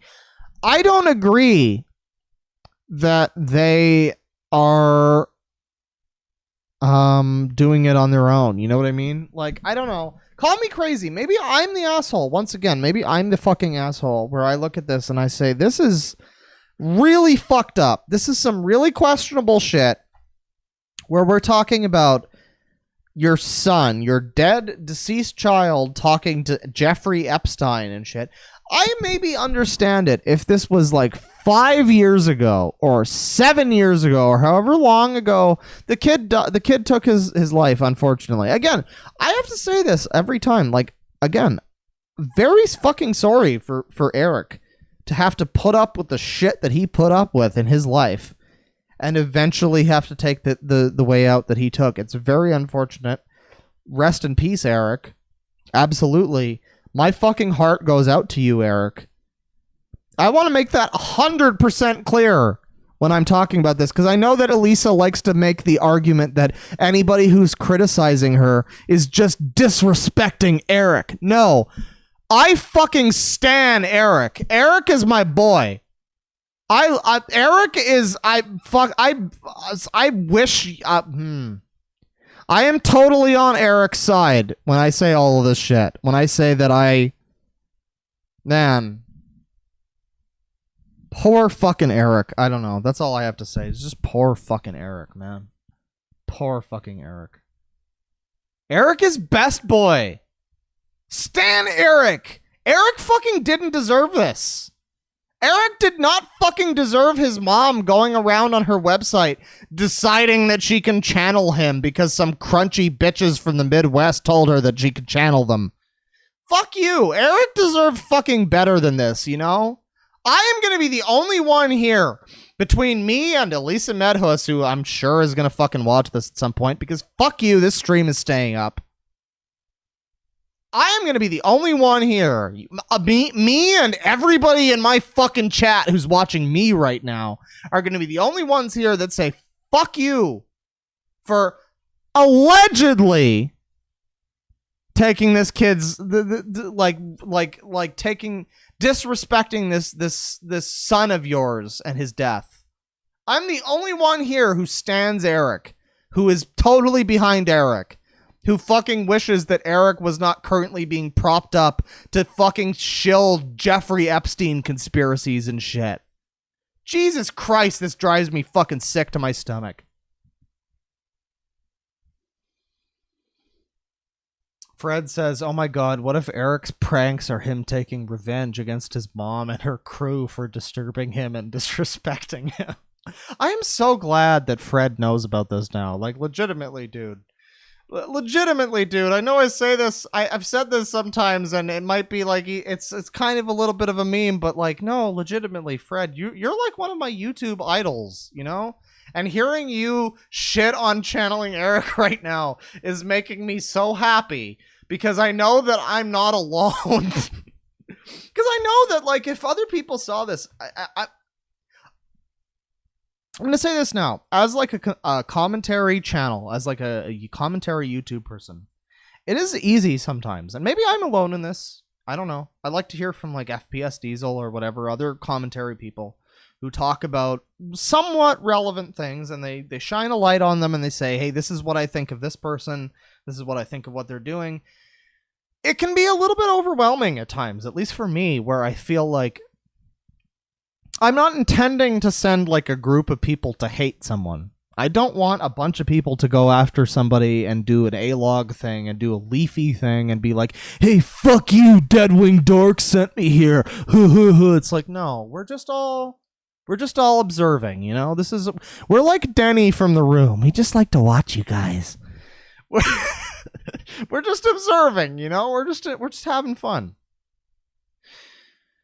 But legitimately, this lady's site makes my skin crawl because maybe I'm wrong. And I know some people agree. Some people disagree with me. I know that there's some people, even in my Discord right now, some people that I've talked to in the past who have said that they are of the opinion that she is a mom who is going through like serious depression because her son killed himself. And this is how she's like dealing with it. And I know there's some people that say that she is being like manipulated by her psychics that she's using. I don't believe it. I just don't believe it. I'm sorry. I just don't believe it. I feel like if you were being manipulated, even then, at a certain point, when you're channeling Jeffrey Epstein and the tall white aliens, when you're fucking interviewing God, I don't know, call me crazy. This website filled with fucking links to go and donate to the Channeling Erik cause. Call me fucking crazy for thinking that this might potentially be meant for money, for the point of money. I don't know. Call me crazy. Again, not alleging any allegations here. But in my personal opinion, in my personal legal opinion, which is just my opinion and is definitely not meant to represent facts, fuck you, you awful piece of garbage, for fucking doing this to your son. Holy fucking shit. Let's take a look at the chat.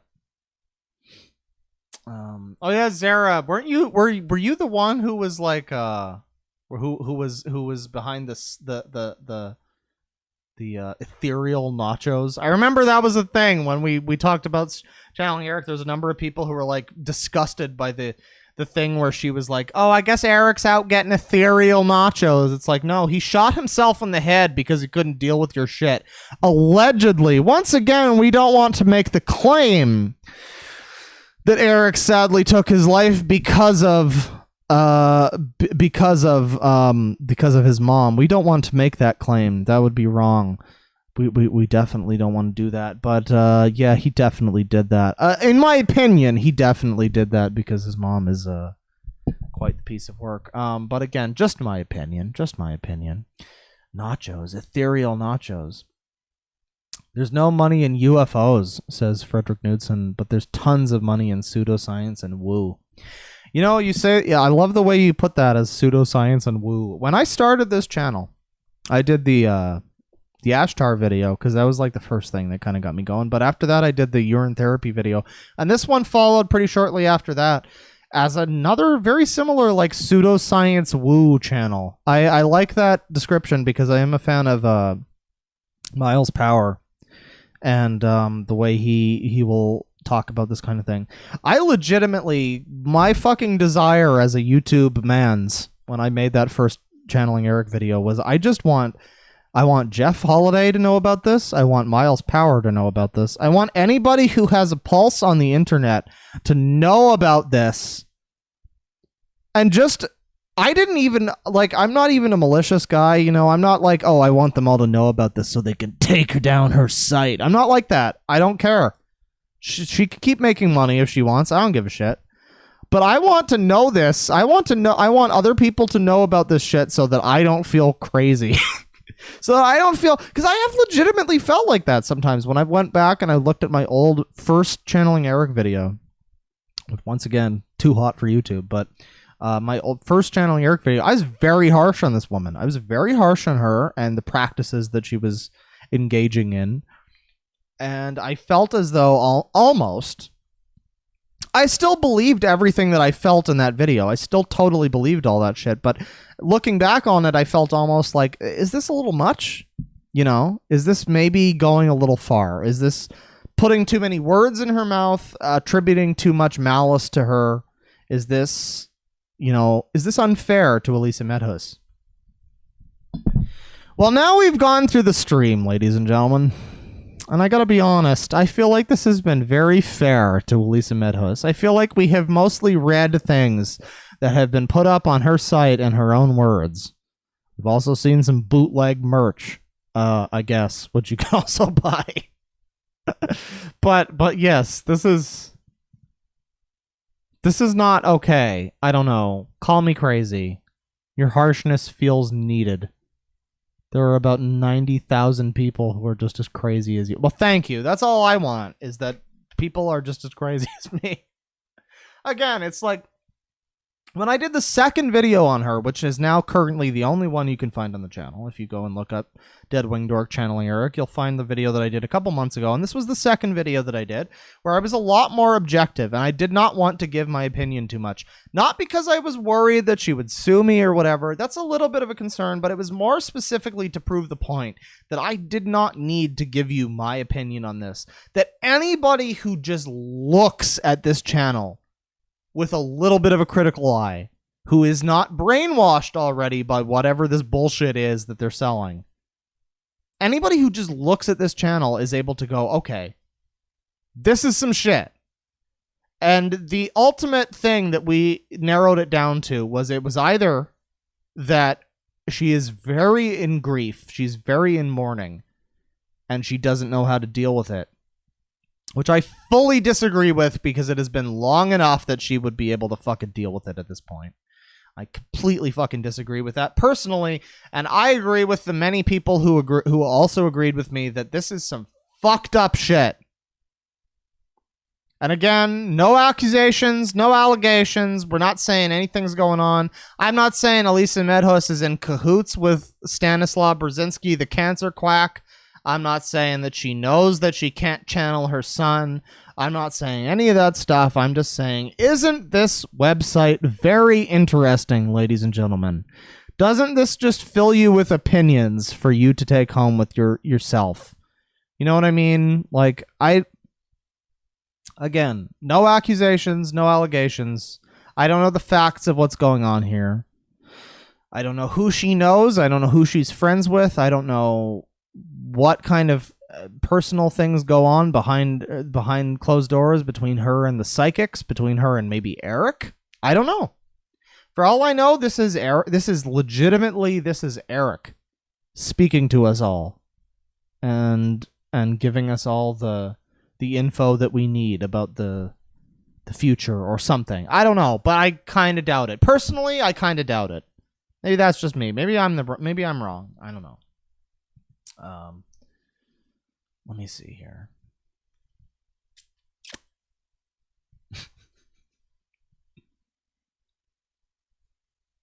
Shit, we're at 86,000 subs, says Tristan. Did we go up a few?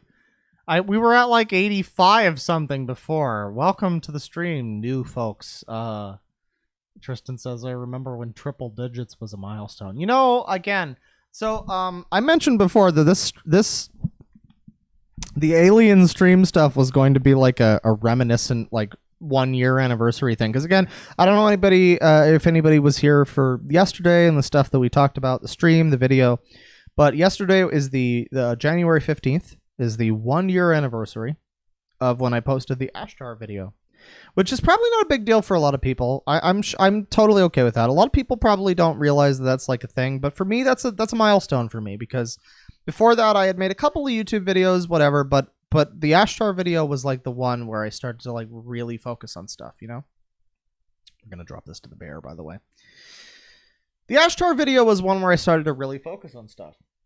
And on YouTube in general. And after that, we did urine therapy. Then we did the channeling Erik video, and so on and so on. I think the next one was the sneeze fetish, and you know, onward from there, and the rest is history. But yeah, it's interesting looking at this again, doing another alien stream, doing stuff like this, And Tristan mentions, I remember when triple digits was a milestone. And I do want to say, I hate if this sounds like I'm gloating or something, because I'm really not. I'm really not trying to gloat about like, yeah, fucker, I get views on you. I totally don't want to do that. Because I remember when I was at like 12 views in a week, and I'm still mentally on that wavelength to an extent, you know? So it's like, I don't know, the triple digits was a milestone. I think I started the stream when I started doing the videos kind of seriously. It was like around like 250 subs maybe. I don't know where I got those original 250 subs. I guess it must have been me fucking singing Nuclear from MGS5 for Gamergate, but pretend I didn't say that.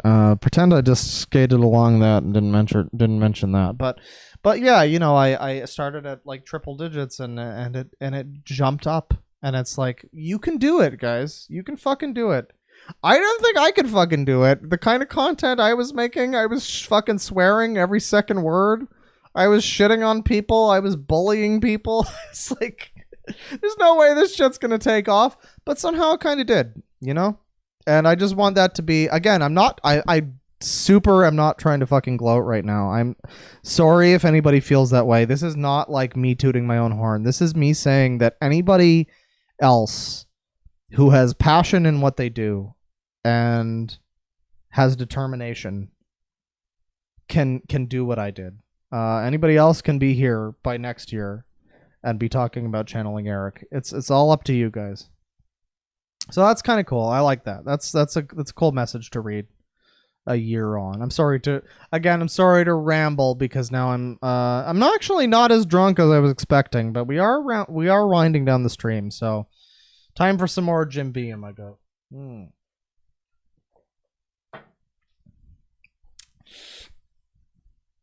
But yes, we had a fun stream. Talked about spirit science. Talked about how he's apparently an admitted rapist. Talked about channeling Erik for like the third or fourth time. And again, I will continue talking about channeling Erik. Blah, I can speak. I will continue talking about channeling Erik until I see some like bigger people talking about it. Until I see some other videos about channeling Erik.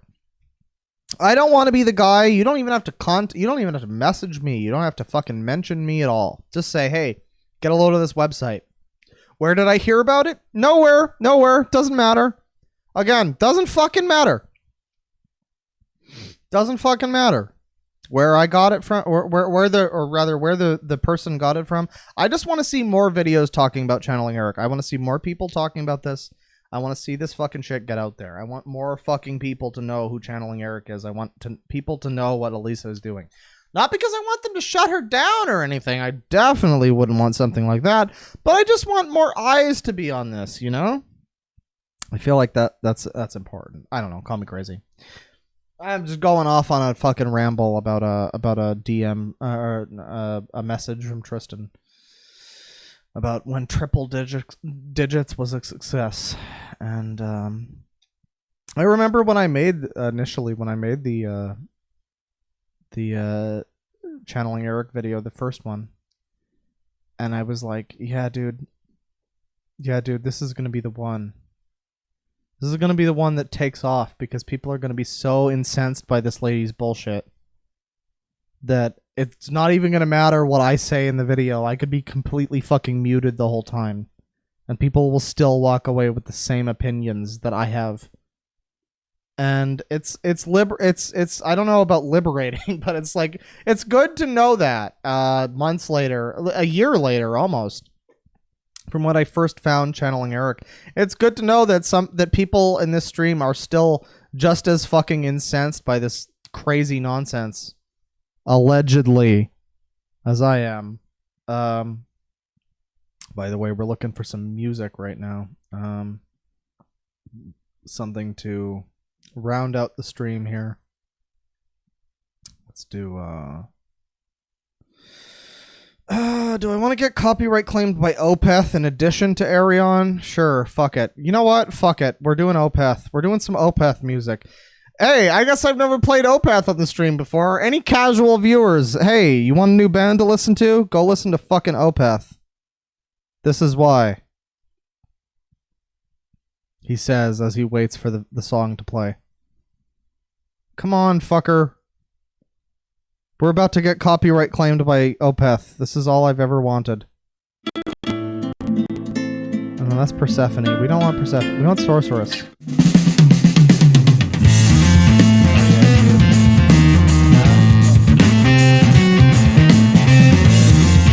I can't wait to get copyright claimed for this one. Let's look at the chat here. Ethereal tightness. Don't worry, we're not done yet. I still got a couple. I got a couple super chats to read out here. Shit, it's 1 a.m. Damn. Right, we have gone a lot longer than I was intending to. We have gone at least 4 hours at this point, and I did not think we were going to go that long. Normally, I would not be willing to go that long, but when we're talking about fucking spirit science and channeling Erik, this one has been some shit. I've enjoyed this. You should invite Kay on sometime. Oh, maybe. Speaking of Mr. Anime, did you see the GIF? I did not see the GIF. I will look for it, though. We will fucking start a stream with the Mr. Anime GIF. And instead of any music, instead of any pictures, we're just gonna have Mr. Anime fucking jiving and shucking and jiving to the music. It's gonna be wonderful. Speak louder. I am speaking as loud as I can, fucker! Oh wait, I just realized the music is too loud. That's the problem. But now I'm speaking as loud as I can! You're a sinner, and you worship evil. Okay. Now we're getting into the drunk part of the stream. But let's round this down with a couple super chats here. Read ourselves out here. Let's see here. Catch myself up. Oh god. Lower that a little bit more. $5 from Adorable Cockroach. Talk about bronies for 24 hours or I steal your arm. Dude, don't do that. I've only got the one. That's not true, actually. I have a second one in my closet, but it's got like a weird harness and I don't want to wear it. So please don't steal my arm. Thank you. $2 from Brandon Kaparis with no message. And thank you, sir. $5 from Dank Plays. If Erik isn't in hell, then we are. Well, why not both? I know I'm in hell. $25 from Mia Smith. Damn, I just came back. Are we still online? Oh, damn, it's channeling Erik. I know, right? You don't expect the channeling Erik content, and then you get into it and you're like, oh fuck. It's time. It's time for some shit. Thank you very much. $2 from Schweirdo. You gonna archive this one? Claw me, daddy. Ooh woo, :P. Do not ever do a :P in my presence once. Never again, fucker. But thank you. Yeah, this one's gonna be archived. We've got 2 streams today, fuckers. We got the earlier stream where we talked about Ashtar and shit, and honestly, it's not as fun as this stream. Then we got this stream where we talk about spirit science and channeling Erik. And I am so glad to have done this stream. I gotta be honest, because again, I really want to get the news of channeling Erik out there, and combining it with spirit science is probably a good way to do it. Jay London with $10. Love your stream right now. Just be careful with her. She attacked me over email for comments I made saying I felt bad for her son. So just keep an eye out. I'm gonna guess that your comments about her son were probably very similar to how my comments are, which is, I feel bad that he was fucking born to you. Allegedly! I don't want to make any bully comments here. This is definitely not a bully stream. But I'm gonna guess that that's probably similar to how your comments went, similar to how I feel. So, yeah, I got the angry Karens in my mentions. Honestly, I got them in my mentions for the first video, but I never got any angry people in my second video. That's weird. Maybe it's because it was just so like objective that people couldn't make. Well, okay, I got a couple of people who were like on channeling Erik's side, you know? I got a couple of people who were like supporting Elisa and such, and they were saying that I was cherry picking and whatnot. and that's fair, but I didn't really get a lot of, like, angry fem boomers telling me that I was a sinner in quite the way that I did with the first video. So, you know, I call that a success, honestly. But yeah, you know, fingers crossed we might get some angry fem boomers on this one. Once again, this is all just my opinion. This is fully fair use. This is just a critique, an opinion, a personal observation. It is not my fault if other people who are watching this stream right now happen to agree with my very fucking legitimate opinion. It's not my fault if people happen to agree with that. This is just the way that the cookie crumbles, you know? But yeah, that is my opinion. Let's see. $10 from Lyra Jones, or Lyra Jones. Thank you. Sorry. Thank you for talking about this woman. My mom buys into her BS, bought her book and everything. And everything she pushes is really horrible, if not downright insane. I'm glad I'm not the only detractor. Sorry, I kind of fucked up reading that, but yes, you are not the only detractor, Lara Jones. I know there's a few people that talk shit about her, honestly, and there's a few people that call into question her claims of the things that she can do and such, and the things that she's heard from her supposed son. Let's do some more music here. No more. Don't need more Opeth, but. Oh yeah, this is not the right one. This is the right one. This is the right one.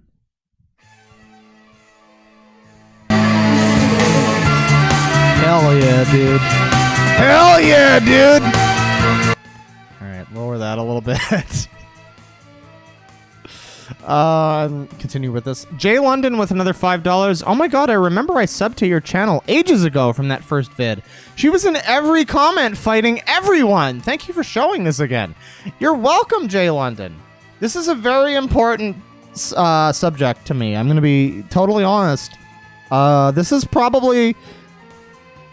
I've mentioned this to people before, but if I had to pick a video of mine to be the most popular video of mine, it would definitely be one of the Channeling Erik ones, just because I want people to know.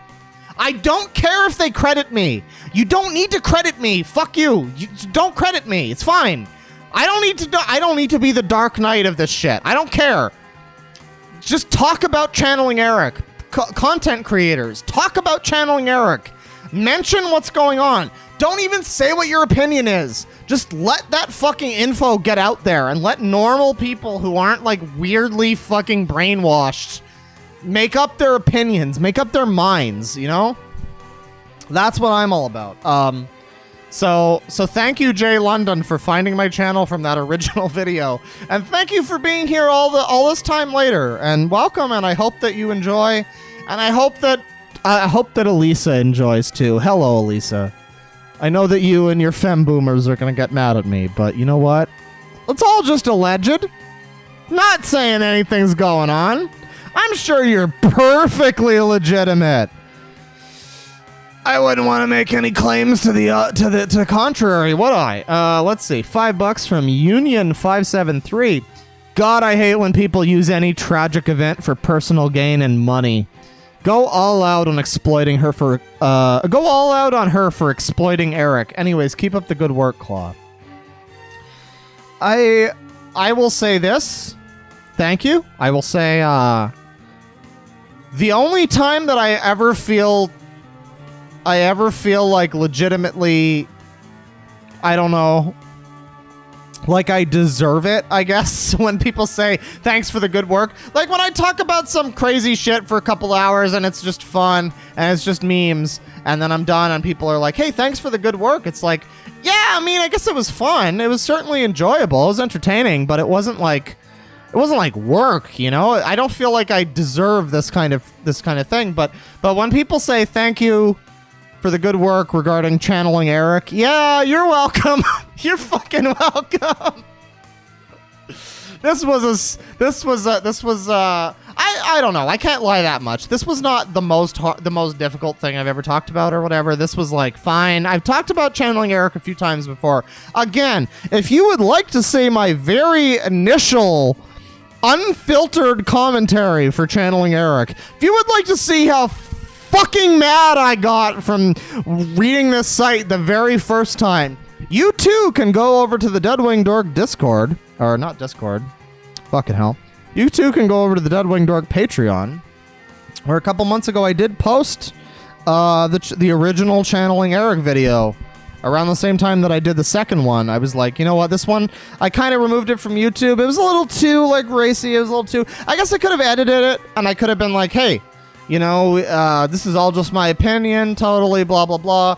And technically it would have been fine, but I was also kind of like, I want to do a second one. I mentioned this before. I want to do a second one. I want to look at this in a different perspective, and that's what I did, and I'm pretty happy with that. But if you would like to see the original unfiltered reactions to the channeling Erik video... I recommend it, honestly. I don't mean to, like, shill my Patreon, but it's on the Patreon if you like to see it. I recommend it. It's probably one of the my favorite videos of mine that I've ever done, because it is such an emotionally charged thing where it's just such this... I want to say horrible person, but again, allegedly, and not a bully stream. But it's just this person that I really dislike, who's doing something that I really find objectionable, you know? Just a complete problem. And yeah, it was a pretty fun time. But to continue with the super chats here, let's see here. We got another $2 from D-Cypher. Holy shit, you madman! You're still going? No, I mean, I stopped the stream hours and hours ago. I did it, for those of you just joining, I did do a first stream of the day, and we were talking about Ashtar and Lyrans and Bashar, whatever the fuck that is. And this was the second stream where we looked at spirit science and subsequently channeling Erik. You know, pretty fun time, honestly. But yes, this was a double stream day. I've been kind of wanting to do that, so it's been pretty exciting. $5 from Zach Carter. Thanks for being good content, Claw. You've deserved every view you've gotten. And thanks, Tot Frederick, for being cool with our nonsense. We do have a lot of nonsense, you're right, Zach. But thank you very much, Zach. I appreciate that. Oh, fuck you, music. You can't just end like that. I'm still talking. I am still... Fuck you, I'm still rambling. Let's do some more Arion. That was a little bit of music from Bloodstained, by the way, but this is some more Arion. This is another... Again, if you joined the stream from the beginning and you're here all the way to the end, this is another song. This is the next song, actually, from my favorite album by one of my favorite artists. So check this out. Maybe you'll enjoy it in the background. Although we are wrapping this up here. We got a $2 from Terra Leary. Good stream, Claw. Thank you very much. Darkness will lead to light. We got going on in the chat here. Bloodstained, yeah. Why'd you have to say the typo? I'm sorry, Zach. It's okay. I am a very serious YouTuber. I have to say all of the words as they come. How dare you imply that I could do differently? He's a bear in real life. You're right. Great stream, Claw. Great chat. Spirit science and tightness. Woo! Remember, everybody, we're all down for that tightness. We're all here for that tightness. That's what we're here for. Deadwing faps to furry porn confirmed. I'm not sure what confirmed that, but if that's what you feel, if that's what makes you feel better, then you go for that, sir. Erik is Claw's senpai. Yes. I would like Erik to one day come to me in my dreams and tell me that I'm fighting the good fight. That's what I wish. That's my ultimate goal in life. Fuck you, Zara. Thank you for linking my Patreon. But fuck you. Can I donate in stillborns?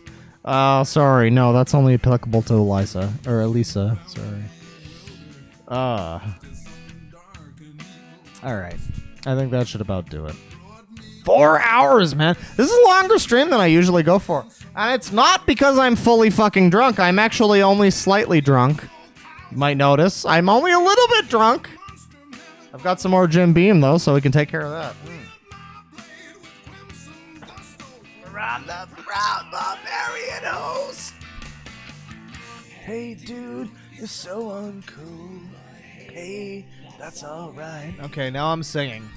Now it's time to wind down the stream. Once again, thank you, ladies and gentlemen, for watching all the way to the end, or watching as much as you did if you didn't catch all the whole thing.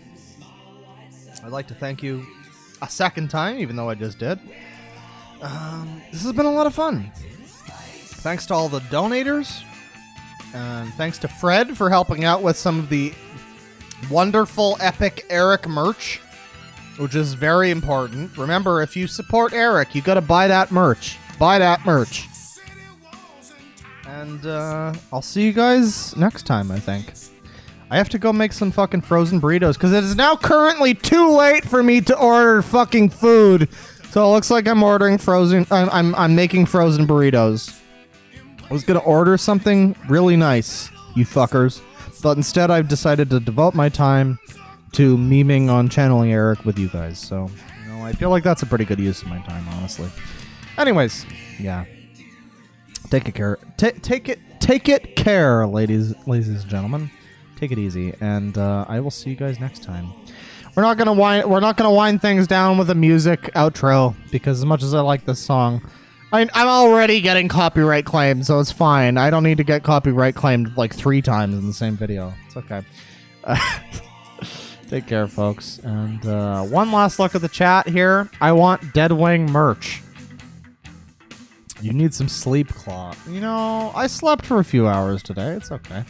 But, yeah, Deadwing merch might occur at some point. I was very hesitant to do merch. Because I felt like it's a very self-centered thing, I want to say, where it's like, I don't know, I don't want to sell my logo to people. I don't want to sell my fucking face to people. Why do you need to wear my face? You know, it's just banjo. It's just depressed banjo. It's nothing too special. But, I don't know, people have been talking about the Bully Stream merch, the Not a Bully Stream shirt or whatever, and that sounds like kind of a cool idea. So I might be down for that at some point. Depends on what the merch is. If it's just my stupid fucking bear face, then probably not. But if it's like something really interesting, if it's something kind of funny, or if it's something that I think that people might potentially wear without being related to the Discord or the YouTube or whatever, then that could be pretty fun. But yeah, thanks once again, ladies and gentlemen, for watching all the way to the end. And remember that Channeling Erik is full of shit. Allegedly. I just said that allegedly. I'm just saying that she's a horrible piece of garbage, allegedly. Full of fucking garbage and terrible advice that's totally not true, and she totally can't speak to her son. But I'm just saying that allegedly, you know? I'm not making any accusations, you know? I wouldn't want to do that. But anyways, take care, ladies and gentlemen, and I will see you probably tomorrow. Actually, before we go, there's a few people here in the chat, actually, who this might apply to somewhat. I am considering doing a Cards Against Humanity stream tomorrow. For those of you who are not familiar, we do, in fact, have a Sicko Army DeadwingDork Cards Against Humanity pack. In fact, we have fucking 2. You can thank Tristan in the chat for the main one, but then also Zach Carter has the Darkbreaker pack, which kind of mixes some interesting new cards and some ones from other packs that maybe we don't want to include the whole thing for, but we want to hear a couple of the cards. It's pretty good. So we might be streaming some cards tomorrow if people are up for it. I'd be down for that. Game night Friday could be kind of fun. But yeah, you're the best. Forever.